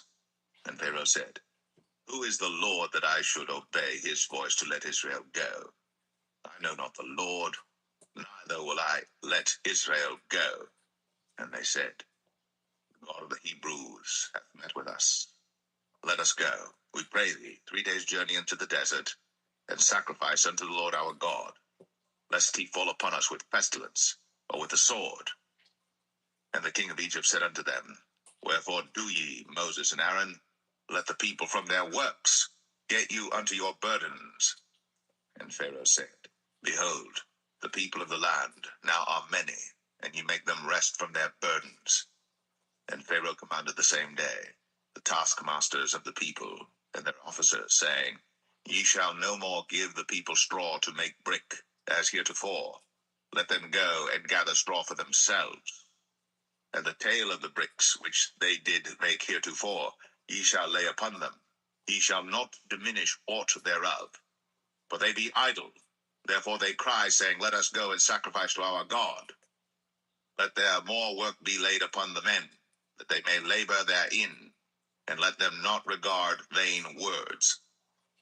And the taskmasters of the people went out, and their officers, and they spake to the people, saying, Thus saith Pharaoh, I will not give you straw, Go ye, get you straw where you can find it, yet not aught of your work shall be diminished.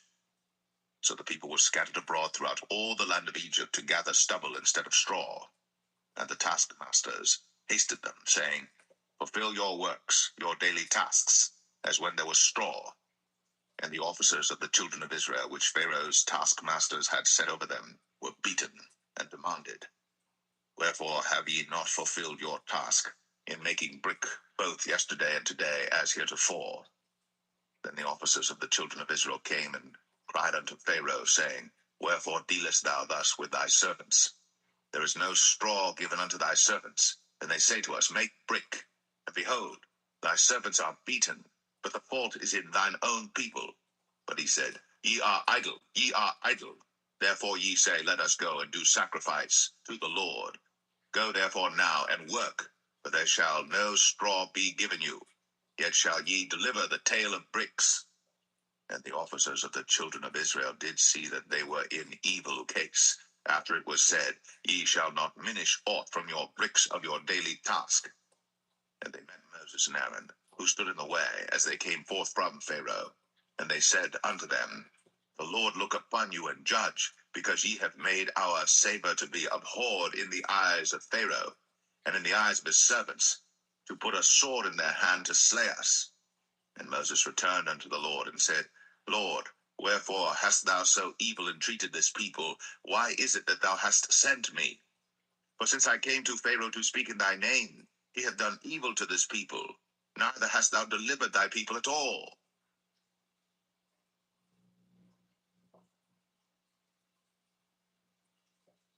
Exodus 6. Then the Lord said unto Moses, Now shalt thou see what I will do to Pharaoh. For with a strong hand shall he let them go, and with a strong hand shall he drive them out of his land. And God spake unto Moses, and said unto him, I am the Lord. And I appeared unto Abraham, unto Isaac, and unto Jacob, by the name of God Almighty. But by my name Jehovah was I not known to them. And I have also established my covenant with them, to give them the land of Canaan, the land of their pilgrimage, wherein they were strangers. And I have also heard the groaning of the children of Israel, whom the Egyptians keep in bondage. And I have remembered my covenant.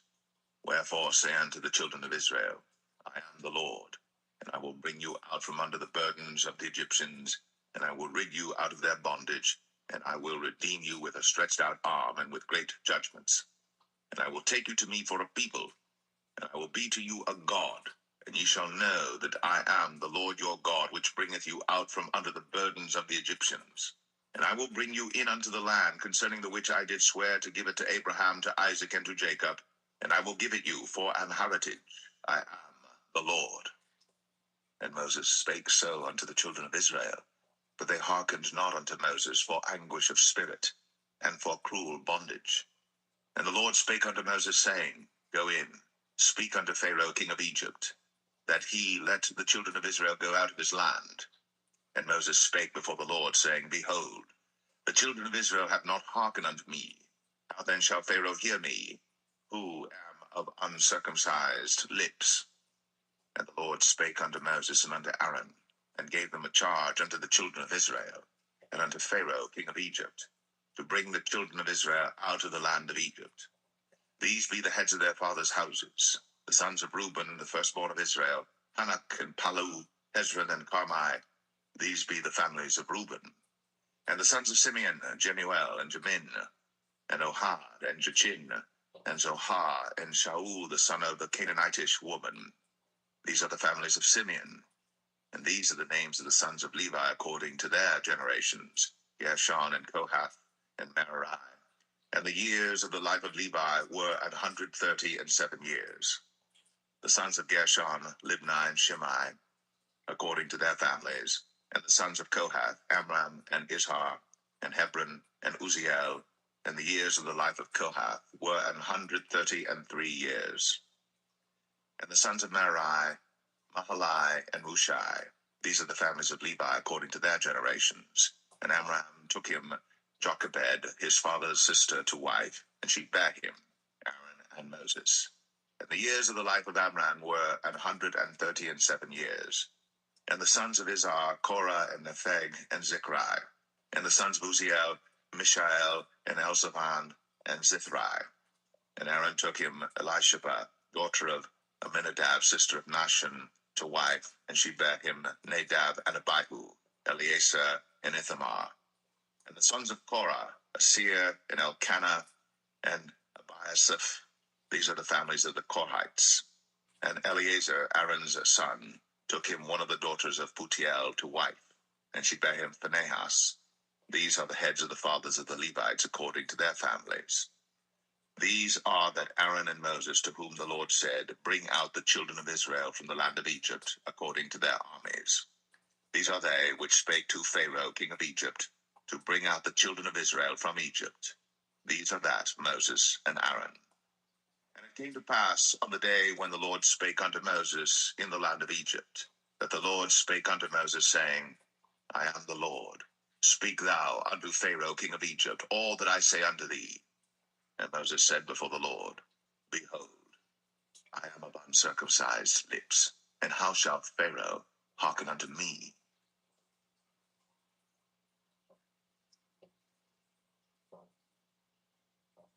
Exodus 7. And the Lord said unto Moses, See, I have made thee a god to Pharaoh, and Aaron thy brother shall be thy prophet. Thou shalt speak all that I command thee, and Aaron thy brother shall speak unto Pharaoh, that he send the children of Israel out of his land. And I will harden Pharaoh's heart, and multiply my signs and my wonders in the land of Egypt. But Pharaoh shall not hearken unto you, that I may lay my hand upon Egypt, and bring forth mine armies and my people, the children of Israel, out of the land of Egypt by great judgments. And the Egyptians shall know that I am the Lord, when I stretch forth mine hand upon Egypt, and bring out the children of Israel from among them. And Moses and Aaron did as the Lord commanded them, so did they. And Moses was 80 years old, and Aaron 83 years old, when they spake unto Pharaoh.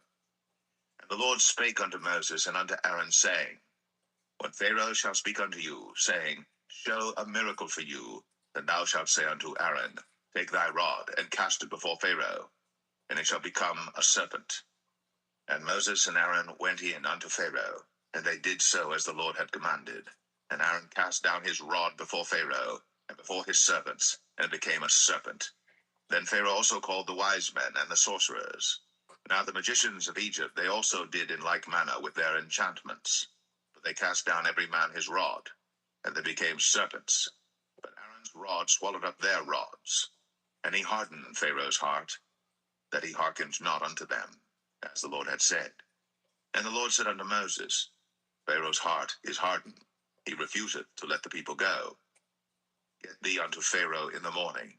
Lo, he goeth out unto the water, and thou shalt stand by the river's brink against he come. And the rod which was turned to a serpent shalt thou take in thine hand.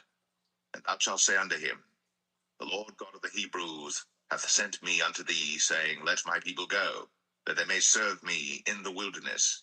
And behold, hitherto thou wouldest not hear. Thus saith the Lord, In this thou shalt know that I am the Lord. Behold, I will smite with the rod that is in mine hand upon the waters which are in the river, and they shall be turned to blood.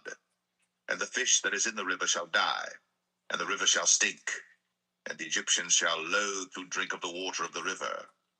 And the Lord spake unto Moses, Say unto Aaron, Take thy rod, and stretch out thine hand upon the waters of Egypt, upon their streams, upon their rivers, and upon their ponds, and upon all their pools of water, that they may become blood, and that there may be blood throughout all the land of Egypt, both in vessels of wood and in vessels of stone. And Moses and Aaron did so, as the Lord commanded. And he lifted up the rod, and smote the waters that were in the river, in the sight of Pharaoh, and in the sight of his servants, and all the waters that were in the river were turned to blood. And the fish that was in the river died, and the river stank, and the Egyptians could not drink of the water of the river, and there was blood throughout all the land of Egypt. And the magicians of Egypt did so with their enchantments, and Pharaoh's heart was hardened, neither did he hearken unto them, as the Lord had said. And Pharaoh turned and went into his house, neither did he set his heart to this also. And all the Egyptians digged around about the river for water to drink, but they could not drink of the water of the river. And 7 days were fulfilled. After that, the Lord had smitten the river.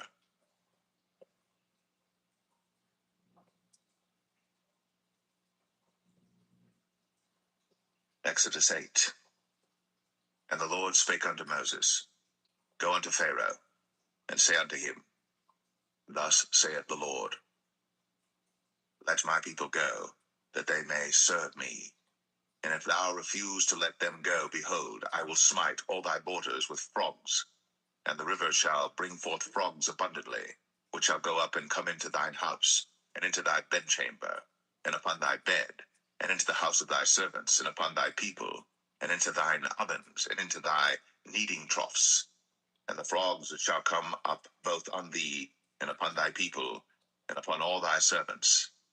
And the Lord spake unto Moses, Say unto Aaron, Stretch forth thine hand with thy rod over the streams, over the rivers, and over the ponds, and cause frogs to come up upon the land of Egypt. And Aaron stretched out his hand over the waters of Egypt, and the frogs came up, and covered the land of Egypt. And the magicians did so with their enchantments, and brought up frogs upon the land of Egypt. Then Pharaoh called for Moses and Aaron, and said, Entreat the Lord, that he may take away the frogs from me, and from my people, and I will let the people go, that they may do sacrifice unto the Lord. And Moses said unto Pharaoh, Glory over me. When shall I entreat for thee, and for thy servants, and for thy people, to destroy the frogs from thee, and thy houses, that they may remain in the river only? And he said, Tomorrow. And he said, Be it according to thy word, that thou mayest know that there is none like unto the Lord our God. And the frogs shall depart from thee, and from thy houses, and from thy servants, and from thy people. They shall remain in the river only. And Moses and Aaron went out from Pharaoh, and Moses cried unto the Lord because of the frogs, which he had brought against Pharaoh. And the Lord did according to the word of Moses. And the frogs died out of the houses, out of the villages, and out of the fields. And they gathered them together upon heaps, and the land stank. But when Pharaoh saw that there was respite, he hardened his heart, and hearkened not unto them, as the Lord had said. And the Lord said unto Moses, Say unto Aaron, Stretch out thy rod, and smite the dust of the land, that it may become lice throughout all the land of Egypt. And they did so. For Aaron stretched out his hand with his rod, and smote the dust of the earth, and it became lice in man and in beast. All the dust of the land became lice throughout all the land of Egypt. And the magicians did so with their enchantments to bring forth lice, but they could not, so there were lice upon man and upon beast. And the magicians said unto Pharaoh, This is the finger of God. And Pharaoh's heart was hardened, and he hearkened not unto them, as the Lord had said. And the Lord said unto Moses, Rise up early in the morning, and stand before Pharaoh. Lo, he cometh forth to the water. And say unto him, Thus saith the Lord, Let my people go, that they may serve me. Else, if thou wilt not let my people go, behold, I will send swarms of flies upon thee, and upon thy servants, and upon thy people, and into thy houses, and the houses of the Egyptians shall be full of swarms of flies, and also the ground whereon they are. And I will sever in that day the land of Goshen, in which my people dwell, that no swarms of flies shall be there, to the end thou mayest know that I am the Lord in the midst of the earth. And I will put a division between my people and thy people. Tomorrow shall this sign be. And the Lord did so. And there came a grievous swarm of flies into the house of Pharaoh, and into his servants' houses, and into all the land of Egypt. The land was corrupted by reason of the swarm of flies. And Pharaoh called for Moses and for Aaron, and said, Go ye, sacrifice to your God in the land. And Moses said, It is not meet so to do, for we shall sacrifice the abomination of the Egyptians to the Lord our God. Lo, shall we sacrifice the abomination of the Egyptians before their eyes? And will they not stone us? We will go 3 days' journey into the wilderness, and sacrifice to the Lord our God, as he shall command us. And Pharaoh said, I will let you go, that ye may sacrifice to the Lord your God in the wilderness. Only ye shall not go very far away. Entreat for me. And Moses said, Behold, I go out from thee, And I will entreat the Lord that the swarms of flies may depart from Pharaoh, from his servants, and from his people tomorrow. But let not Pharaoh deal deceitfully any more, not letting the people go to sacrifice to the Lord. And Moses went out from Pharaoh, and entreated the Lord. And the Lord did according to the word of Moses, and he removed the swarms of flies from Pharaoh, from his servants, and from his people. There remained not one. And Pharaoh hardened his heart at this time also, neither would he let the people go.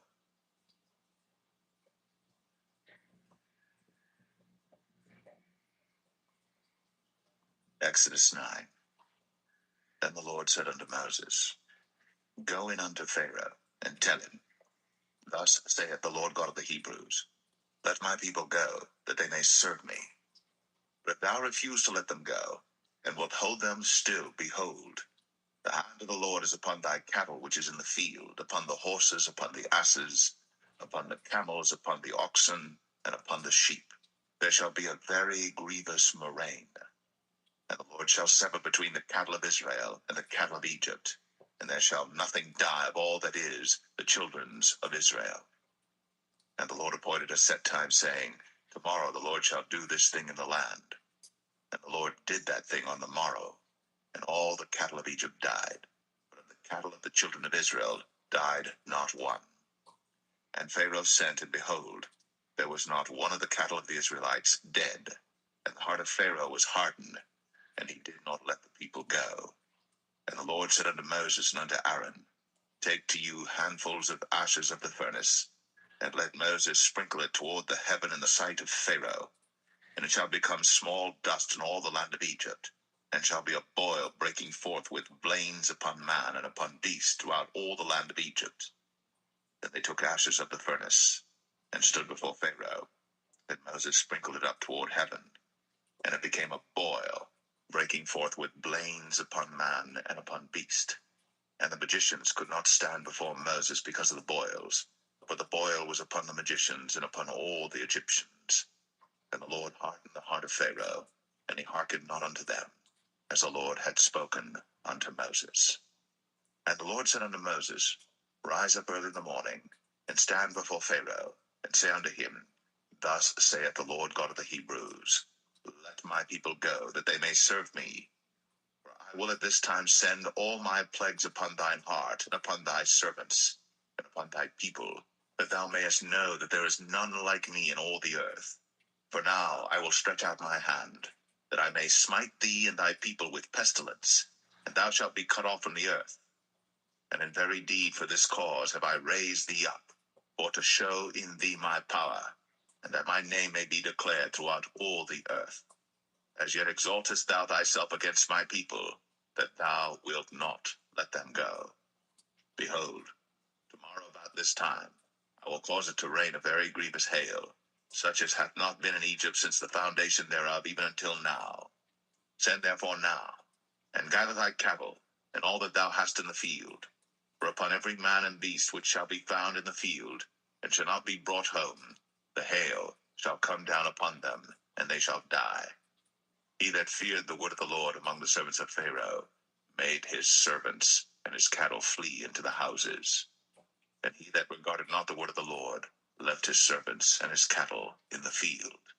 And the Lord said unto Moses, Stretch forth thine hand toward heaven, that there may be hail in all the land of Egypt, upon man, and upon beast, and upon every herb of the field, throughout the land of Egypt. And Moses stretched forth his rod toward heaven, and the Lord sent thunder and hail, and the fire ran along upon the ground, and the Lord rained hail upon the land of Egypt. So there was hail and fire mingled with the hail, very grievous, such as there was none like it in all the land of Egypt since it became a nation.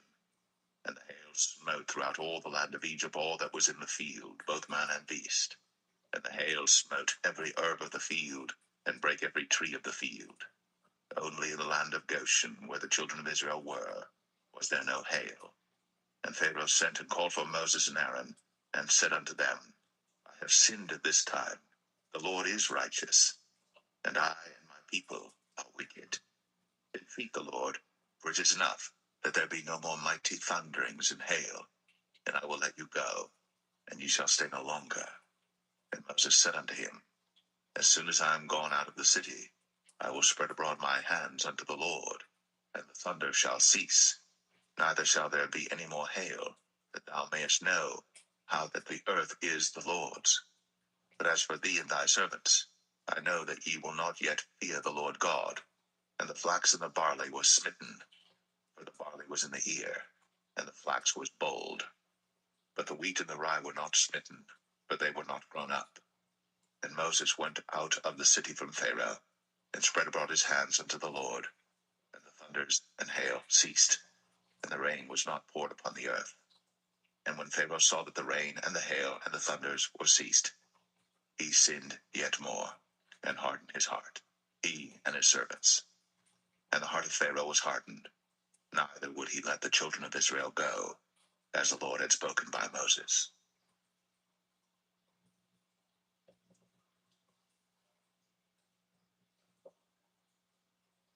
Exodus 10. And the Lord said unto Moses, Go in unto Pharaoh, for I have hardened his heart, and the heart of his servants, that I might show these my signs before him, and that thou mayest tell in the ears of thy son, and of thy son's son, what things I have wrought in Egypt, and my signs which I have done among them, that ye may know how that I am the Lord. And Moses and Aaron came in unto Pharaoh, and said unto him, Thus saith the Lord God of the Hebrews, How long wilt thou refuse to humble thyself before me? Let my people go, that they may serve me.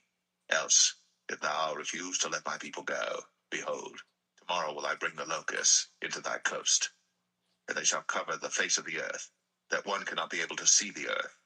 And they shall eat the residue of that which is escaped, which remaineth unto you from the hail, and shall eat every tree which groweth for you out of the field. And they shall fill thy houses, and the houses of all thy servants, and the houses of all the Egyptians, which neither thy fathers nor thy fathers' fathers have seen, since the day that they were upon the earth unto this day. And he turned himself, and went out from Pharaoh.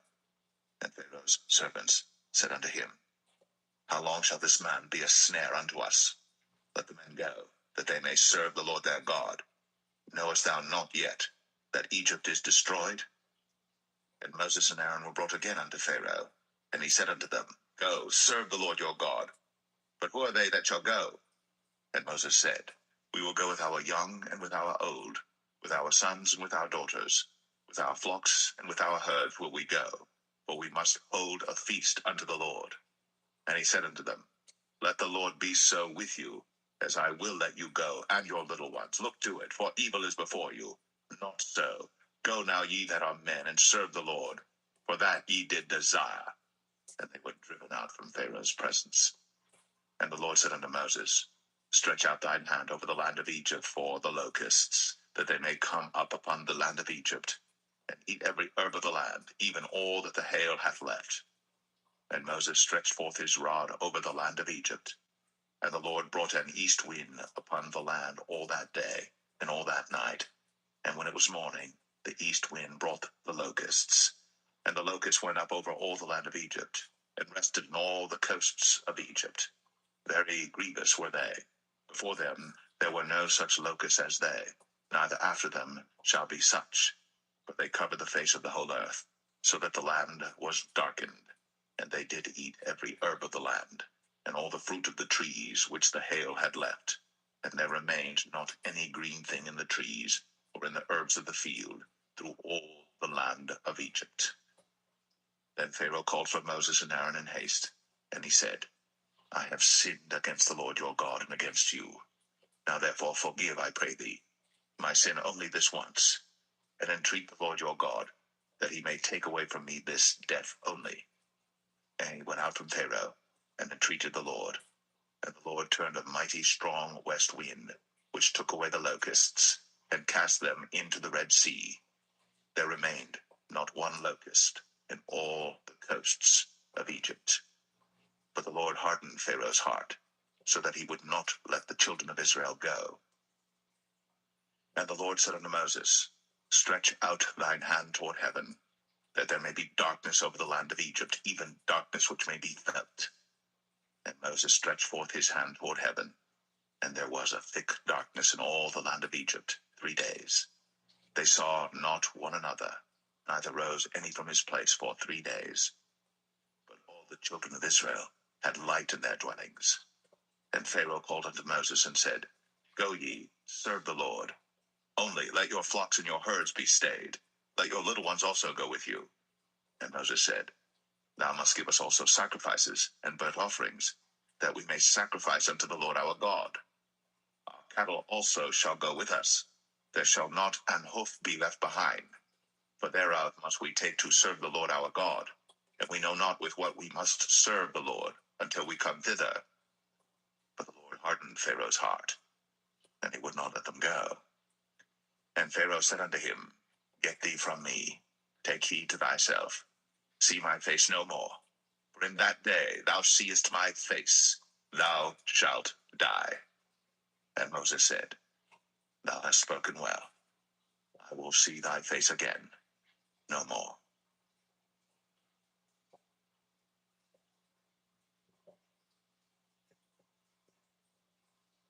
Exodus 11.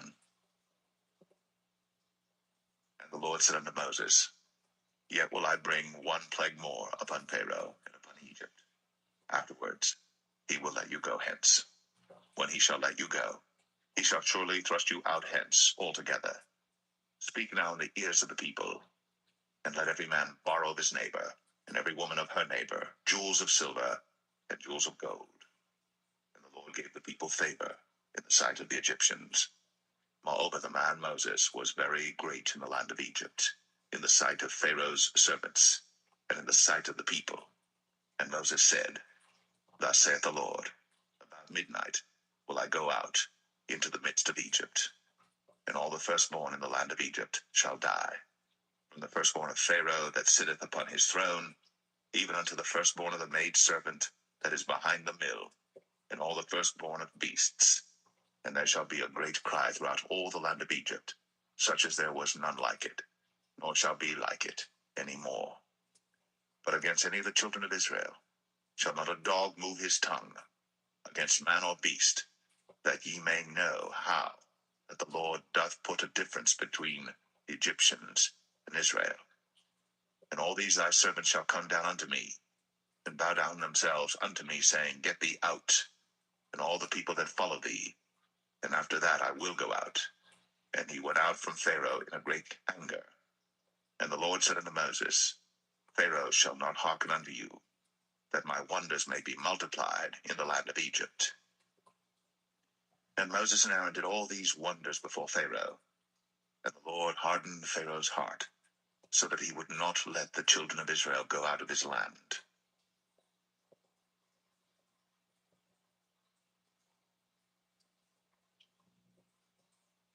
Exodus 12.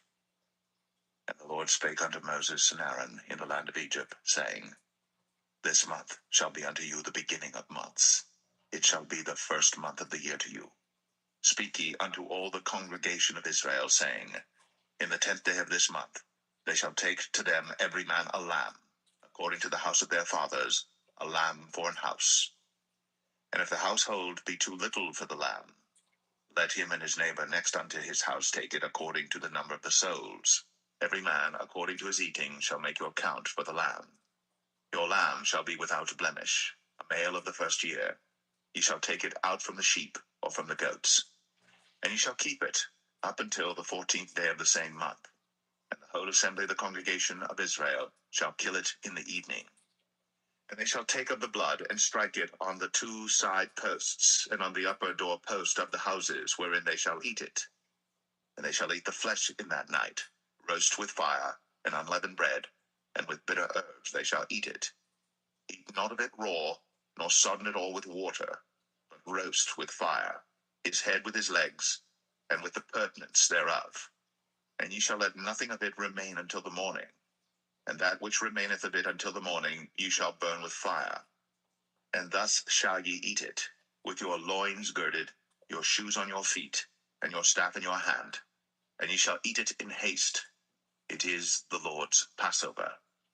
For I will pass through the land of Egypt this night, and will smite all the firstborn in the land of Egypt, both man and beast, and against all the gods of Egypt I will execute judgment. I am the Lord. And the blood shall be to you for a token upon the houses where ye are.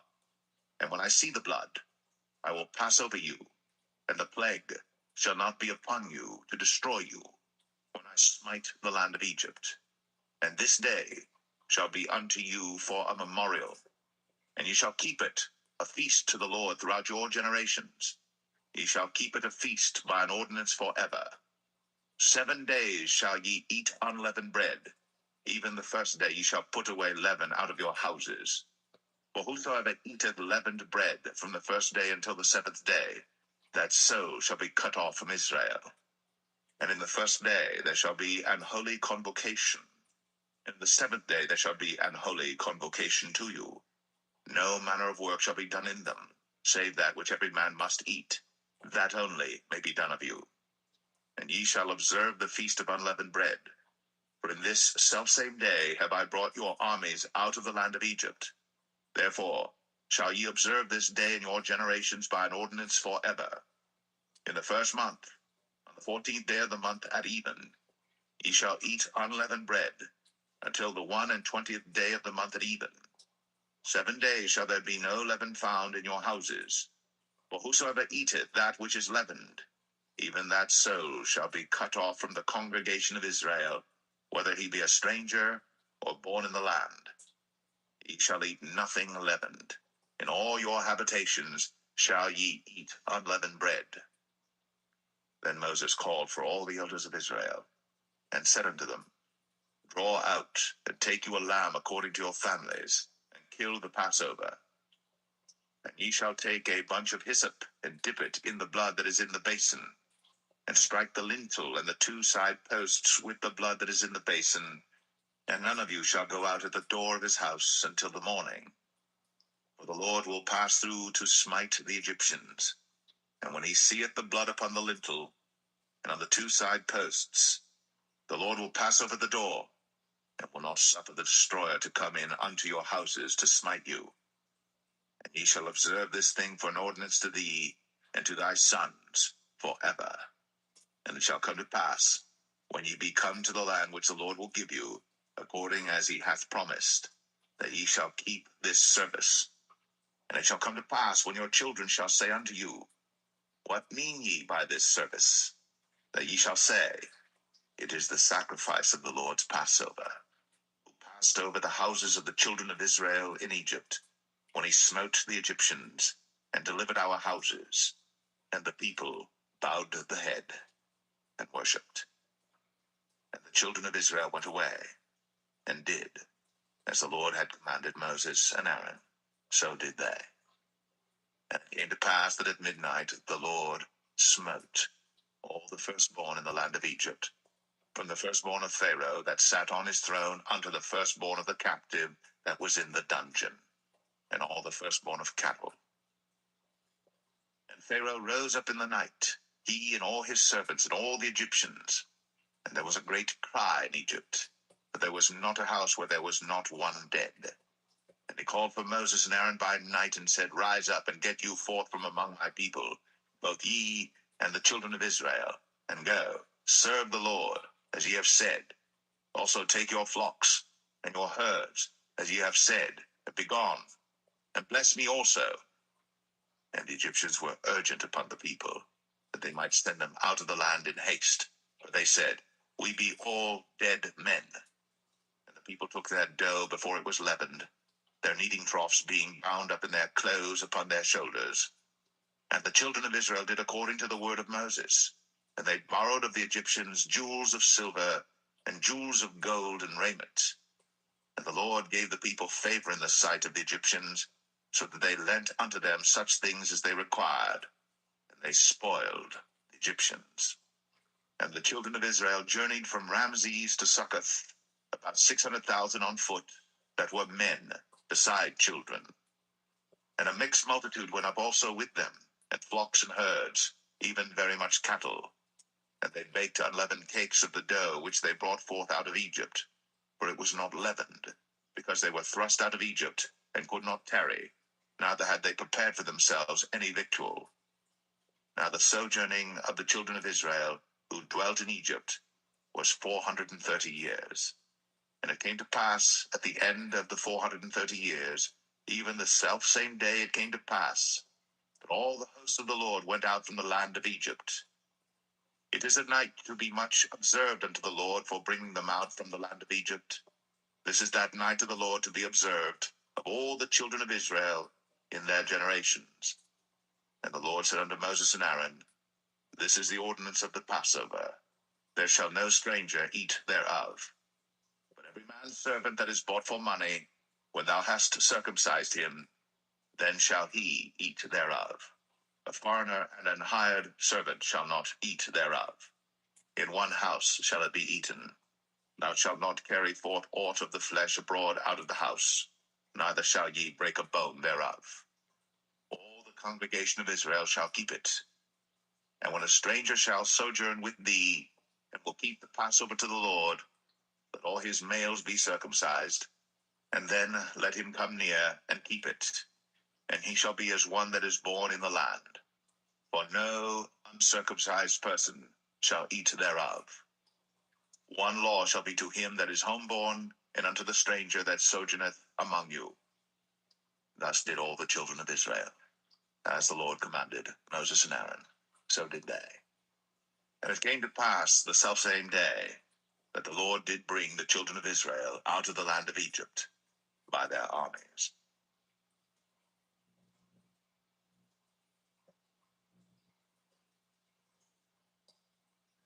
Exodus 13. And the Lord spake unto Moses, saying, Sanctify unto me all the firstborn, whatsoever openeth the womb among the children of Israel, both of man and of beast, it is mine.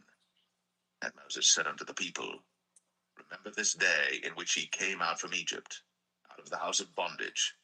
For by strength of hand the Lord brought you out from this place. There shall no leavened bread be eaten. This day came ye out in the month Abib. And it shall be, when the Lord shall bring thee into the land of the Canaanites, and the Hittites, and the Amorites, and the Hivites, and the Jebusites, which he sware unto thy fathers to give thee, a land flowing with milk and honey, that thou shalt keep this service in this month. 7 days thou shalt eat unleavened bread, and in the 7th day shall be a feast to the Lord. Unleavened bread shall be eaten 7 days, and there shall no leavened bread be seen with thee, neither shall there be leaven seen with thee in all thy quarters.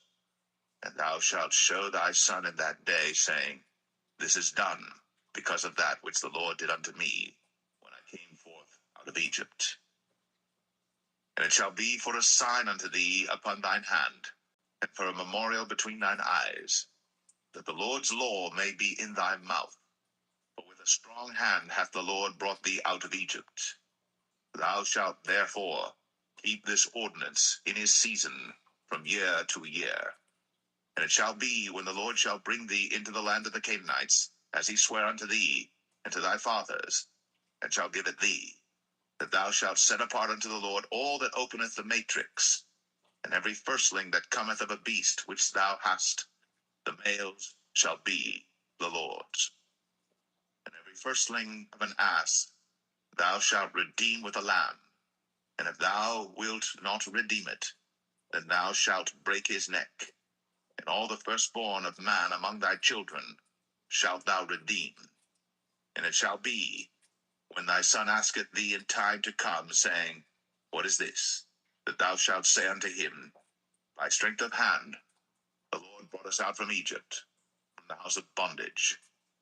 And it came to pass, when Pharaoh would hardly let us go, that the Lord slew all the firstborn in the land of Egypt, both the firstborn of man and the firstborn of beast.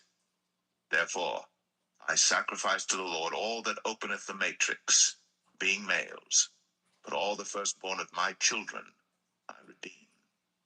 And shall be for a token upon thine hand, and for frontlets between thine eyes.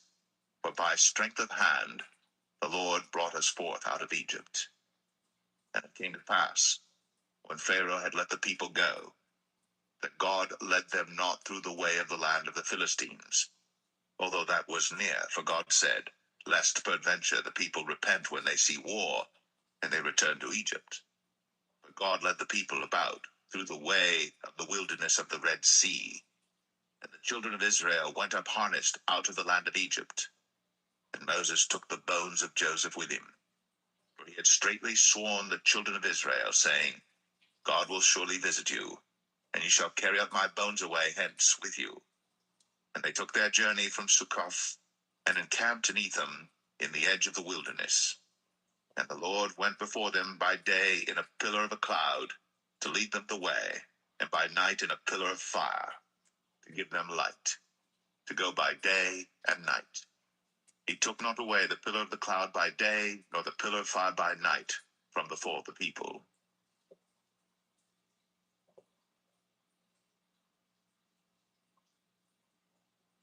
Exodus 14. And the Lord spake unto Moses, saying, Speak unto the children of Israel, that they turn and encamp before Pi-hahiroth, between Migdal and the sea, over against Baal-zephon. Before it shall ye encamp by the sea. For Pharaoh will say of the children of Israel, They are entangled in the land. The wilderness hath shut them in. And I will harden Pharaoh's heart, that he shall follow after them. And I will be honored upon Pharaoh, and upon all his host, that the Egyptians may know that I am the Lord. And they did so. And it was told the king of Egypt that the people fled, and the heart of Pharaoh and of his servants was turned against the people, and they said, Why have we done this, that we have let Israel go from serving us? And he made ready his chariot, and took his people with him. And he took 600 chosen chariots, and all the chariots of Egypt, and captains over every one of them. And the Lord hardened the heart of Pharaoh, king of Egypt, and he pursued after the children of Israel. And the children of Israel went out with an high hand. But the Egyptians pursued after them, all the horses and chariots of Pharaoh, and his horsemen and his army, and overtook them encamping by the sea, beside Pi-hahiroth, before Baal-zephon. And when Pharaoh drew nigh, the children of Israel lifted up their eyes, and behold, the Egyptians marched after them. And they were sore afraid. And the children of Israel cried out unto the Lord. And they said unto Moses, Because there were no graves in Egypt, hast thou taken us away to die in the wilderness? Wherefore hast thou dealt thus with us, to carry us forth out of Egypt? Is not this the word that we did tell thee in Egypt, saying, Let us alone, that we may serve the Egyptians? For it had been better for us to serve the Egyptians, than that we should die in the wilderness. And Moses said unto the people, Fear ye not, stand still, and see the salvation of the Lord, which he will show to you today. For the Egyptians whom ye have seen today, ye shall see them again no more forever. The Lord shall fight for you, and ye shall hold your peace. And the Lord said unto Moses, Wherefore criest thou unto me? Speak unto the children of Israel, that they go forward. But lift thou up thy rod, and stretch out thine hand over the sea, and divide it. And the children of Israel shall go on dry ground through the midst of the sea. And I, behold, I will harden the hearts of the Egyptians, and they shall follow them. And I will get me honor upon Pharaoh, and upon all his host, upon his chariots, and upon his horsemen. And the Egyptians shall know that I am the Lord, when I have gotten me honor upon Pharaoh, upon his chariots, and upon his horsemen. And the angel of God, which went before the camp of Israel, removed, and went behind them. And the pillar of the cloud went from before their face, and stood behind them. And it came between the camp of the Egyptians and the camp of Israel. And it was a cloud and darkness to them, but it gave light by night to these, so that the one came not near the other all the night. And Moses stretched out his hand over the sea, and the Lord caused the sea to go back by a strong east wind all that night, and made the sea dry land, and the waters were divided. And the children of Israel went into the midst of the sea upon the dry ground, and the waters were a wall unto them on their right hand and on their left. And the Egyptians pursued, and went in after them to the midst of the sea, even all Pharaoh's horses, his chariots, and his horsemen. And it came to pass that in the morning watch the Lord looked unto the host of the Egyptians through the pillar of fire and of the cloud, and troubled the host of the Egyptians, and took off their chariot wheels, that they drave them heavily, so that the Egyptians said, Let us flee from the face of Israel. But the Lord fighteth for them against the Egyptians. And the Lord said unto Moses, Stretch out thine hand over the sea, that the waters may come again upon the Egyptians, upon their chariots, and upon their horsemen. And Moses stretched forth his hand over the sea, and the sea returned to his strength when the morning appeared, and the Egyptians fled against it. And the Lord overthrew the Egyptians in the midst of the sea. And the waters returned and covered the chariots and the horsemen and all the host of Pharaoh that came into the sea after them. There remained not so much as one of them. But the children of Israel walked upon dry land in the midst of the sea, and the waters were a wall unto them on their right hand and on their left. Thus the Lord saved Israel that day out of the hand of the Egyptians, and Israel saw the Egyptians dead upon the seashore. And Israel saw that great work which the Lord did upon the Egyptians, and the people feared the Lord, and believed the Lord and his servant Moses.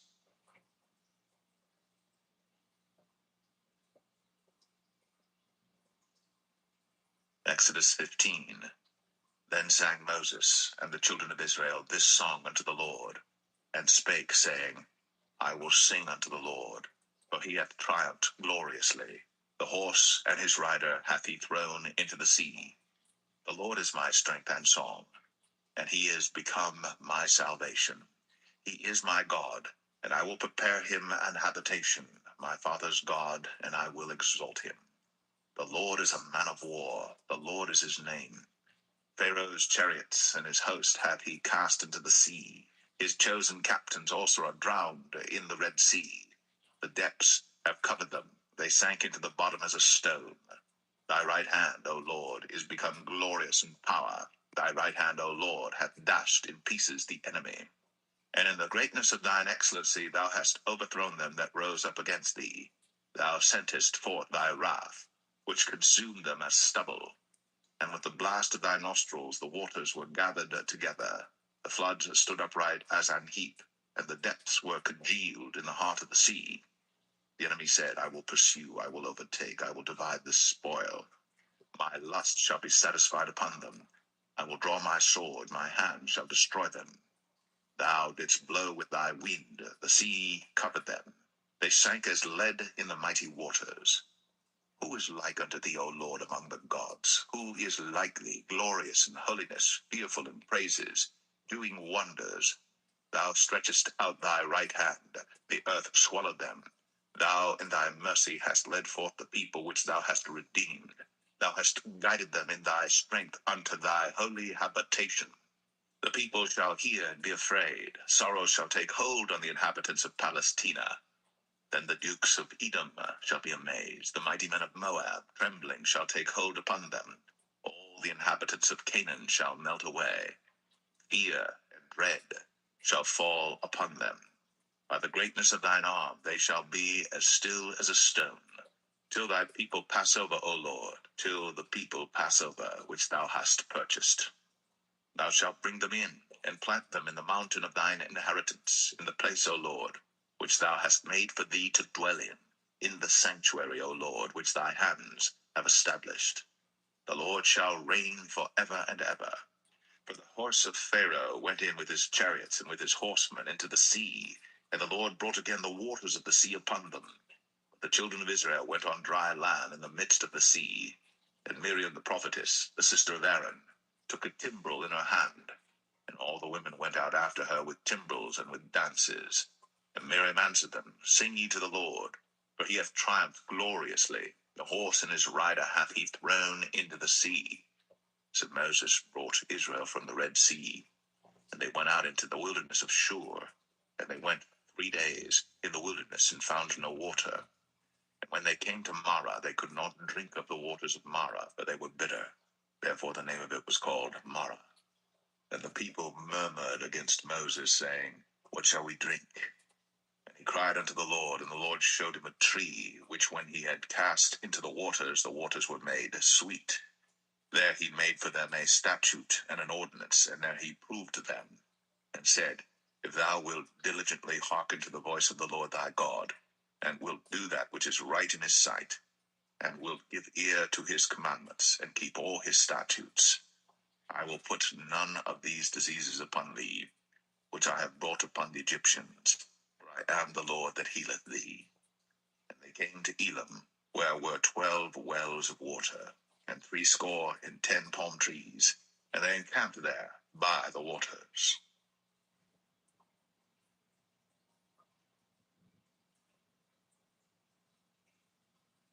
Exodus 16.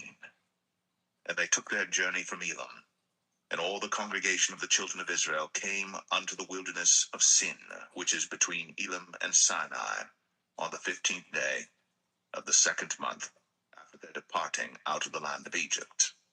And the whole congregation of the children of Israel murmured against Moses and Aaron in the wilderness. And the children of Israel said unto them, Would to God we had died by the hand of the Lord in the land of Egypt, when we sat by the flesh pots, and when we did eat bread to the full. For ye have brought us forth into this wilderness to kill this whole assembly with hunger. Then said the Lord unto Moses, Behold, I will rain bread from heaven for you, and the people shall go out and gather a certain rate every day, that I may prove them, whether they will walk in my law or no.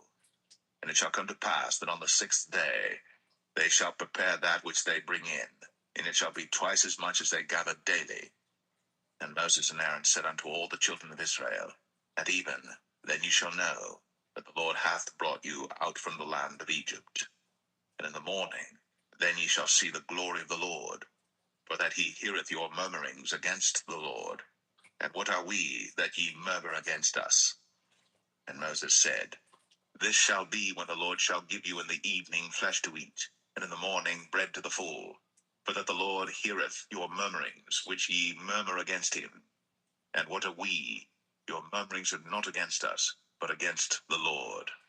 And Moses spake unto Aaron, Say unto all the congregation of the children of Israel, Come near before the Lord, for he hath heard your murmurings. And it came to pass, as Aaron spake unto the whole congregation of the children of Israel, that they looked toward the wilderness, and behold, the glory of the Lord appeared in the cloud. And the Lord spake unto Moses, saying, I have heard the murmurings of the children of Israel. Speak unto them, saying, At even ye shall eat flesh, and in the morning ye shall be filled with bread, and ye shall know that I am the Lord your God. And it came to pass, that at even the quails came up, and covered the camp, and in the morning the dew lay round about the host. And when the dew that lay was gone up, behold, upon the face of the wilderness there lay a small round thing, as small as the hoarfrost on the ground. And when the children of Israel saw it, they said one to another, It is manna, for they wist not what it was. And Moses said unto them, This is the bread which the Lord hath given you to eat. This is the thing which the Lord hath commanded. Gather of it every man according to his eating, an omer for every man according to the number of your persons. Take ye every man for them which are in his tents. And the children of Israel did so, and gathered some more, some less.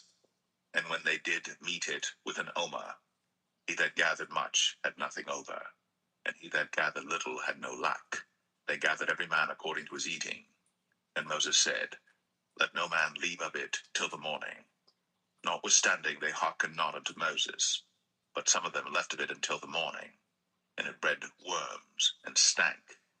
And Moses was wroth with them. And they gathered it every morning, every man according to his eating. And when the sun waxed hot, it melted. And it came to pass, that on the 6th day they gathered twice as much bread, 2 omers for one man. And all the rulers of the congregation came, and told Moses. And he said unto them, This is that which the Lord hath said. Tomorrow is the rest of the holy Sabbath unto the Lord. Bake that which ye shall bake today, and seethe that ye will seethe, and that which remaineth over lay up for you to be kept until the morning. And they laid it up till the morning, as Moses bade, and it did not stink, neither was there any worm therein. And Moses said, Eat that today, for today is a Sabbath unto the Lord. Today ye shall not find it in the field. 6 days ye shall gather it, but on the 7th day, which is the Sabbath, in it there shall be none. And it came to pass that there went out some of the people on the 7th day for to gather, and they found none. And the Lord Lord said unto Moses, How long refuse ye to keep my commandments and my laws? See, for that the Lord hath given you the Sabbath. Therefore he giveth you on the 6th day the bread of 2 days. Abide ye every man in his place. Let no man go out of his place on the 7th day. So the people rested on the 7th day. And the house of Israel called the name thereof manna. And it was like coriander seed, white, and the taste of it was like wafers made with honey.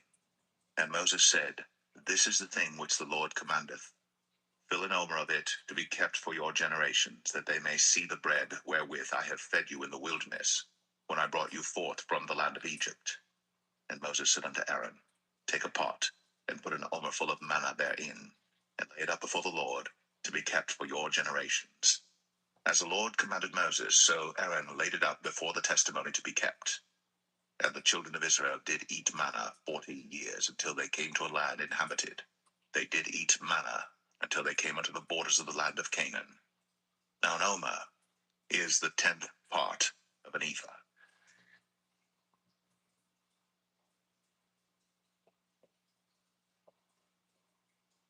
Exodus 17.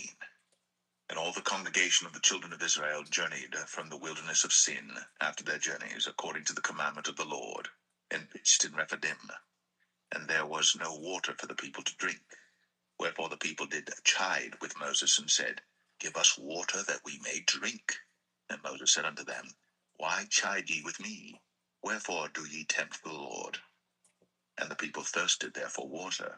And the people murmured against Moses, and said, Wherefore is this that thou hast brought us up out of Egypt, to kill us, and our children, and our cattle with thirst? And Moses cried unto the Lord, saying, What shall I do unto this people? They be almost ready to stone me. And the Lord said unto Moses, Go on before the people, and take with thee of the elders of Israel, and thy rod wherewith thou smotest the river, take in thine hand, and go. Behold, I will stand before thee there upon the rock in Horeb, and thou shalt smite the rock. And there shall come water out of it, that the people may drink. And Moses did so in the sight of the elders of Israel. And he called the name of the place Massah and Meribah, because of the chiding of the children of Israel, and because they tempted the Lord, saying, Is the Lord among us or not? Then came Amalek and fought with Israel in Rephidim.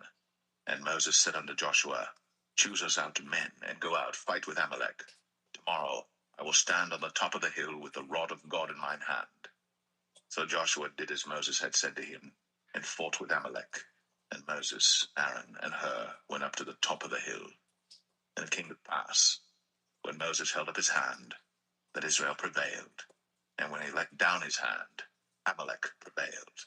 But Moses' hands were heavy, and they took a stone and put it under him. And he sat thereon, and Aaron and Hur stayed up his hands, the one on the one side, and the other on the other side. And his hands were steady until the going down of the sun. And Joshua discomfited Amalek and his people with the edge of the sword. And the Lord said unto Moses, Write this for a memorial in a book, and rehearse it in the ears of Joshua. For I will utterly put out the remembrance of Amalek from under heaven. And Moses built an altar, and called the name of it Jehovah Nissi. For he said, Because the Lord has sworn that the Lord will have war with Amalek from generation to generation.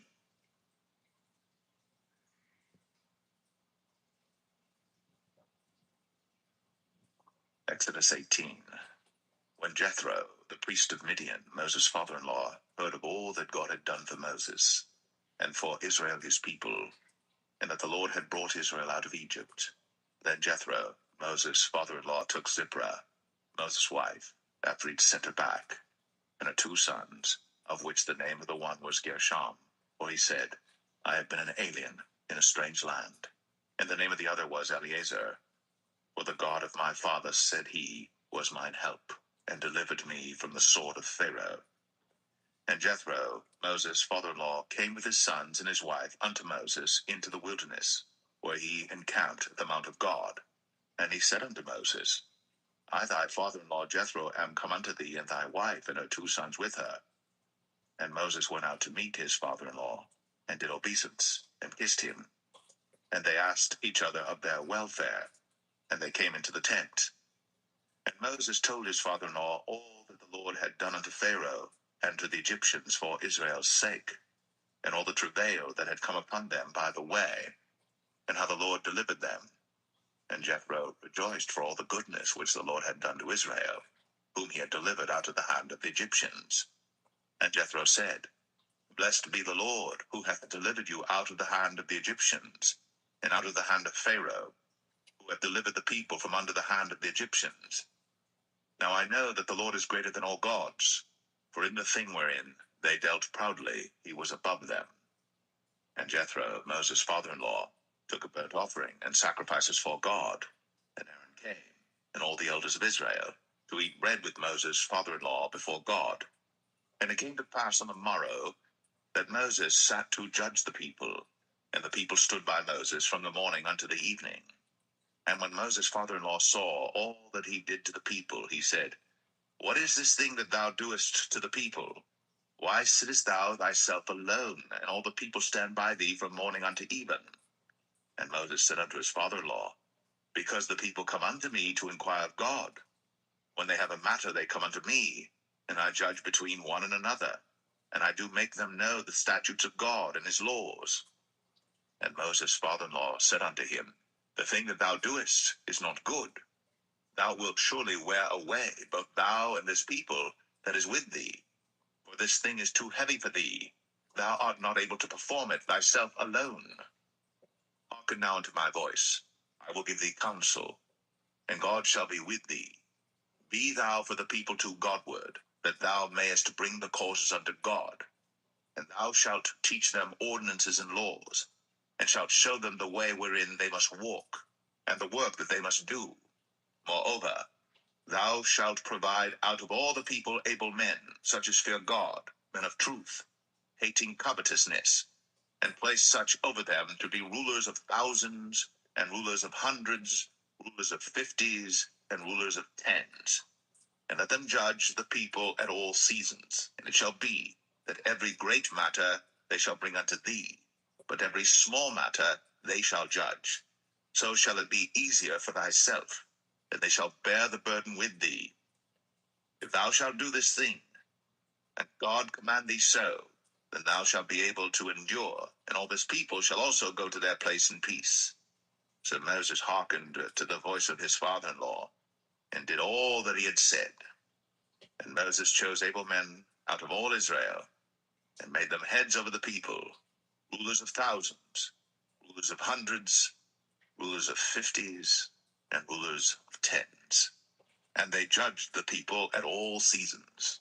The hard causes they brought unto Moses, but every small matter they judged themselves. And Moses let his father-in-law depart, and he went his way into his own land.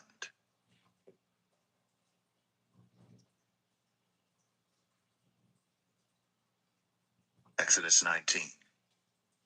In the 3rd month, when the children of Israel were gone forth out of the land of Egypt, the same day came they into the wilderness of Sinai. But they were departed from Rephidim, and were come to the desert of Sinai, and had pitched in the wilderness, and there Israel camped before the mount.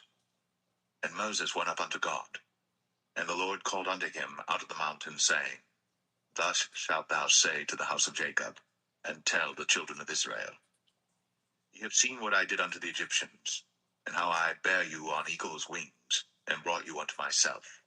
Now therefore, if ye will obey my voice indeed, and keep my covenant, then ye shall be a peculiar treasure unto me above all people. For all the earth is mine, and ye shall be unto me a kingdom of priests, and an holy nation. These are the words which thou shalt speak unto the children of Israel. And Moses came and called for the elders of the people, and laid before their faces all these words which the Lord commanded him. And all the people answered together and said, All that the Lord hath spoken, we will do. And Moses returned the word to the people unto the Lord. And the Lord said unto Moses, Lo, I come unto thee in a thick cloud, that the people may hear when I speak with thee, and believe thee forever. And Moses told the words of the people unto the Lord. And the Lord said unto Moses, Go unto the people, And sanctify them today and tomorrow, and let them wash their clothes, and be ready against the third day. For the third day the Lord will come down in the sight of all the people upon Mount Sinai. And thou shalt set bounds unto the people round about, saying, Take heed to yourselves, that ye go not up into the mount, or touch the border of it. Whosoever toucheth the mount shall be surely put to death. There shall not an hand touch it, but he shall surely be stoned, or shot through, whether it be beast or man, it shall not live. When the trumpet soundeth long, they shall come up to the mount. And Moses went down from the mount unto the people, and sanctified the people, and they washed their clothes. And he said unto the people, Be ready against the third day, come not at your wives.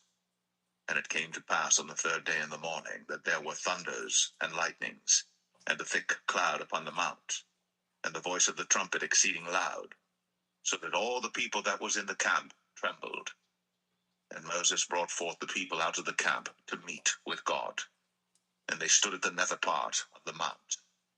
And Mount Sinai was altogether on a smoke, because the Lord descended upon it in fire, and the smoke thereof ascended as the smoke of a furnace, and the whole mount quaked greatly. And when the voice of the trumpet sounded long, and waxed louder and louder, Moses spake, and God answered him by a voice. And the Lord came down upon Mount Sinai, on the top of the mount. And the Lord called Moses up to the top of the mount, and Moses went up. And the Lord said unto Moses, Go down, charge the people, lest they break through unto the Lord to gaze, and many of them perish. And let the priests also, which come near to the Lord, sanctify themselves, lest the Lord break forth upon them. And Moses said unto the Lord, The people cannot come up to Mount Sinai, for thou chargest us, saying, Set bounds about the mount, and sanctify it. And the Lord said unto him, Away, get thee down, and thou shalt come up, thou and Aaron with thee. But let not the priests and the people break through to come up unto the Lord, lest he break forth upon them. So Moses went down unto the people, and spake unto them.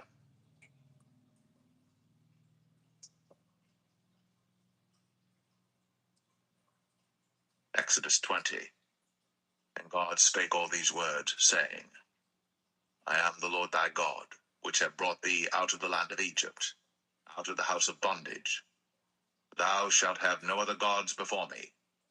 Thou shalt not make unto thee any graven image, or any likeness of anything that is in heaven above, or that is in the earth beneath, or that is in the water under the earth. Thou shalt not bow down thyself to them, nor serve them.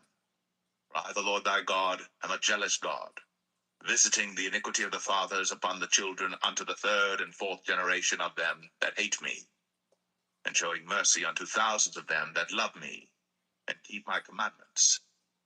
Thou shalt not take the name of the Lord thy God in vain, for the Lord will not hold him guiltless that taketh his name in vain.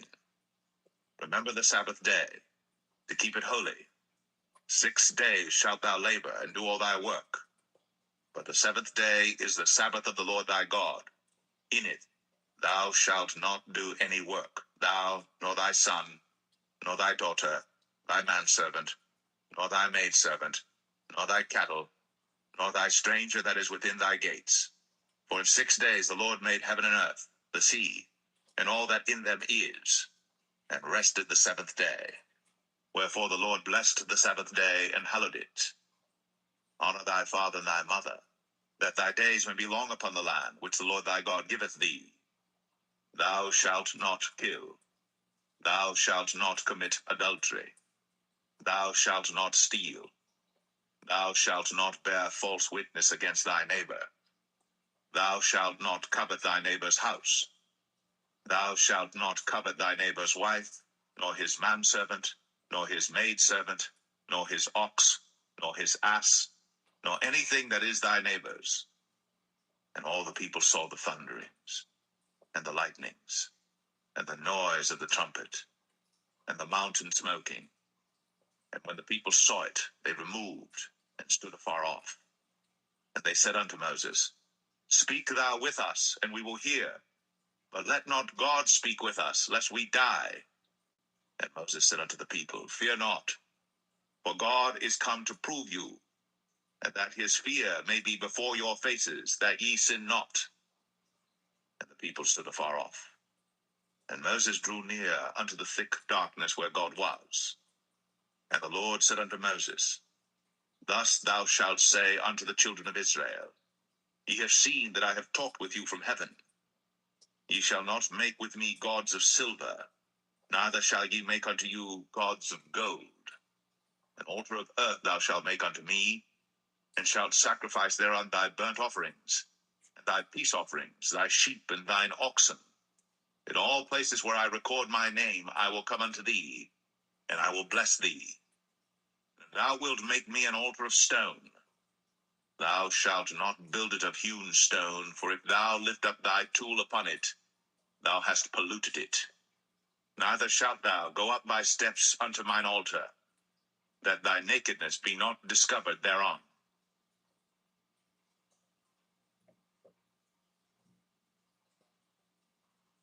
Exodus 21. Now these are the judgments which thou shalt set before them. If thou buy an Hebrew servant, 6 years he shall serve, and in the 7th he shall go out free for nothing. If he came in by himself, he shall go out by himself. If he were married, then his wife shall go out with him. If his master have given him a wife, and she have borne him sons or daughters, the wife and her children shall be her master's, and he shall go out by himself. And if the servant shall plainly say, I love my master, my wife, and my children, I will not go out free, then his master shall bring him unto the judges. He shall also bring him to the door, or unto the doorpost, and his master shall bore his ear through with an awl, and he shall serve him forever. And if a man sell his daughter to be a maidservant, she shall not go out as the men servants do. If she please not her master, who hath betrothed her to himself, then shall he let her be redeemed. To sell her unto a strange nation, he shall have no power, seeing he hath dealt deceitfully with her. And if he have betrothed her unto his son, he shall deal with her after the manner of daughters. If he take him another wife, her food, her raiment, and her duty of marriage, shall he not diminish? And if he do not these 3 unto her, then shall she go out free without money. He that smiteth a man so that he die, shall be surely put to death. And if a man lie not in wait, but God deliver him into his hand, then I will appoint thee a place whither he shall flee. But if a man come presumptuously upon his neighbor, to slay him with guile, thou shalt take him from mine altar, that he may die. And he that smiteth his father or his mother shall be surely put to death. And he that stealeth a man and selleth him, or if he be found in his hand, he shall surely be put to death. And he that curseth his father or his mother shall surely be put to death. And if men strive together, and one smite another with a stone, or with his fist, and he die not, but keepeth his bed, if he rise again and walk abroad upon his staff, then shall he that smote him be quit. Only he shall pay for the loss of his time, and shall cause him to be thoroughly healed. And if a man smite his servant or his maid with a rod, and he die under his hand, he shall be surely punished. Notwithstanding, if he continue a day or 2, he shall not be punished, for he is his money. If men strive and hurt a woman with child, so that her fruit depart from her, and yet no mischief follow, he shall be surely punished, according as the woman's husband will lay upon him, and he shall pay as the judges determine. And if any mischief follow, then thou shalt give life for life, eye for eye, tooth for tooth, hand for hand, foot for foot, burning for burning, wound for wound, stripe for stripe. And if a man smite the eye of his servant, or the eye of his maid, that it perish, he shall let him go free for his eye's sake. And if he smite out his manservant's tooth, or his maidservant's tooth, he shall let him go free for his tooth's sake. If an ox gore a man or a woman, that they die, then the ox shall be surely stoned, and his flesh shall not be eaten, but the owner of the ox shall be quit. But if the ox were wont to push with his horn in time past, it hath been testified to his owner, and he hath not kept him in, but that he hath killed a man or a woman, the ox shall be stoned, and his owner also shall be put to death.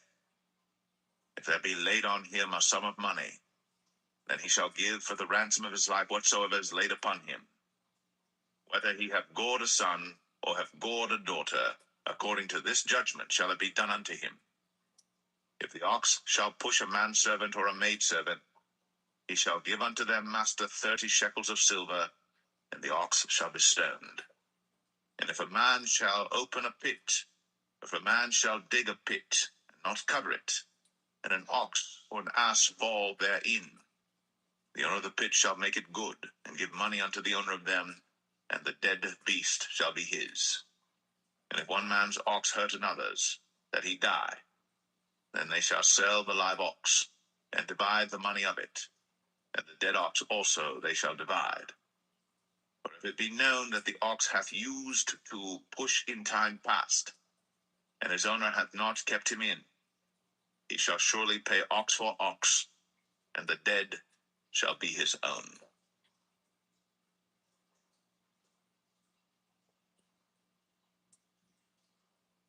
Exodus 22. If a man shall steal an ox, or a sheep, and kill it, or sell it, he shall restore 5 oxen for an ox, and 4 sheep for a sheep.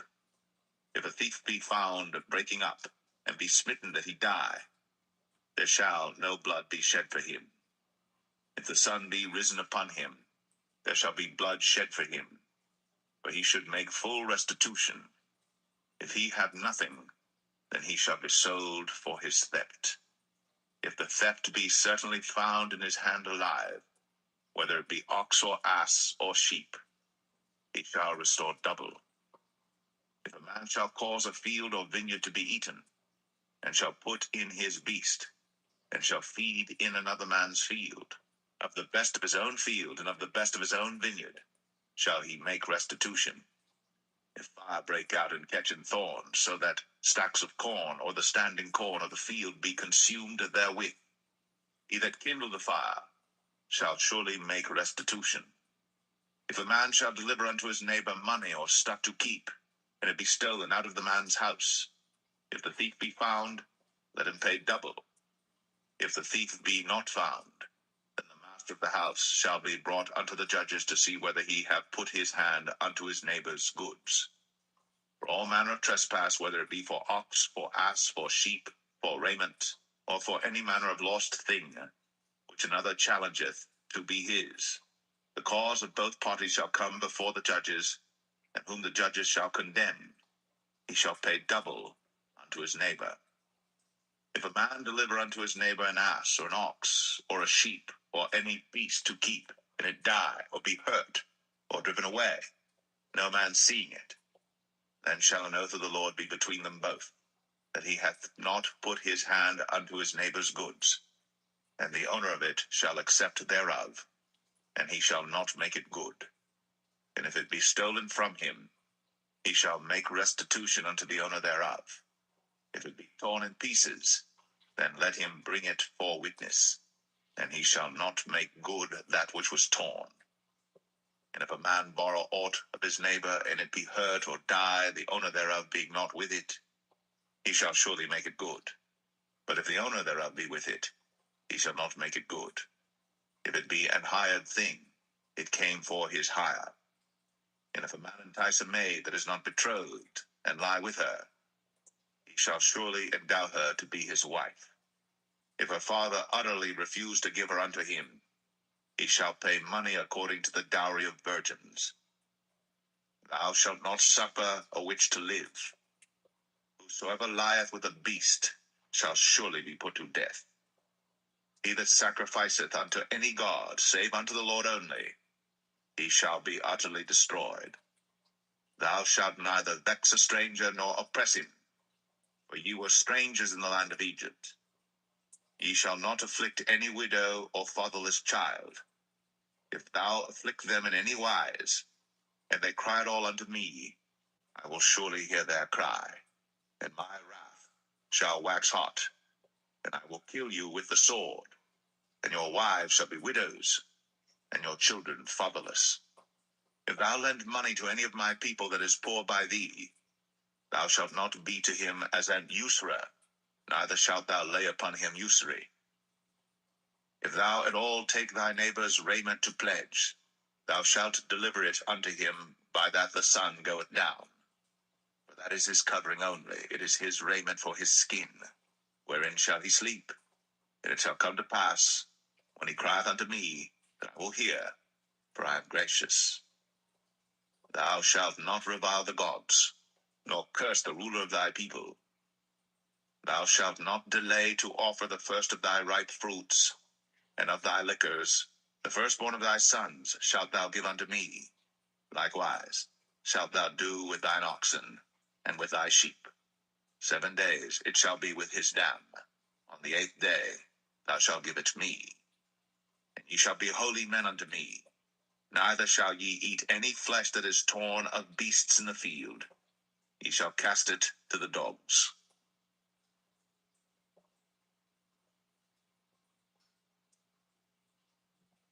Exodus 23. Thou shalt not raise a false report. Put not thine hand with the wicked to be an unrighteous witness. Thou shalt not follow a multitude to do evil. Neither shalt thou speak in a cause to decline after many to wrest judgment. Neither shalt thou countenance a poor man in his cause. If thou meet thine enemy's ox or his ass going astray, thou shalt surely bring it back to him again. If thou see the ass of him that hateth thee lying under his burden, and wouldest forbear to help him, thou shalt surely help with him. Thou shalt not wrest the judgment of thy poor in his cause. Keep thee far from a false matter, and the innocent and righteous slay thou not. For I will not justify the wicked. And thou shalt take no gift, for the gift blindeth the wise, and perverteth the words of the righteous. Also, thou shalt not oppress a stranger, for ye know the heart of a stranger, seeing ye were strangers in the land of Egypt. And 6 years thou shalt sow thy land, and shalt gather in the fruits thereof. But the 7th year thou shalt let it rest and lie still, that the poor of thy people may eat, and what they leave the beasts of the field shall eat. In like manner thou shalt deal with thy vineyard, and with thy olive yard. 6 days thou shalt do thy work, and on the 7th day thou shalt rest, that thine ox and thine ass may rest, and the son of thy handmaid, and the stranger may be refreshed. And all things that I have said unto you be circumspect, and make no mention of the name of other gods, neither let it be heard out of thy mouth. 3 times thou shalt keep a feast unto me in the year. Thou shalt keep the feast of unleavened bread. Thou shalt eat unleavened bread 7 days, as I commanded thee, in the time appointed of the month Abib. For in it thou camest out from Egypt, and none shall appear before me empty. And the feast of harvest, the firstfruits of thy labors, which thou hast sown in the field, and the feast of ingathering, which is in the end of the year, when thou hast gathered in thy labors out of the field. 3 times in the year all thy males shall appear before the Lord God. Thou shalt not offer the blood of my sacrifice with leavened bread, neither shall the fat of my sacrifice remain until the morning. The first of the firstfruits of thy land thou shalt bring into the house of the Lord thy God. Thou shalt not see the kid in his mother's milk. Behold, I send an angel before thee, to keep thee in the way, and to bring thee into the place which I have prepared. Beware of him, and obey his voice. Provoke him not, for he will not pardon your transgressions, for my name is in him. But if thou shalt indeed obey his voice, and do all that I speak, then I will be an enemy unto thine enemies, and an adversary unto thine adversaries. For mine angel shall go before thee, and bring thee in unto the Amorites, and the Hittites, and the Perizzites, and the Canaanites, the Hivites, and the Jebusites, and I will cut them off. Thou shalt not bow down to their gods, nor serve them, nor do after their works. But thou shalt utterly overthrow them, and quite break down their images. And ye shall serve the Lord your God, and he shall bless thy bread and thy water. And I will take sickness away from the midst of thee. There shall nothing cast their young, nor be barren in thy land. The number of thy days I will fulfill. I will send my fear before thee, and will destroy all the people to whom thou shalt come. And I will make all thine enemies turn their backs unto thee. And I will send hornets before thee, which shall drive out the Hivite, the Canaanite, and the Hittite from before thee. I will not drive them out from before thee in 1 year, lest the land become desolate, and the beasts of the field multiply against thee. By little and little I will drive them out from before thee, until thou be increased and inherit the land. And I will set thy bounds from the Red Sea even unto the sea of the Philistines, and from the desert unto the river. For I will deliver the inhabitants of the land into your hand, and thou shalt drive them out before thee. Thou shalt make no covenant with them, nor with their gods. They shall not dwell in thy land, lest they make thee sin against me. For if thou serve their gods, it will surely be a snare unto thee.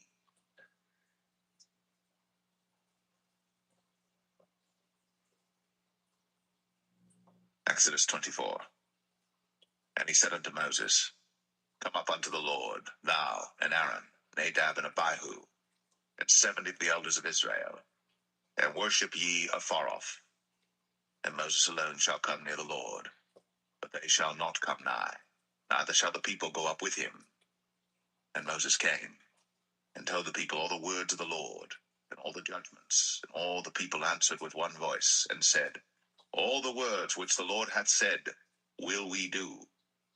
And Moses wrote all the words of the Lord, and rose up early in the morning, and builded an altar under the hill, and 12 pillars according to the 12 tribes of Israel. And he sent young men of the children of Israel, which offered burnt offerings, and sacrificed peace offerings of oxen unto the Lord. And Moses took half of the blood, and put it in basins, and half of the blood he sprinkled on the altar. And he took the book of the covenant, and read in the audience of the people, and they said, All that the Lord hath said will we do, and be obedient. And Moses took the blood, and sprinkled it on the people, and said, Behold, the blood of the covenant which the Lord hath made with you concerning all these words. Then went up Moses and Aaron, Nadab and Abihu, and 70 of the elders of Israel. And they saw the God of Israel. And there was under his feet, as it were, a paved work of a sapphire stone, and as it were the body of heaven in his clearness. And upon the nobles of the children of Israel he laid not his hand.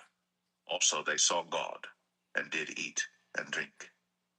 And the Lord said unto Moses, Come up to me into the mount, and be there. And I will give thee tables of stone, and a law and commandments which I have written, that thou mayest teach them. And Moses rose up, and his minister Joshua, and Moses went up into the mount of God. And he said unto the elders, Tarry ye here for us, until we come again unto you. And behold, Aaron and Hur are with you. If any man have any matters to do, let him come unto them. And Moses went up into the mount, and a cloud covered the mount. And the glory of the Lord abode upon Mount Sinai, and the cloud covered it 6 days. And the 7th day he called unto Moses out of the midst of the cloud. And the sight of the glory of the Lord was like devouring fire on the top of the mount in the eyes of the children of Israel. And Moses went into the midst of the cloud, and gat him up into the mount. And Moses was in the mount 40 days and 40 nights.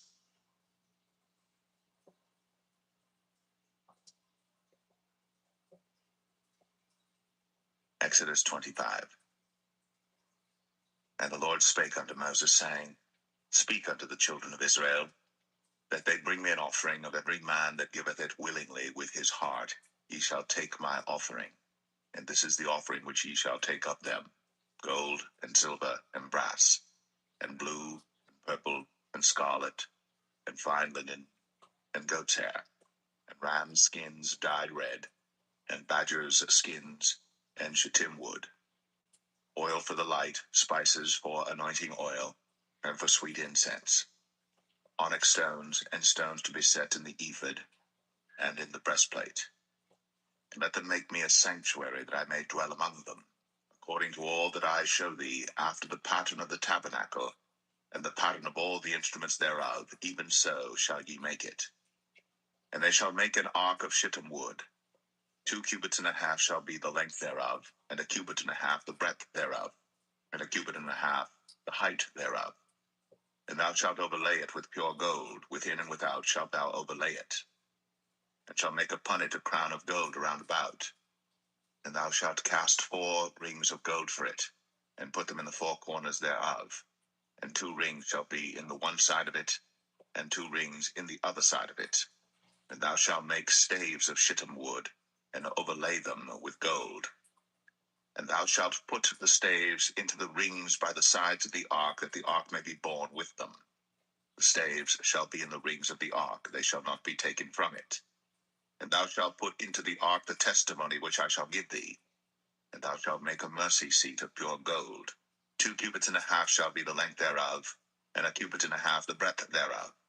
And thou shalt make 2 cherubims of gold. Of beaten work shalt thou make them, in the 2 ends of the mercy seat. And make 1 cherub on the one end, and the other cherub on the other end. Even of the mercy seat shall ye make the cherubims on the 2 ends thereof.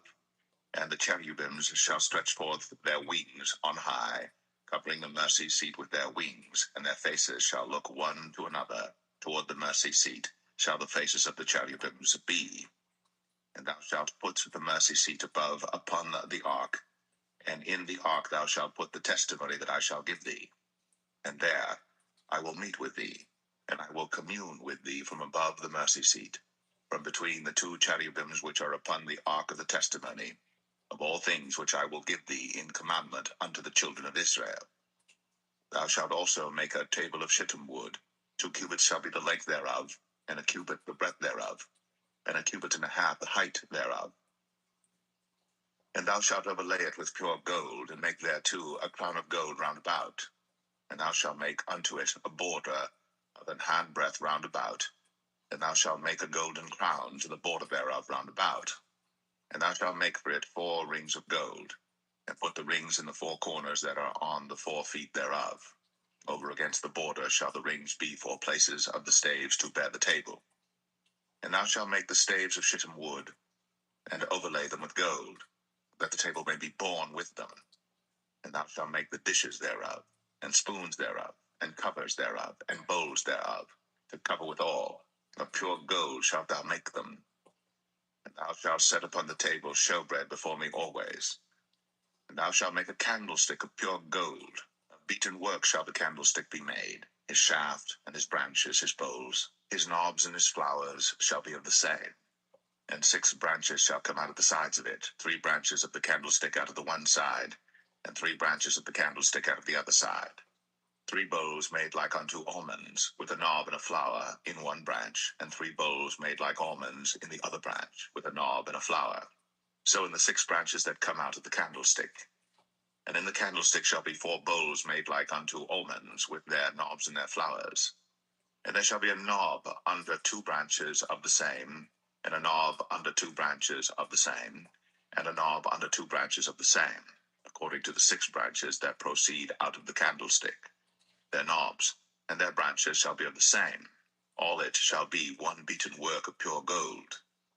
And thou shalt make the 7 lamps thereof, and they shall light the lamps thereof, that they may give light over against it. And the tongs thereof, and the snuff dishes thereof, shall be of pure gold. Of a talent of pure gold shall he make it with all these vessels. And look that thou make them after their pattern, which was shown thee in the mount.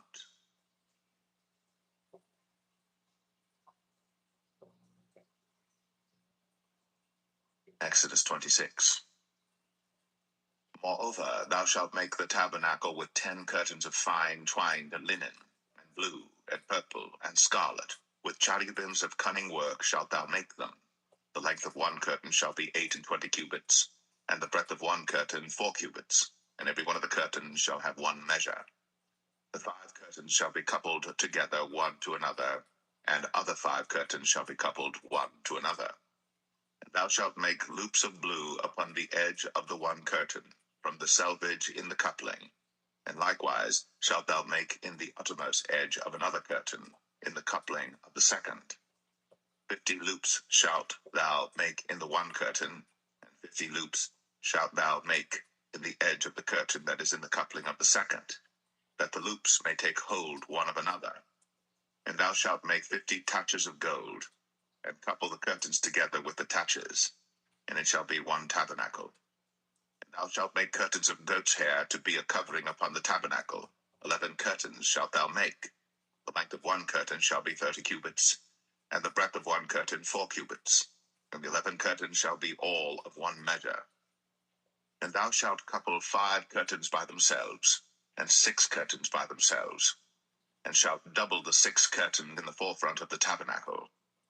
And thou shalt make 50 loops on the edge of the one curtain that is outmost in the coupling, and 50 loops in the edge of the curtain which coupleth the second. And thou shalt make 50 taches of brass, and put the taches into the loops, and couple the tent together, that it may be one. And the remnant that remaineth of the curtains of the tent, the half curtain that remaineth, shall hang over the backside of the tabernacle, and a cubit on the one side, and a cubit on the other side of that which remaineth in the length of the curtains of the tent.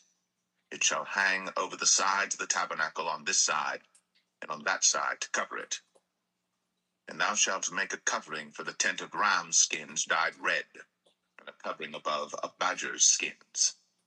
And thou shalt make boards for the tabernacle of shittim wood standing up. 10 cubits shall be the length of a board, and a cubit and a half shall be the breadth of one board. 2 tenons shall there be in one board, set in order, one against another.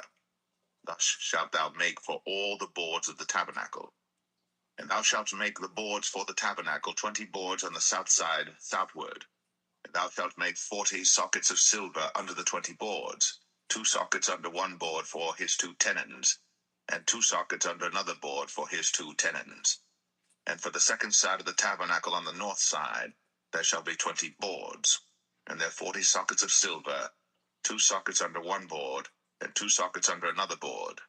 And for the sides of the tabernacle westward thou shalt make 6 boards, and 2 boards shalt thou make for the corners of the tabernacle in the 2 sides. And they shall be coupled together beneath, and they shall be coupled together above the head of it unto one ring. Thus shall it be for them both. They shall be for the 2 corners, and they shall be 8 boards, and their sockets of silver 16 sockets, 2 sockets under one board, and 2 sockets under another board.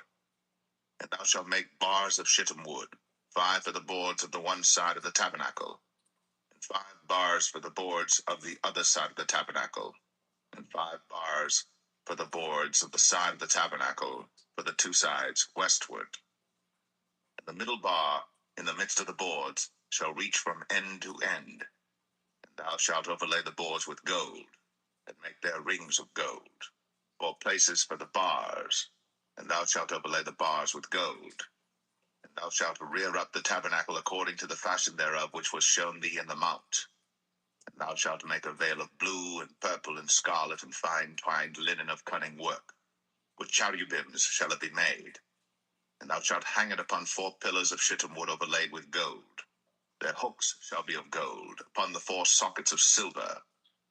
And thou shalt hang up the veil under the taches, that thou mayest bring in thither within the veil the ark of the testimony. And the veil shall divide unto you between the holy place and the most holy. And thou shalt put the mercy seat upon the ark of the testimony in the most holy place. And thou shalt set the table without the veil, and the candlestick over against the table on the side of the tabernacle toward the south. And thou shalt put the table on the north side. And thou shalt make an hanging for the door of the tent of blue and purple and scarlet, and fine twined linen wrought with needlework.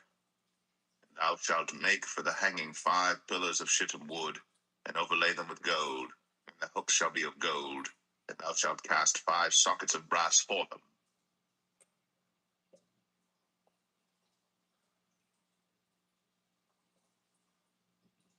Exodus 27.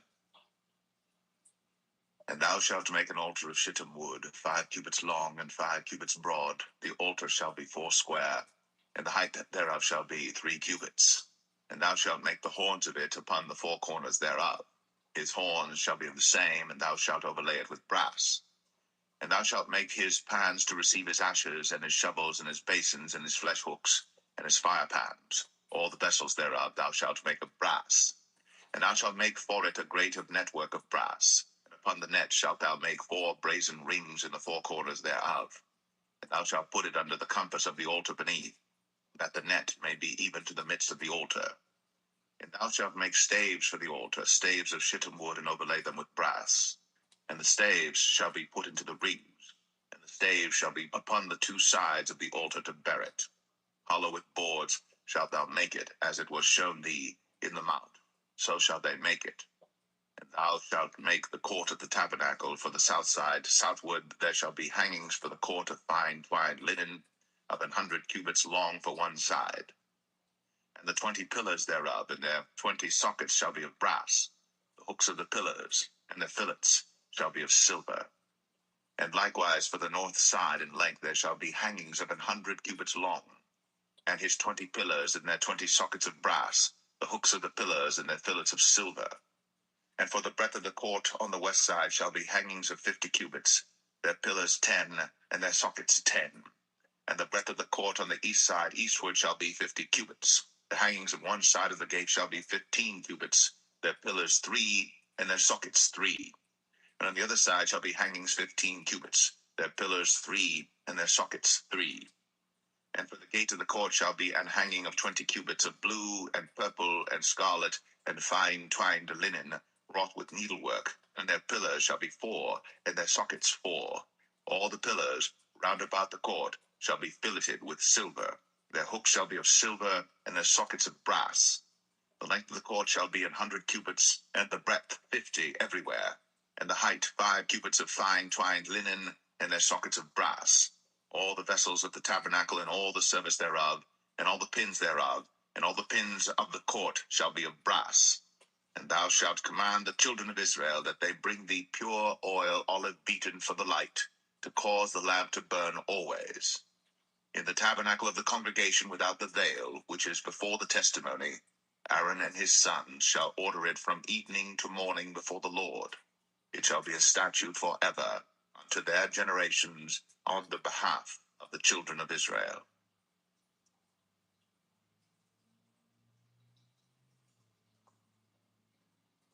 Exodus 28.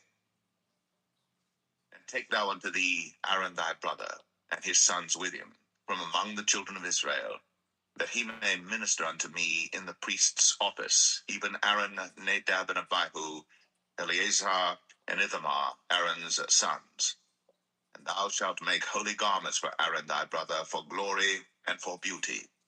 And thou shalt speak unto all that are wise-hearted, whom I have filled with the spirit of wisdom, that they may make Aaron's garments to consecrate him, that he may minister unto me in the priest's office. And these are the garments which they shall make: a breastplate, and an ephod, and a robe, and a broidered coat, a mitre, and a girdle. And they shall make holy garments for Aaron thy brother, and his sons, that he may minister unto me in the priest's office. And they shall take gold, and blue, and purple, and scarlet, and fine linen. And they shall make the ephod of gold, of blue, and of purple, of scarlet, and fine twined linen with cunning work. It shall have the 2 shoulder pieces thereof joined at the 2 edges thereof, and so it shall be joined together. And the curious girdle of the ephod which is upon it shall be of the same, according to the work thereof, even of gold, blue, and purple, and scarlet, and fine twined linen. And thou shalt take 2 onyx stones, and grave on them the names of the children of Israel, 6 of their names on one stone, and the other 6 names of the rest on the other stone, according to their birth. With the work of an engraver in stone, like the engravings of a signet, shalt thou engrave the 2 stones with the names of the children of Israel. Thou shalt make them to be set in ouches of gold. And thou shalt put the 2 stones upon the shoulders of the ephod for stones of memorial unto the children of Israel. And Aaron shall bear their names before the Lord upon his 2 shoulders for a memorial. And thou shalt make ouches of gold. And 2 chains of pure gold at the ends. Of wreathen work shalt thou make them, and fasten the wreathen chains to the ouches. And thou shalt make the breastplate of judgment with cunning work. After the work of the ephod thou shalt make it, of gold, of blue, and of purple, and of scarlet, and of fine twined linen shalt thou make it. 4 square it shall be, being doubled. A span shall be the length thereof, and a span shall be the breadth thereof. And thou shalt set in it settings of stones, even 4 rows of stones. The first row shall be a sardius, a topaz, and a carbuncle. This shall be the first row. And the second row shall be an emerald, a sapphire, and a diamond. And the third row a ligure, an agate, and an amethyst. And the fourth row a beryl, and an onyx, and a jasper. They shall be set in gold in their enclosings. And the stone shall be with the names of the children of Israel, 12 according to their names, like the engravings of a signet. Every one with his name shall they be according to the 12 tribes. And thou shalt make upon the breastplate chains at the ends of wreathen work of pure gold. And thou shalt make upon the breastplate 2 rings of gold, and shalt put the 2 rings on the 2 ends of the breastplate. And thou shalt put the 2 wreathen chains of gold in the 2 rings which are on the ends of the breastplate. And the other 2 ends of the 2 wreathen chains thou shalt fasten in the 2 ouches, and put them on the shoulder pieces of the ephod before it. And thou shalt make 2 rings of gold, and thou shalt put them upon the 2 ends of the breastplate, in the border thereof, which is in the side of the ephod inward. And 2 other rings of gold thou shalt make, and shalt put them on the 2 sides of the ephod underneath, toward the forepart thereof, over against the other coupling thereof, above the curious girdle of the ephod. And they shall bind the breastplate by the rings thereof unto the rings of the ephod with a lace of blue, that it may be above the curious girdle of the ephod, and that the breastplate be not loosed from the ephod. And Aaron shall bear the names of the children of Israel in the breastplate of judgment upon his heart, when he goeth in unto the holy place for a memorial before the Lord continually. And thou shalt put in the breastplate of judgment the Urim and the Thummim, and they shall be upon Aaron's heart, when he goeth in before the Lord. And Aaron shall bear the judgment of the children of Israel upon his heart before the Lord continually. And thou shalt make the robe of the ephod all of blue. And there shall be an hole in the top of it, in the midst thereof. It shall have a binding of woven work round about the whole of it, as it were the whole of an habergeon, that it be not rent.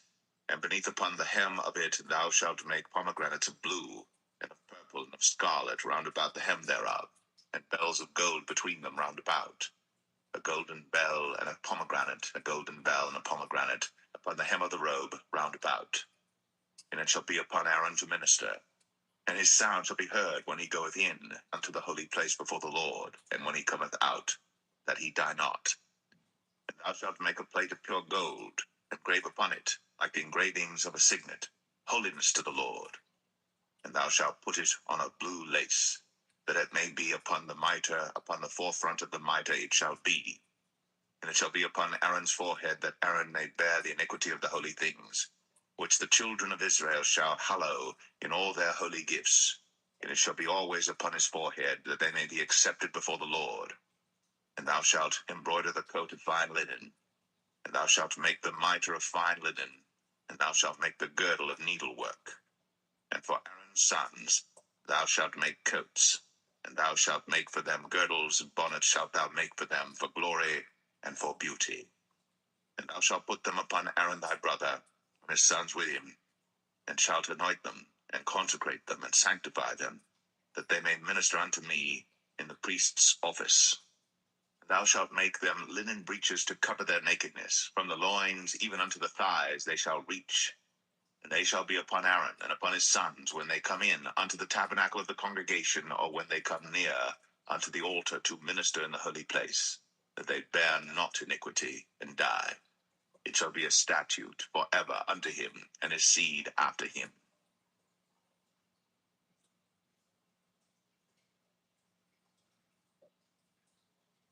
Exodus 29. And this is the thing that thou shalt do unto them to hallow them, to minister unto me in the priest's office. Take 1 young bullock and 2 rams without blemish, and unleavened bread and cakes unleavened, tempered with oil, and wafers unleavened, anointed with oil, of wheaten flour, shalt thou make them, and thou shalt put them into one basket, and bring them in the basket, with the bullock and the 2 rams. And Aaron and his sons thou shalt bring unto the door of the tabernacle of the congregation, and shalt wash them with water. And thou shalt take the garments, and put upon Aaron the coat, and the robe of the ephod, and the breastplate, and gird him with the curious girdle of the ephod. And thou shalt put the mitre upon his head, and put the holy crown upon the mitre. Then shalt thou take the anointing oil, and pour it upon his head, and anoint him. And thou shalt bring his sons, and put coats upon them. And thou shalt gird them with girdles, Aaron and his sons, and put the bonnets on them, and the priest's office shall be theirs for a perpetual statute. And thou shalt consecrate Aaron and his sons. And thou shalt cause a bullock to be brought before the tabernacle of the congregation. And Aaron and his sons shall put their hands upon the head of the bullock.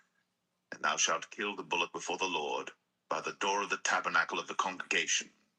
And thou shalt take of the blood of the bullock, and put it upon the horns of the altar with thy finger, and pour all the blood beside the bottom of the altar. And thou shalt take all the fat that covereth the inwards, and the caul that is above the liver, and the 2 kidneys, and the fat that is upon them, and burn them upon the altar. But the flesh of the bullock, and his skin, and his dung, shalt thou burn with fire without the camp. It is a sin offering. Thou shalt also take 1 ram, and Aaron and his son shall put their hands upon the head of the ram. And thou shalt slay the ram, and thou shalt take his blood, and sprinkle it round about upon the altar. And thou shalt cut the ram in pieces, and wash the inwards of him and his legs, and put them unto his pieces and unto his head. And thou shalt burn the whole ram upon the altar. It is a burnt offering unto the Lord. It is a sweet savour, an offering made by fire unto the Lord. And thou shalt take the other ram, and Aaron and his sons shall put their hands upon the head of the ram. Then shalt thou kill the ram, and take of his blood, and put it upon the tip of the right ear of Aaron, and upon the tip of the right ear of his sons, and upon the thumb of their right hand, and upon the great toe of their right foot, and sprinkle the blood upon the altar round about. And thou shalt take of the blood that is upon the altar, and of the anointing oil, and sprinkle it upon Aaron, and upon his garments, and upon his sons, and upon the garments of his sons with him. And he shall be hallowed, and his garments, and his sons' garments with him. Also, thou shalt take of the ram the fat and the rump, and the fat that covereth the inwards, and the caul above the liver, and the 2 kidneys, and the fat that is upon them, and the right shoulder, for it is a ram of consecration. And 1 loaf of bread, and 1 cake of oiled bread, and 1 wafer out of the basket of the unleavened bread that is before the Lord. And thou shalt put all in the hands of Aaron, and in the hands of his sons, and shalt wave them for a wave offering before the Lord. And thou shalt receive them of their hands, and burn them upon the altar for a burnt offering, for a sweet savour before the Lord. It is an offering made by fire unto the Lord. And thou shalt take the breast of the ram of Aaron's consecration, and wave it for a wave offering before the Lord. And it shall be thy part. And thou shalt sanctify the breast of the wave offering, and the shoulder of the heave offering, which is waved, and which is heaved up, of the ram of the consecration, even of that which is for Aaron, and of that which is for his sons. And it shall be Aaron's and his sons by a statute forever from the children of Israel. For it is an heave offering, and it shall be an heave offering from the children of Israel of the sacrifice of their peace offerings, even their heave offering unto the Lord. And the holy garments of Aaron shall be his sons after him, to be anointed therein, and to be consecrated in them. And that son that is priest in his stead shall put them on 7 days, when he cometh into the tabernacle of the congregation to minister in the holy place. And thou shalt take the ram of the consecration, and seethe his flesh in the holy place. And Aaron and his sons shall eat the flesh of the ram, and the bread that is in the basket by the door of the tabernacle of the congregation. And they shall eat those things wherewith the atonement was made, to consecrate and to sanctify them. But a stranger shall not eat thereof, because they are holy. And if aught of the flesh of the consecrations, or of the bread, remain unto the morning, then thou shalt burn the remainder with fire. It shall not be eaten, because it is holy. And thus shalt thou do unto Aaron and to his sons, according to all things which I have commanded thee. 7 days shalt thou consecrate them. And thou shalt offer every day a bullock for a sin offering, for atonement. And thou shalt cleanse the altar, when thou hast made an atonement for it. And thou shalt anoint it, to sanctify it. 7 days thou shalt make an atonement for the altar, and sanctify it. And it shall be an altar most holy. Whatsoever toucheth the altar shall be holy. Now this is that which thou shalt offer upon the altar: 2 lambs of the first year, day by day continually. The one lamb thou shalt offer in the morning, and the other lamb thou shalt offer at even. And with the one lamb 1/10 deal of flour mingled with the 4th part of an hin of beaten oil, and the 4th part of an hin of wine for a drink offering.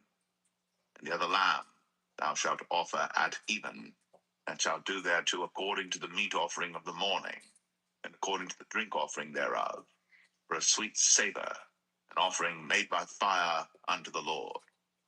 This shall be a continual burnt offering throughout your generations at the door of the tabernacle of the congregation before the Lord, where I will meet you, to speak there unto thee. And there I will meet with the children of Israel, and the tabernacle shall be sanctified by my glory. And I will sanctify the tabernacle of the congregation and the altar. I will sanctify also both Aaron and his sons to minister to me in the priest's office. And I will dwell among the children of Israel, and will be their God. And they shall know that I am the Lord their God, that brought them forth out of the land of Egypt, that I may dwell among them. I am the Lord their God.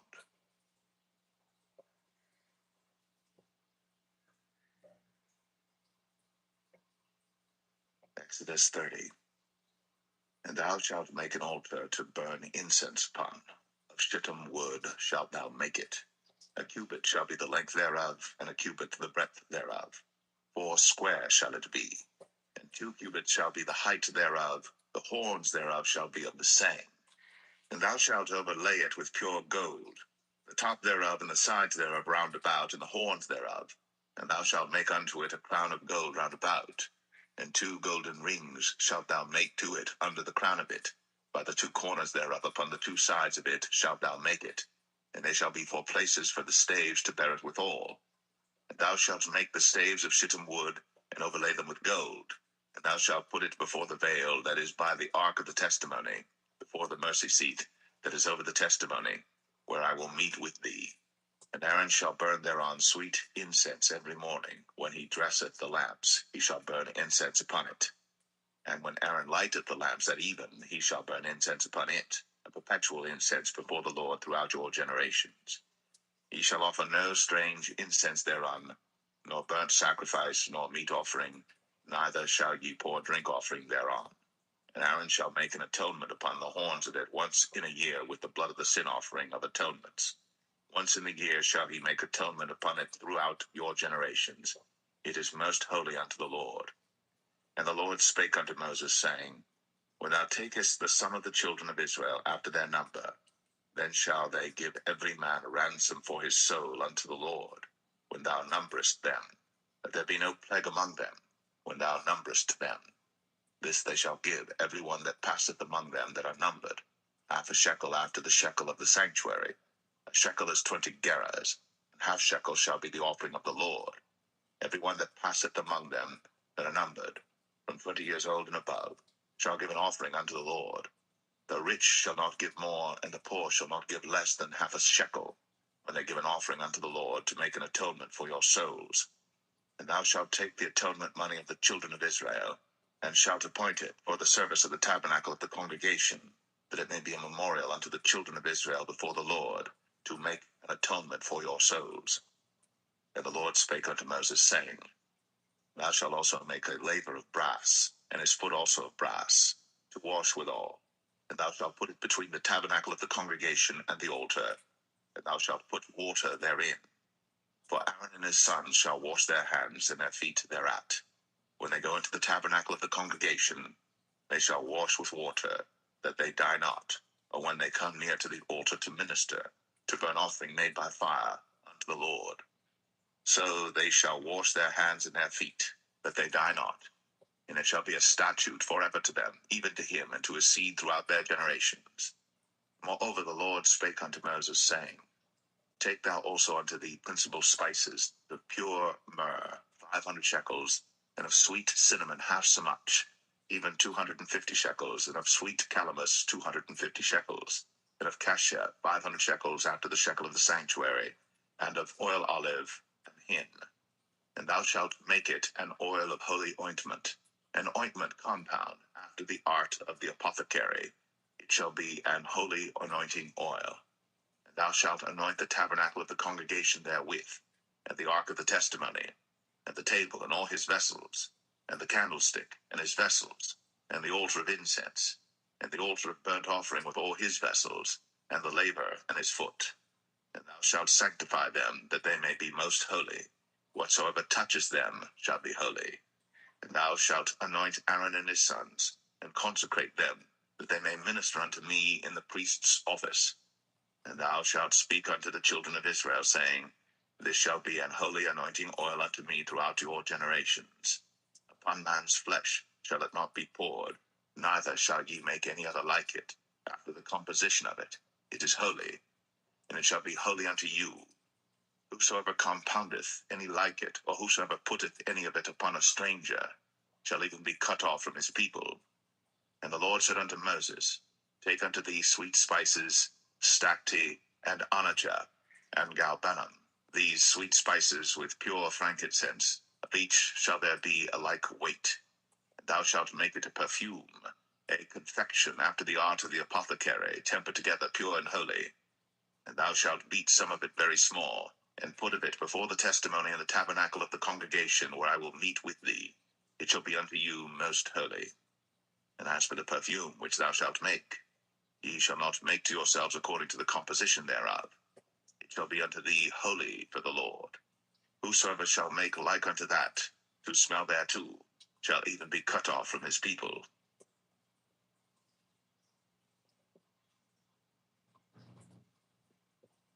Exodus 31. And the Lord spake unto Moses, saying, See, I have called by name Bezalel the son of Uri, the son of Hur, of the tribe of Judah. And I have filled him with the Spirit of God, in wisdom, and in understanding, and in knowledge, and in all manner of workmanship, to devise cunning works, to work in gold, and in silver, and in brass, and in cutting of stones, to set them, and in carving of timber, to work in all manner of workmanship. And I, behold, I have given with him Aholiab, the son of Ahisamach, of the tribe of Dan. And in the hearts of all that are wise-hearted I have put wisdom, that they may make all that I have commanded thee: the tabernacle of the congregation, and the ark of the testimony, and the mercy seat that is thereupon, and all the furniture of the tabernacle, and the table and his furniture, and the pure candlestick with all his furniture, and the altar of incense, and the altar of burnt offering with all his furniture, and the laver and his foot, and the cloths of service, and the holy garments for Aaron the priest, and the garments of his sons to minister in the priest's office, and the anointing oil, and sweet incense for the holy place. According to all that I have commanded thee shall they do. And the Lord spake unto Moses, saying, Speak thou also unto the children of Israel, saying, Verily, my Sabbaths ye shall keep, for it is a sign between me and you throughout your generations, that ye may know that I am the Lord that doth sanctify you. Ye shall keep the Sabbath therefore, for it is holy unto you. Every one that defileth it shall surely be put to death. For whosoever doeth any work therein, that soul shall be cut off from among his people. 6 days may work be done, but in the seventh is the Sabbath of rest, holy to the Lord. Whosoever doeth any work in the Sabbath day, he shall surely be put to death. Wherefore the children of Israel shall keep the Sabbath, to observe the Sabbath throughout their generations, for a perpetual covenant. It is a sign between me and the children of Israel forever. For in 6 days the Lord made heaven and earth, and on the seventh day he rested and was refreshed. And he gave unto Moses, when he had made an end of communing with him upon Mount Sinai, 2 tables of testimony, tables of stone, written. with the finger of God.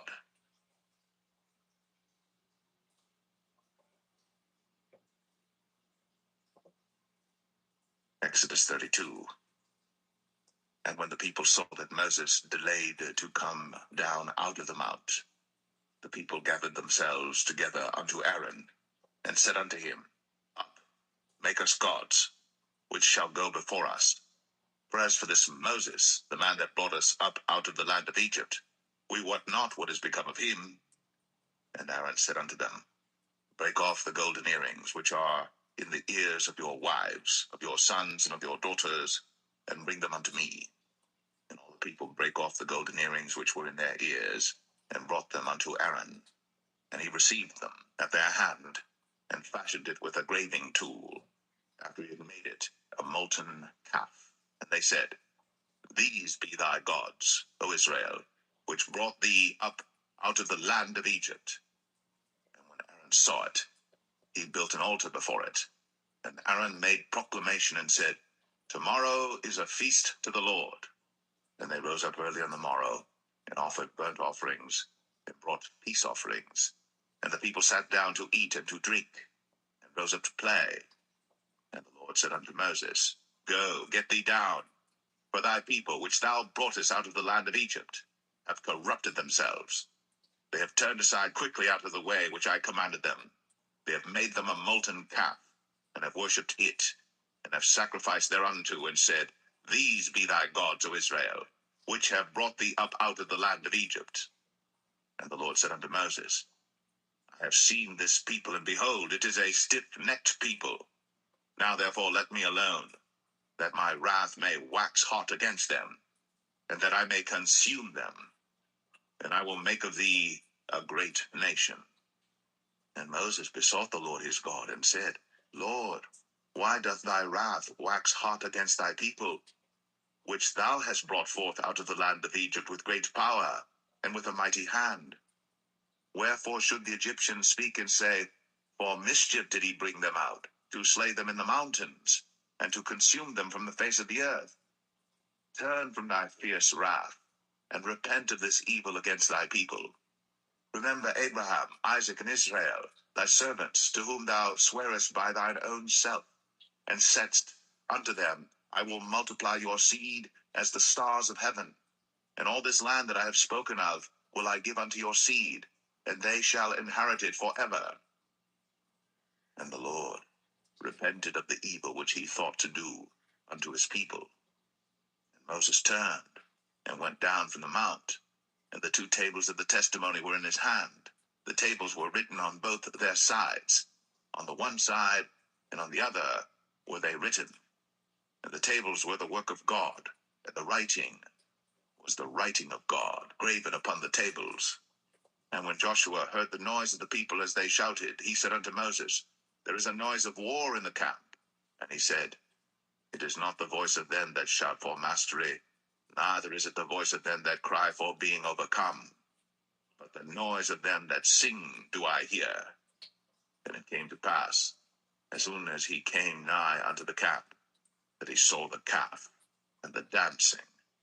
And Moses' anger waxed hot, and he cast the tables out of his hands, and brake them beneath the mount. And he took the calf which they had made, and burnt it in the fire, and ground it to powder, and strawed it upon the water, and made the children of Israel drink of it. And Moses said unto Aaron, What did this people unto thee, that thou hast brought so great a sin upon them? And Aaron said, Let not the anger of my Lord wax hot. Thou knowest the people, that they are set on mischief. For they said unto me, Make us gods, which shall go before us. For as for this Moses, the man that brought us up out of the land of Egypt, we wot not what is become of him. And I said unto them, Whosoever hath any gold, let them break it off. So they gave it to me. Then I cast it into the fire, and there came out this calf. And when Moses saw that the people were naked, for Aaron had made them naked unto their shame among their enemies, then Moses stood in the gate of the camp, and said, Who is on the Lord's side? Let him come unto me. And all the sons of Levi gathered themselves together unto him.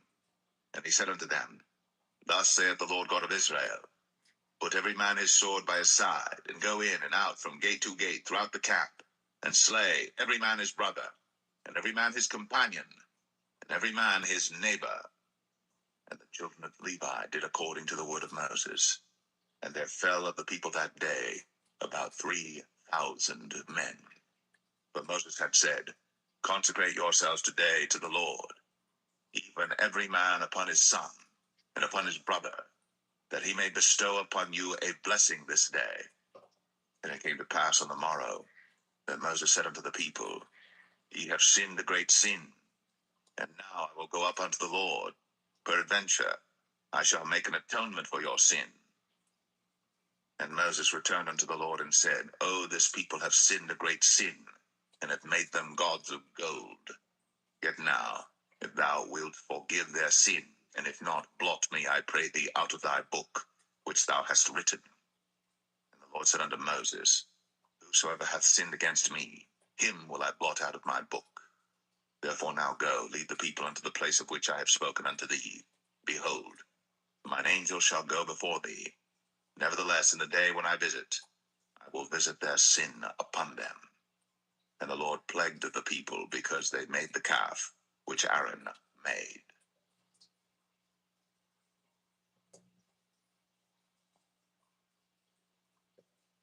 Exodus 33. And the Lord said unto Moses, Depart, and go up hence, thou and the people which thou hast brought up out of the land of Egypt, unto the land which I swear unto Abraham, to Isaac, and to Jacob, saying, Unto thy seed will I give it. And I will send an angel before thee, and I will drive out the Canaanite, the Amorite, and the Hittite, and the Perizzite, the Hivite, and the Jebusite, unto a land flowing with milk and honey. For I will not go up in the midst of thee, for thou art a stiff-necked people, lest I consume thee in the way. And when the people heard these evil tidings, they mourned, and no man did put on him his ornaments. For the Lord had said unto Moses, Say unto the children of Israel, Ye are a stiff-necked people. I will come up into the midst of thee in a moment, and consume thee. Therefore now put off thy ornaments from thee, that I may know what to do unto thee. And the children of Israel stripped themselves of their ornaments by the mount Horeb. And Moses took the tabernacle, and pitched it without the camp, afar off from the camp, and called it the tabernacle of the congregation. And it came to pass that every one which sought the Lord went out unto the tabernacle of the congregation, which was without the camp. And it came to pass, when Moses went out unto the tabernacle, that all the people rose up, and stood every man at his tent door, and looked after Moses, until he was gone into the tabernacle. And it came to pass, as Moses entered into the tabernacle, the cloudy pillar descended, and stood at the door of the tabernacle, and the Lord talked with Moses. And all the people saw the cloudy pillar stand at the tabernacle door. And all the people rose up and worshipped, every man in his tent door. And the Lord spake unto Moses face to face, as a man speaketh unto his friend. And he turned again into the camp. But his servant Joshua the son of Nun, a young man, departed not out of the tabernacle. And Moses said unto the Lord, See, thou sayest unto me, Bring up this people, and thou hast not let me know whom thou wilt send with me. Yet thou hast said, I know thee by name, and thou hast also found grace in my sight. Now therefore, I pray thee, if I have found grace in thy sight, show me now thy way, that I may know thee, that I may find grace in thy sight, and consider that this nation is thy people. And he said, My presence shall go with thee, and I will give thee rest. And he said unto him, If thy presence go not with me, carry us not up hence. For wherein shall it be known here that I and thy people have found grace in thy sight? Is it not in that thou goest with us? So shall we be separated, I and thy people, from all the people that are upon the face of the earth. And the Lord said unto Moses, I will do this thing also that thou hast spoken, for thou hast found grace in my sight, and I know thee by name. And he said, I beseech thee, show me thy glory. And he said, I will make all my goodness pass before thee, and I will proclaim the name of the Lord before thee, and will be gracious to whom I will be gracious, and will show mercy on whom I will show mercy. And he said, Thou canst not see my face, for there shall no man see me and live. And the Lord said, Behold, there is a place by me, and thou shalt stand upon a rock. And it shall come to pass, while my glory passeth by, that I will put thee in a cleft of the rock, and will cover thee with my hand while I pass by. And I will take away mine hand, and thou shalt see my back parts, but my face shall not be seen.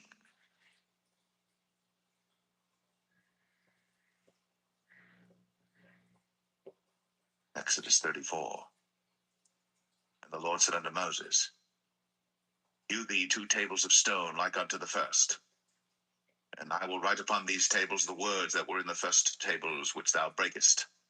And be ready in the morning, and come up in the morning unto Mount Sinai, and present thyself there to me in the top of the mount.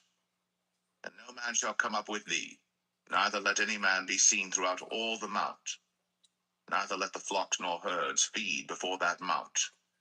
And he hewed 2 tables of stone like unto the first. And Moses rose up early in the morning, and went up unto Mount Sinai, as the Lord had commanded him, and took in his hand the 2 tables of stone. And the Lord descended in the cloud, and stood with him there, and proclaimed the name of the Lord. And the Lord passed by before him, and proclaimed, the Lord God, merciful and gracious, long-suffering, and abundant in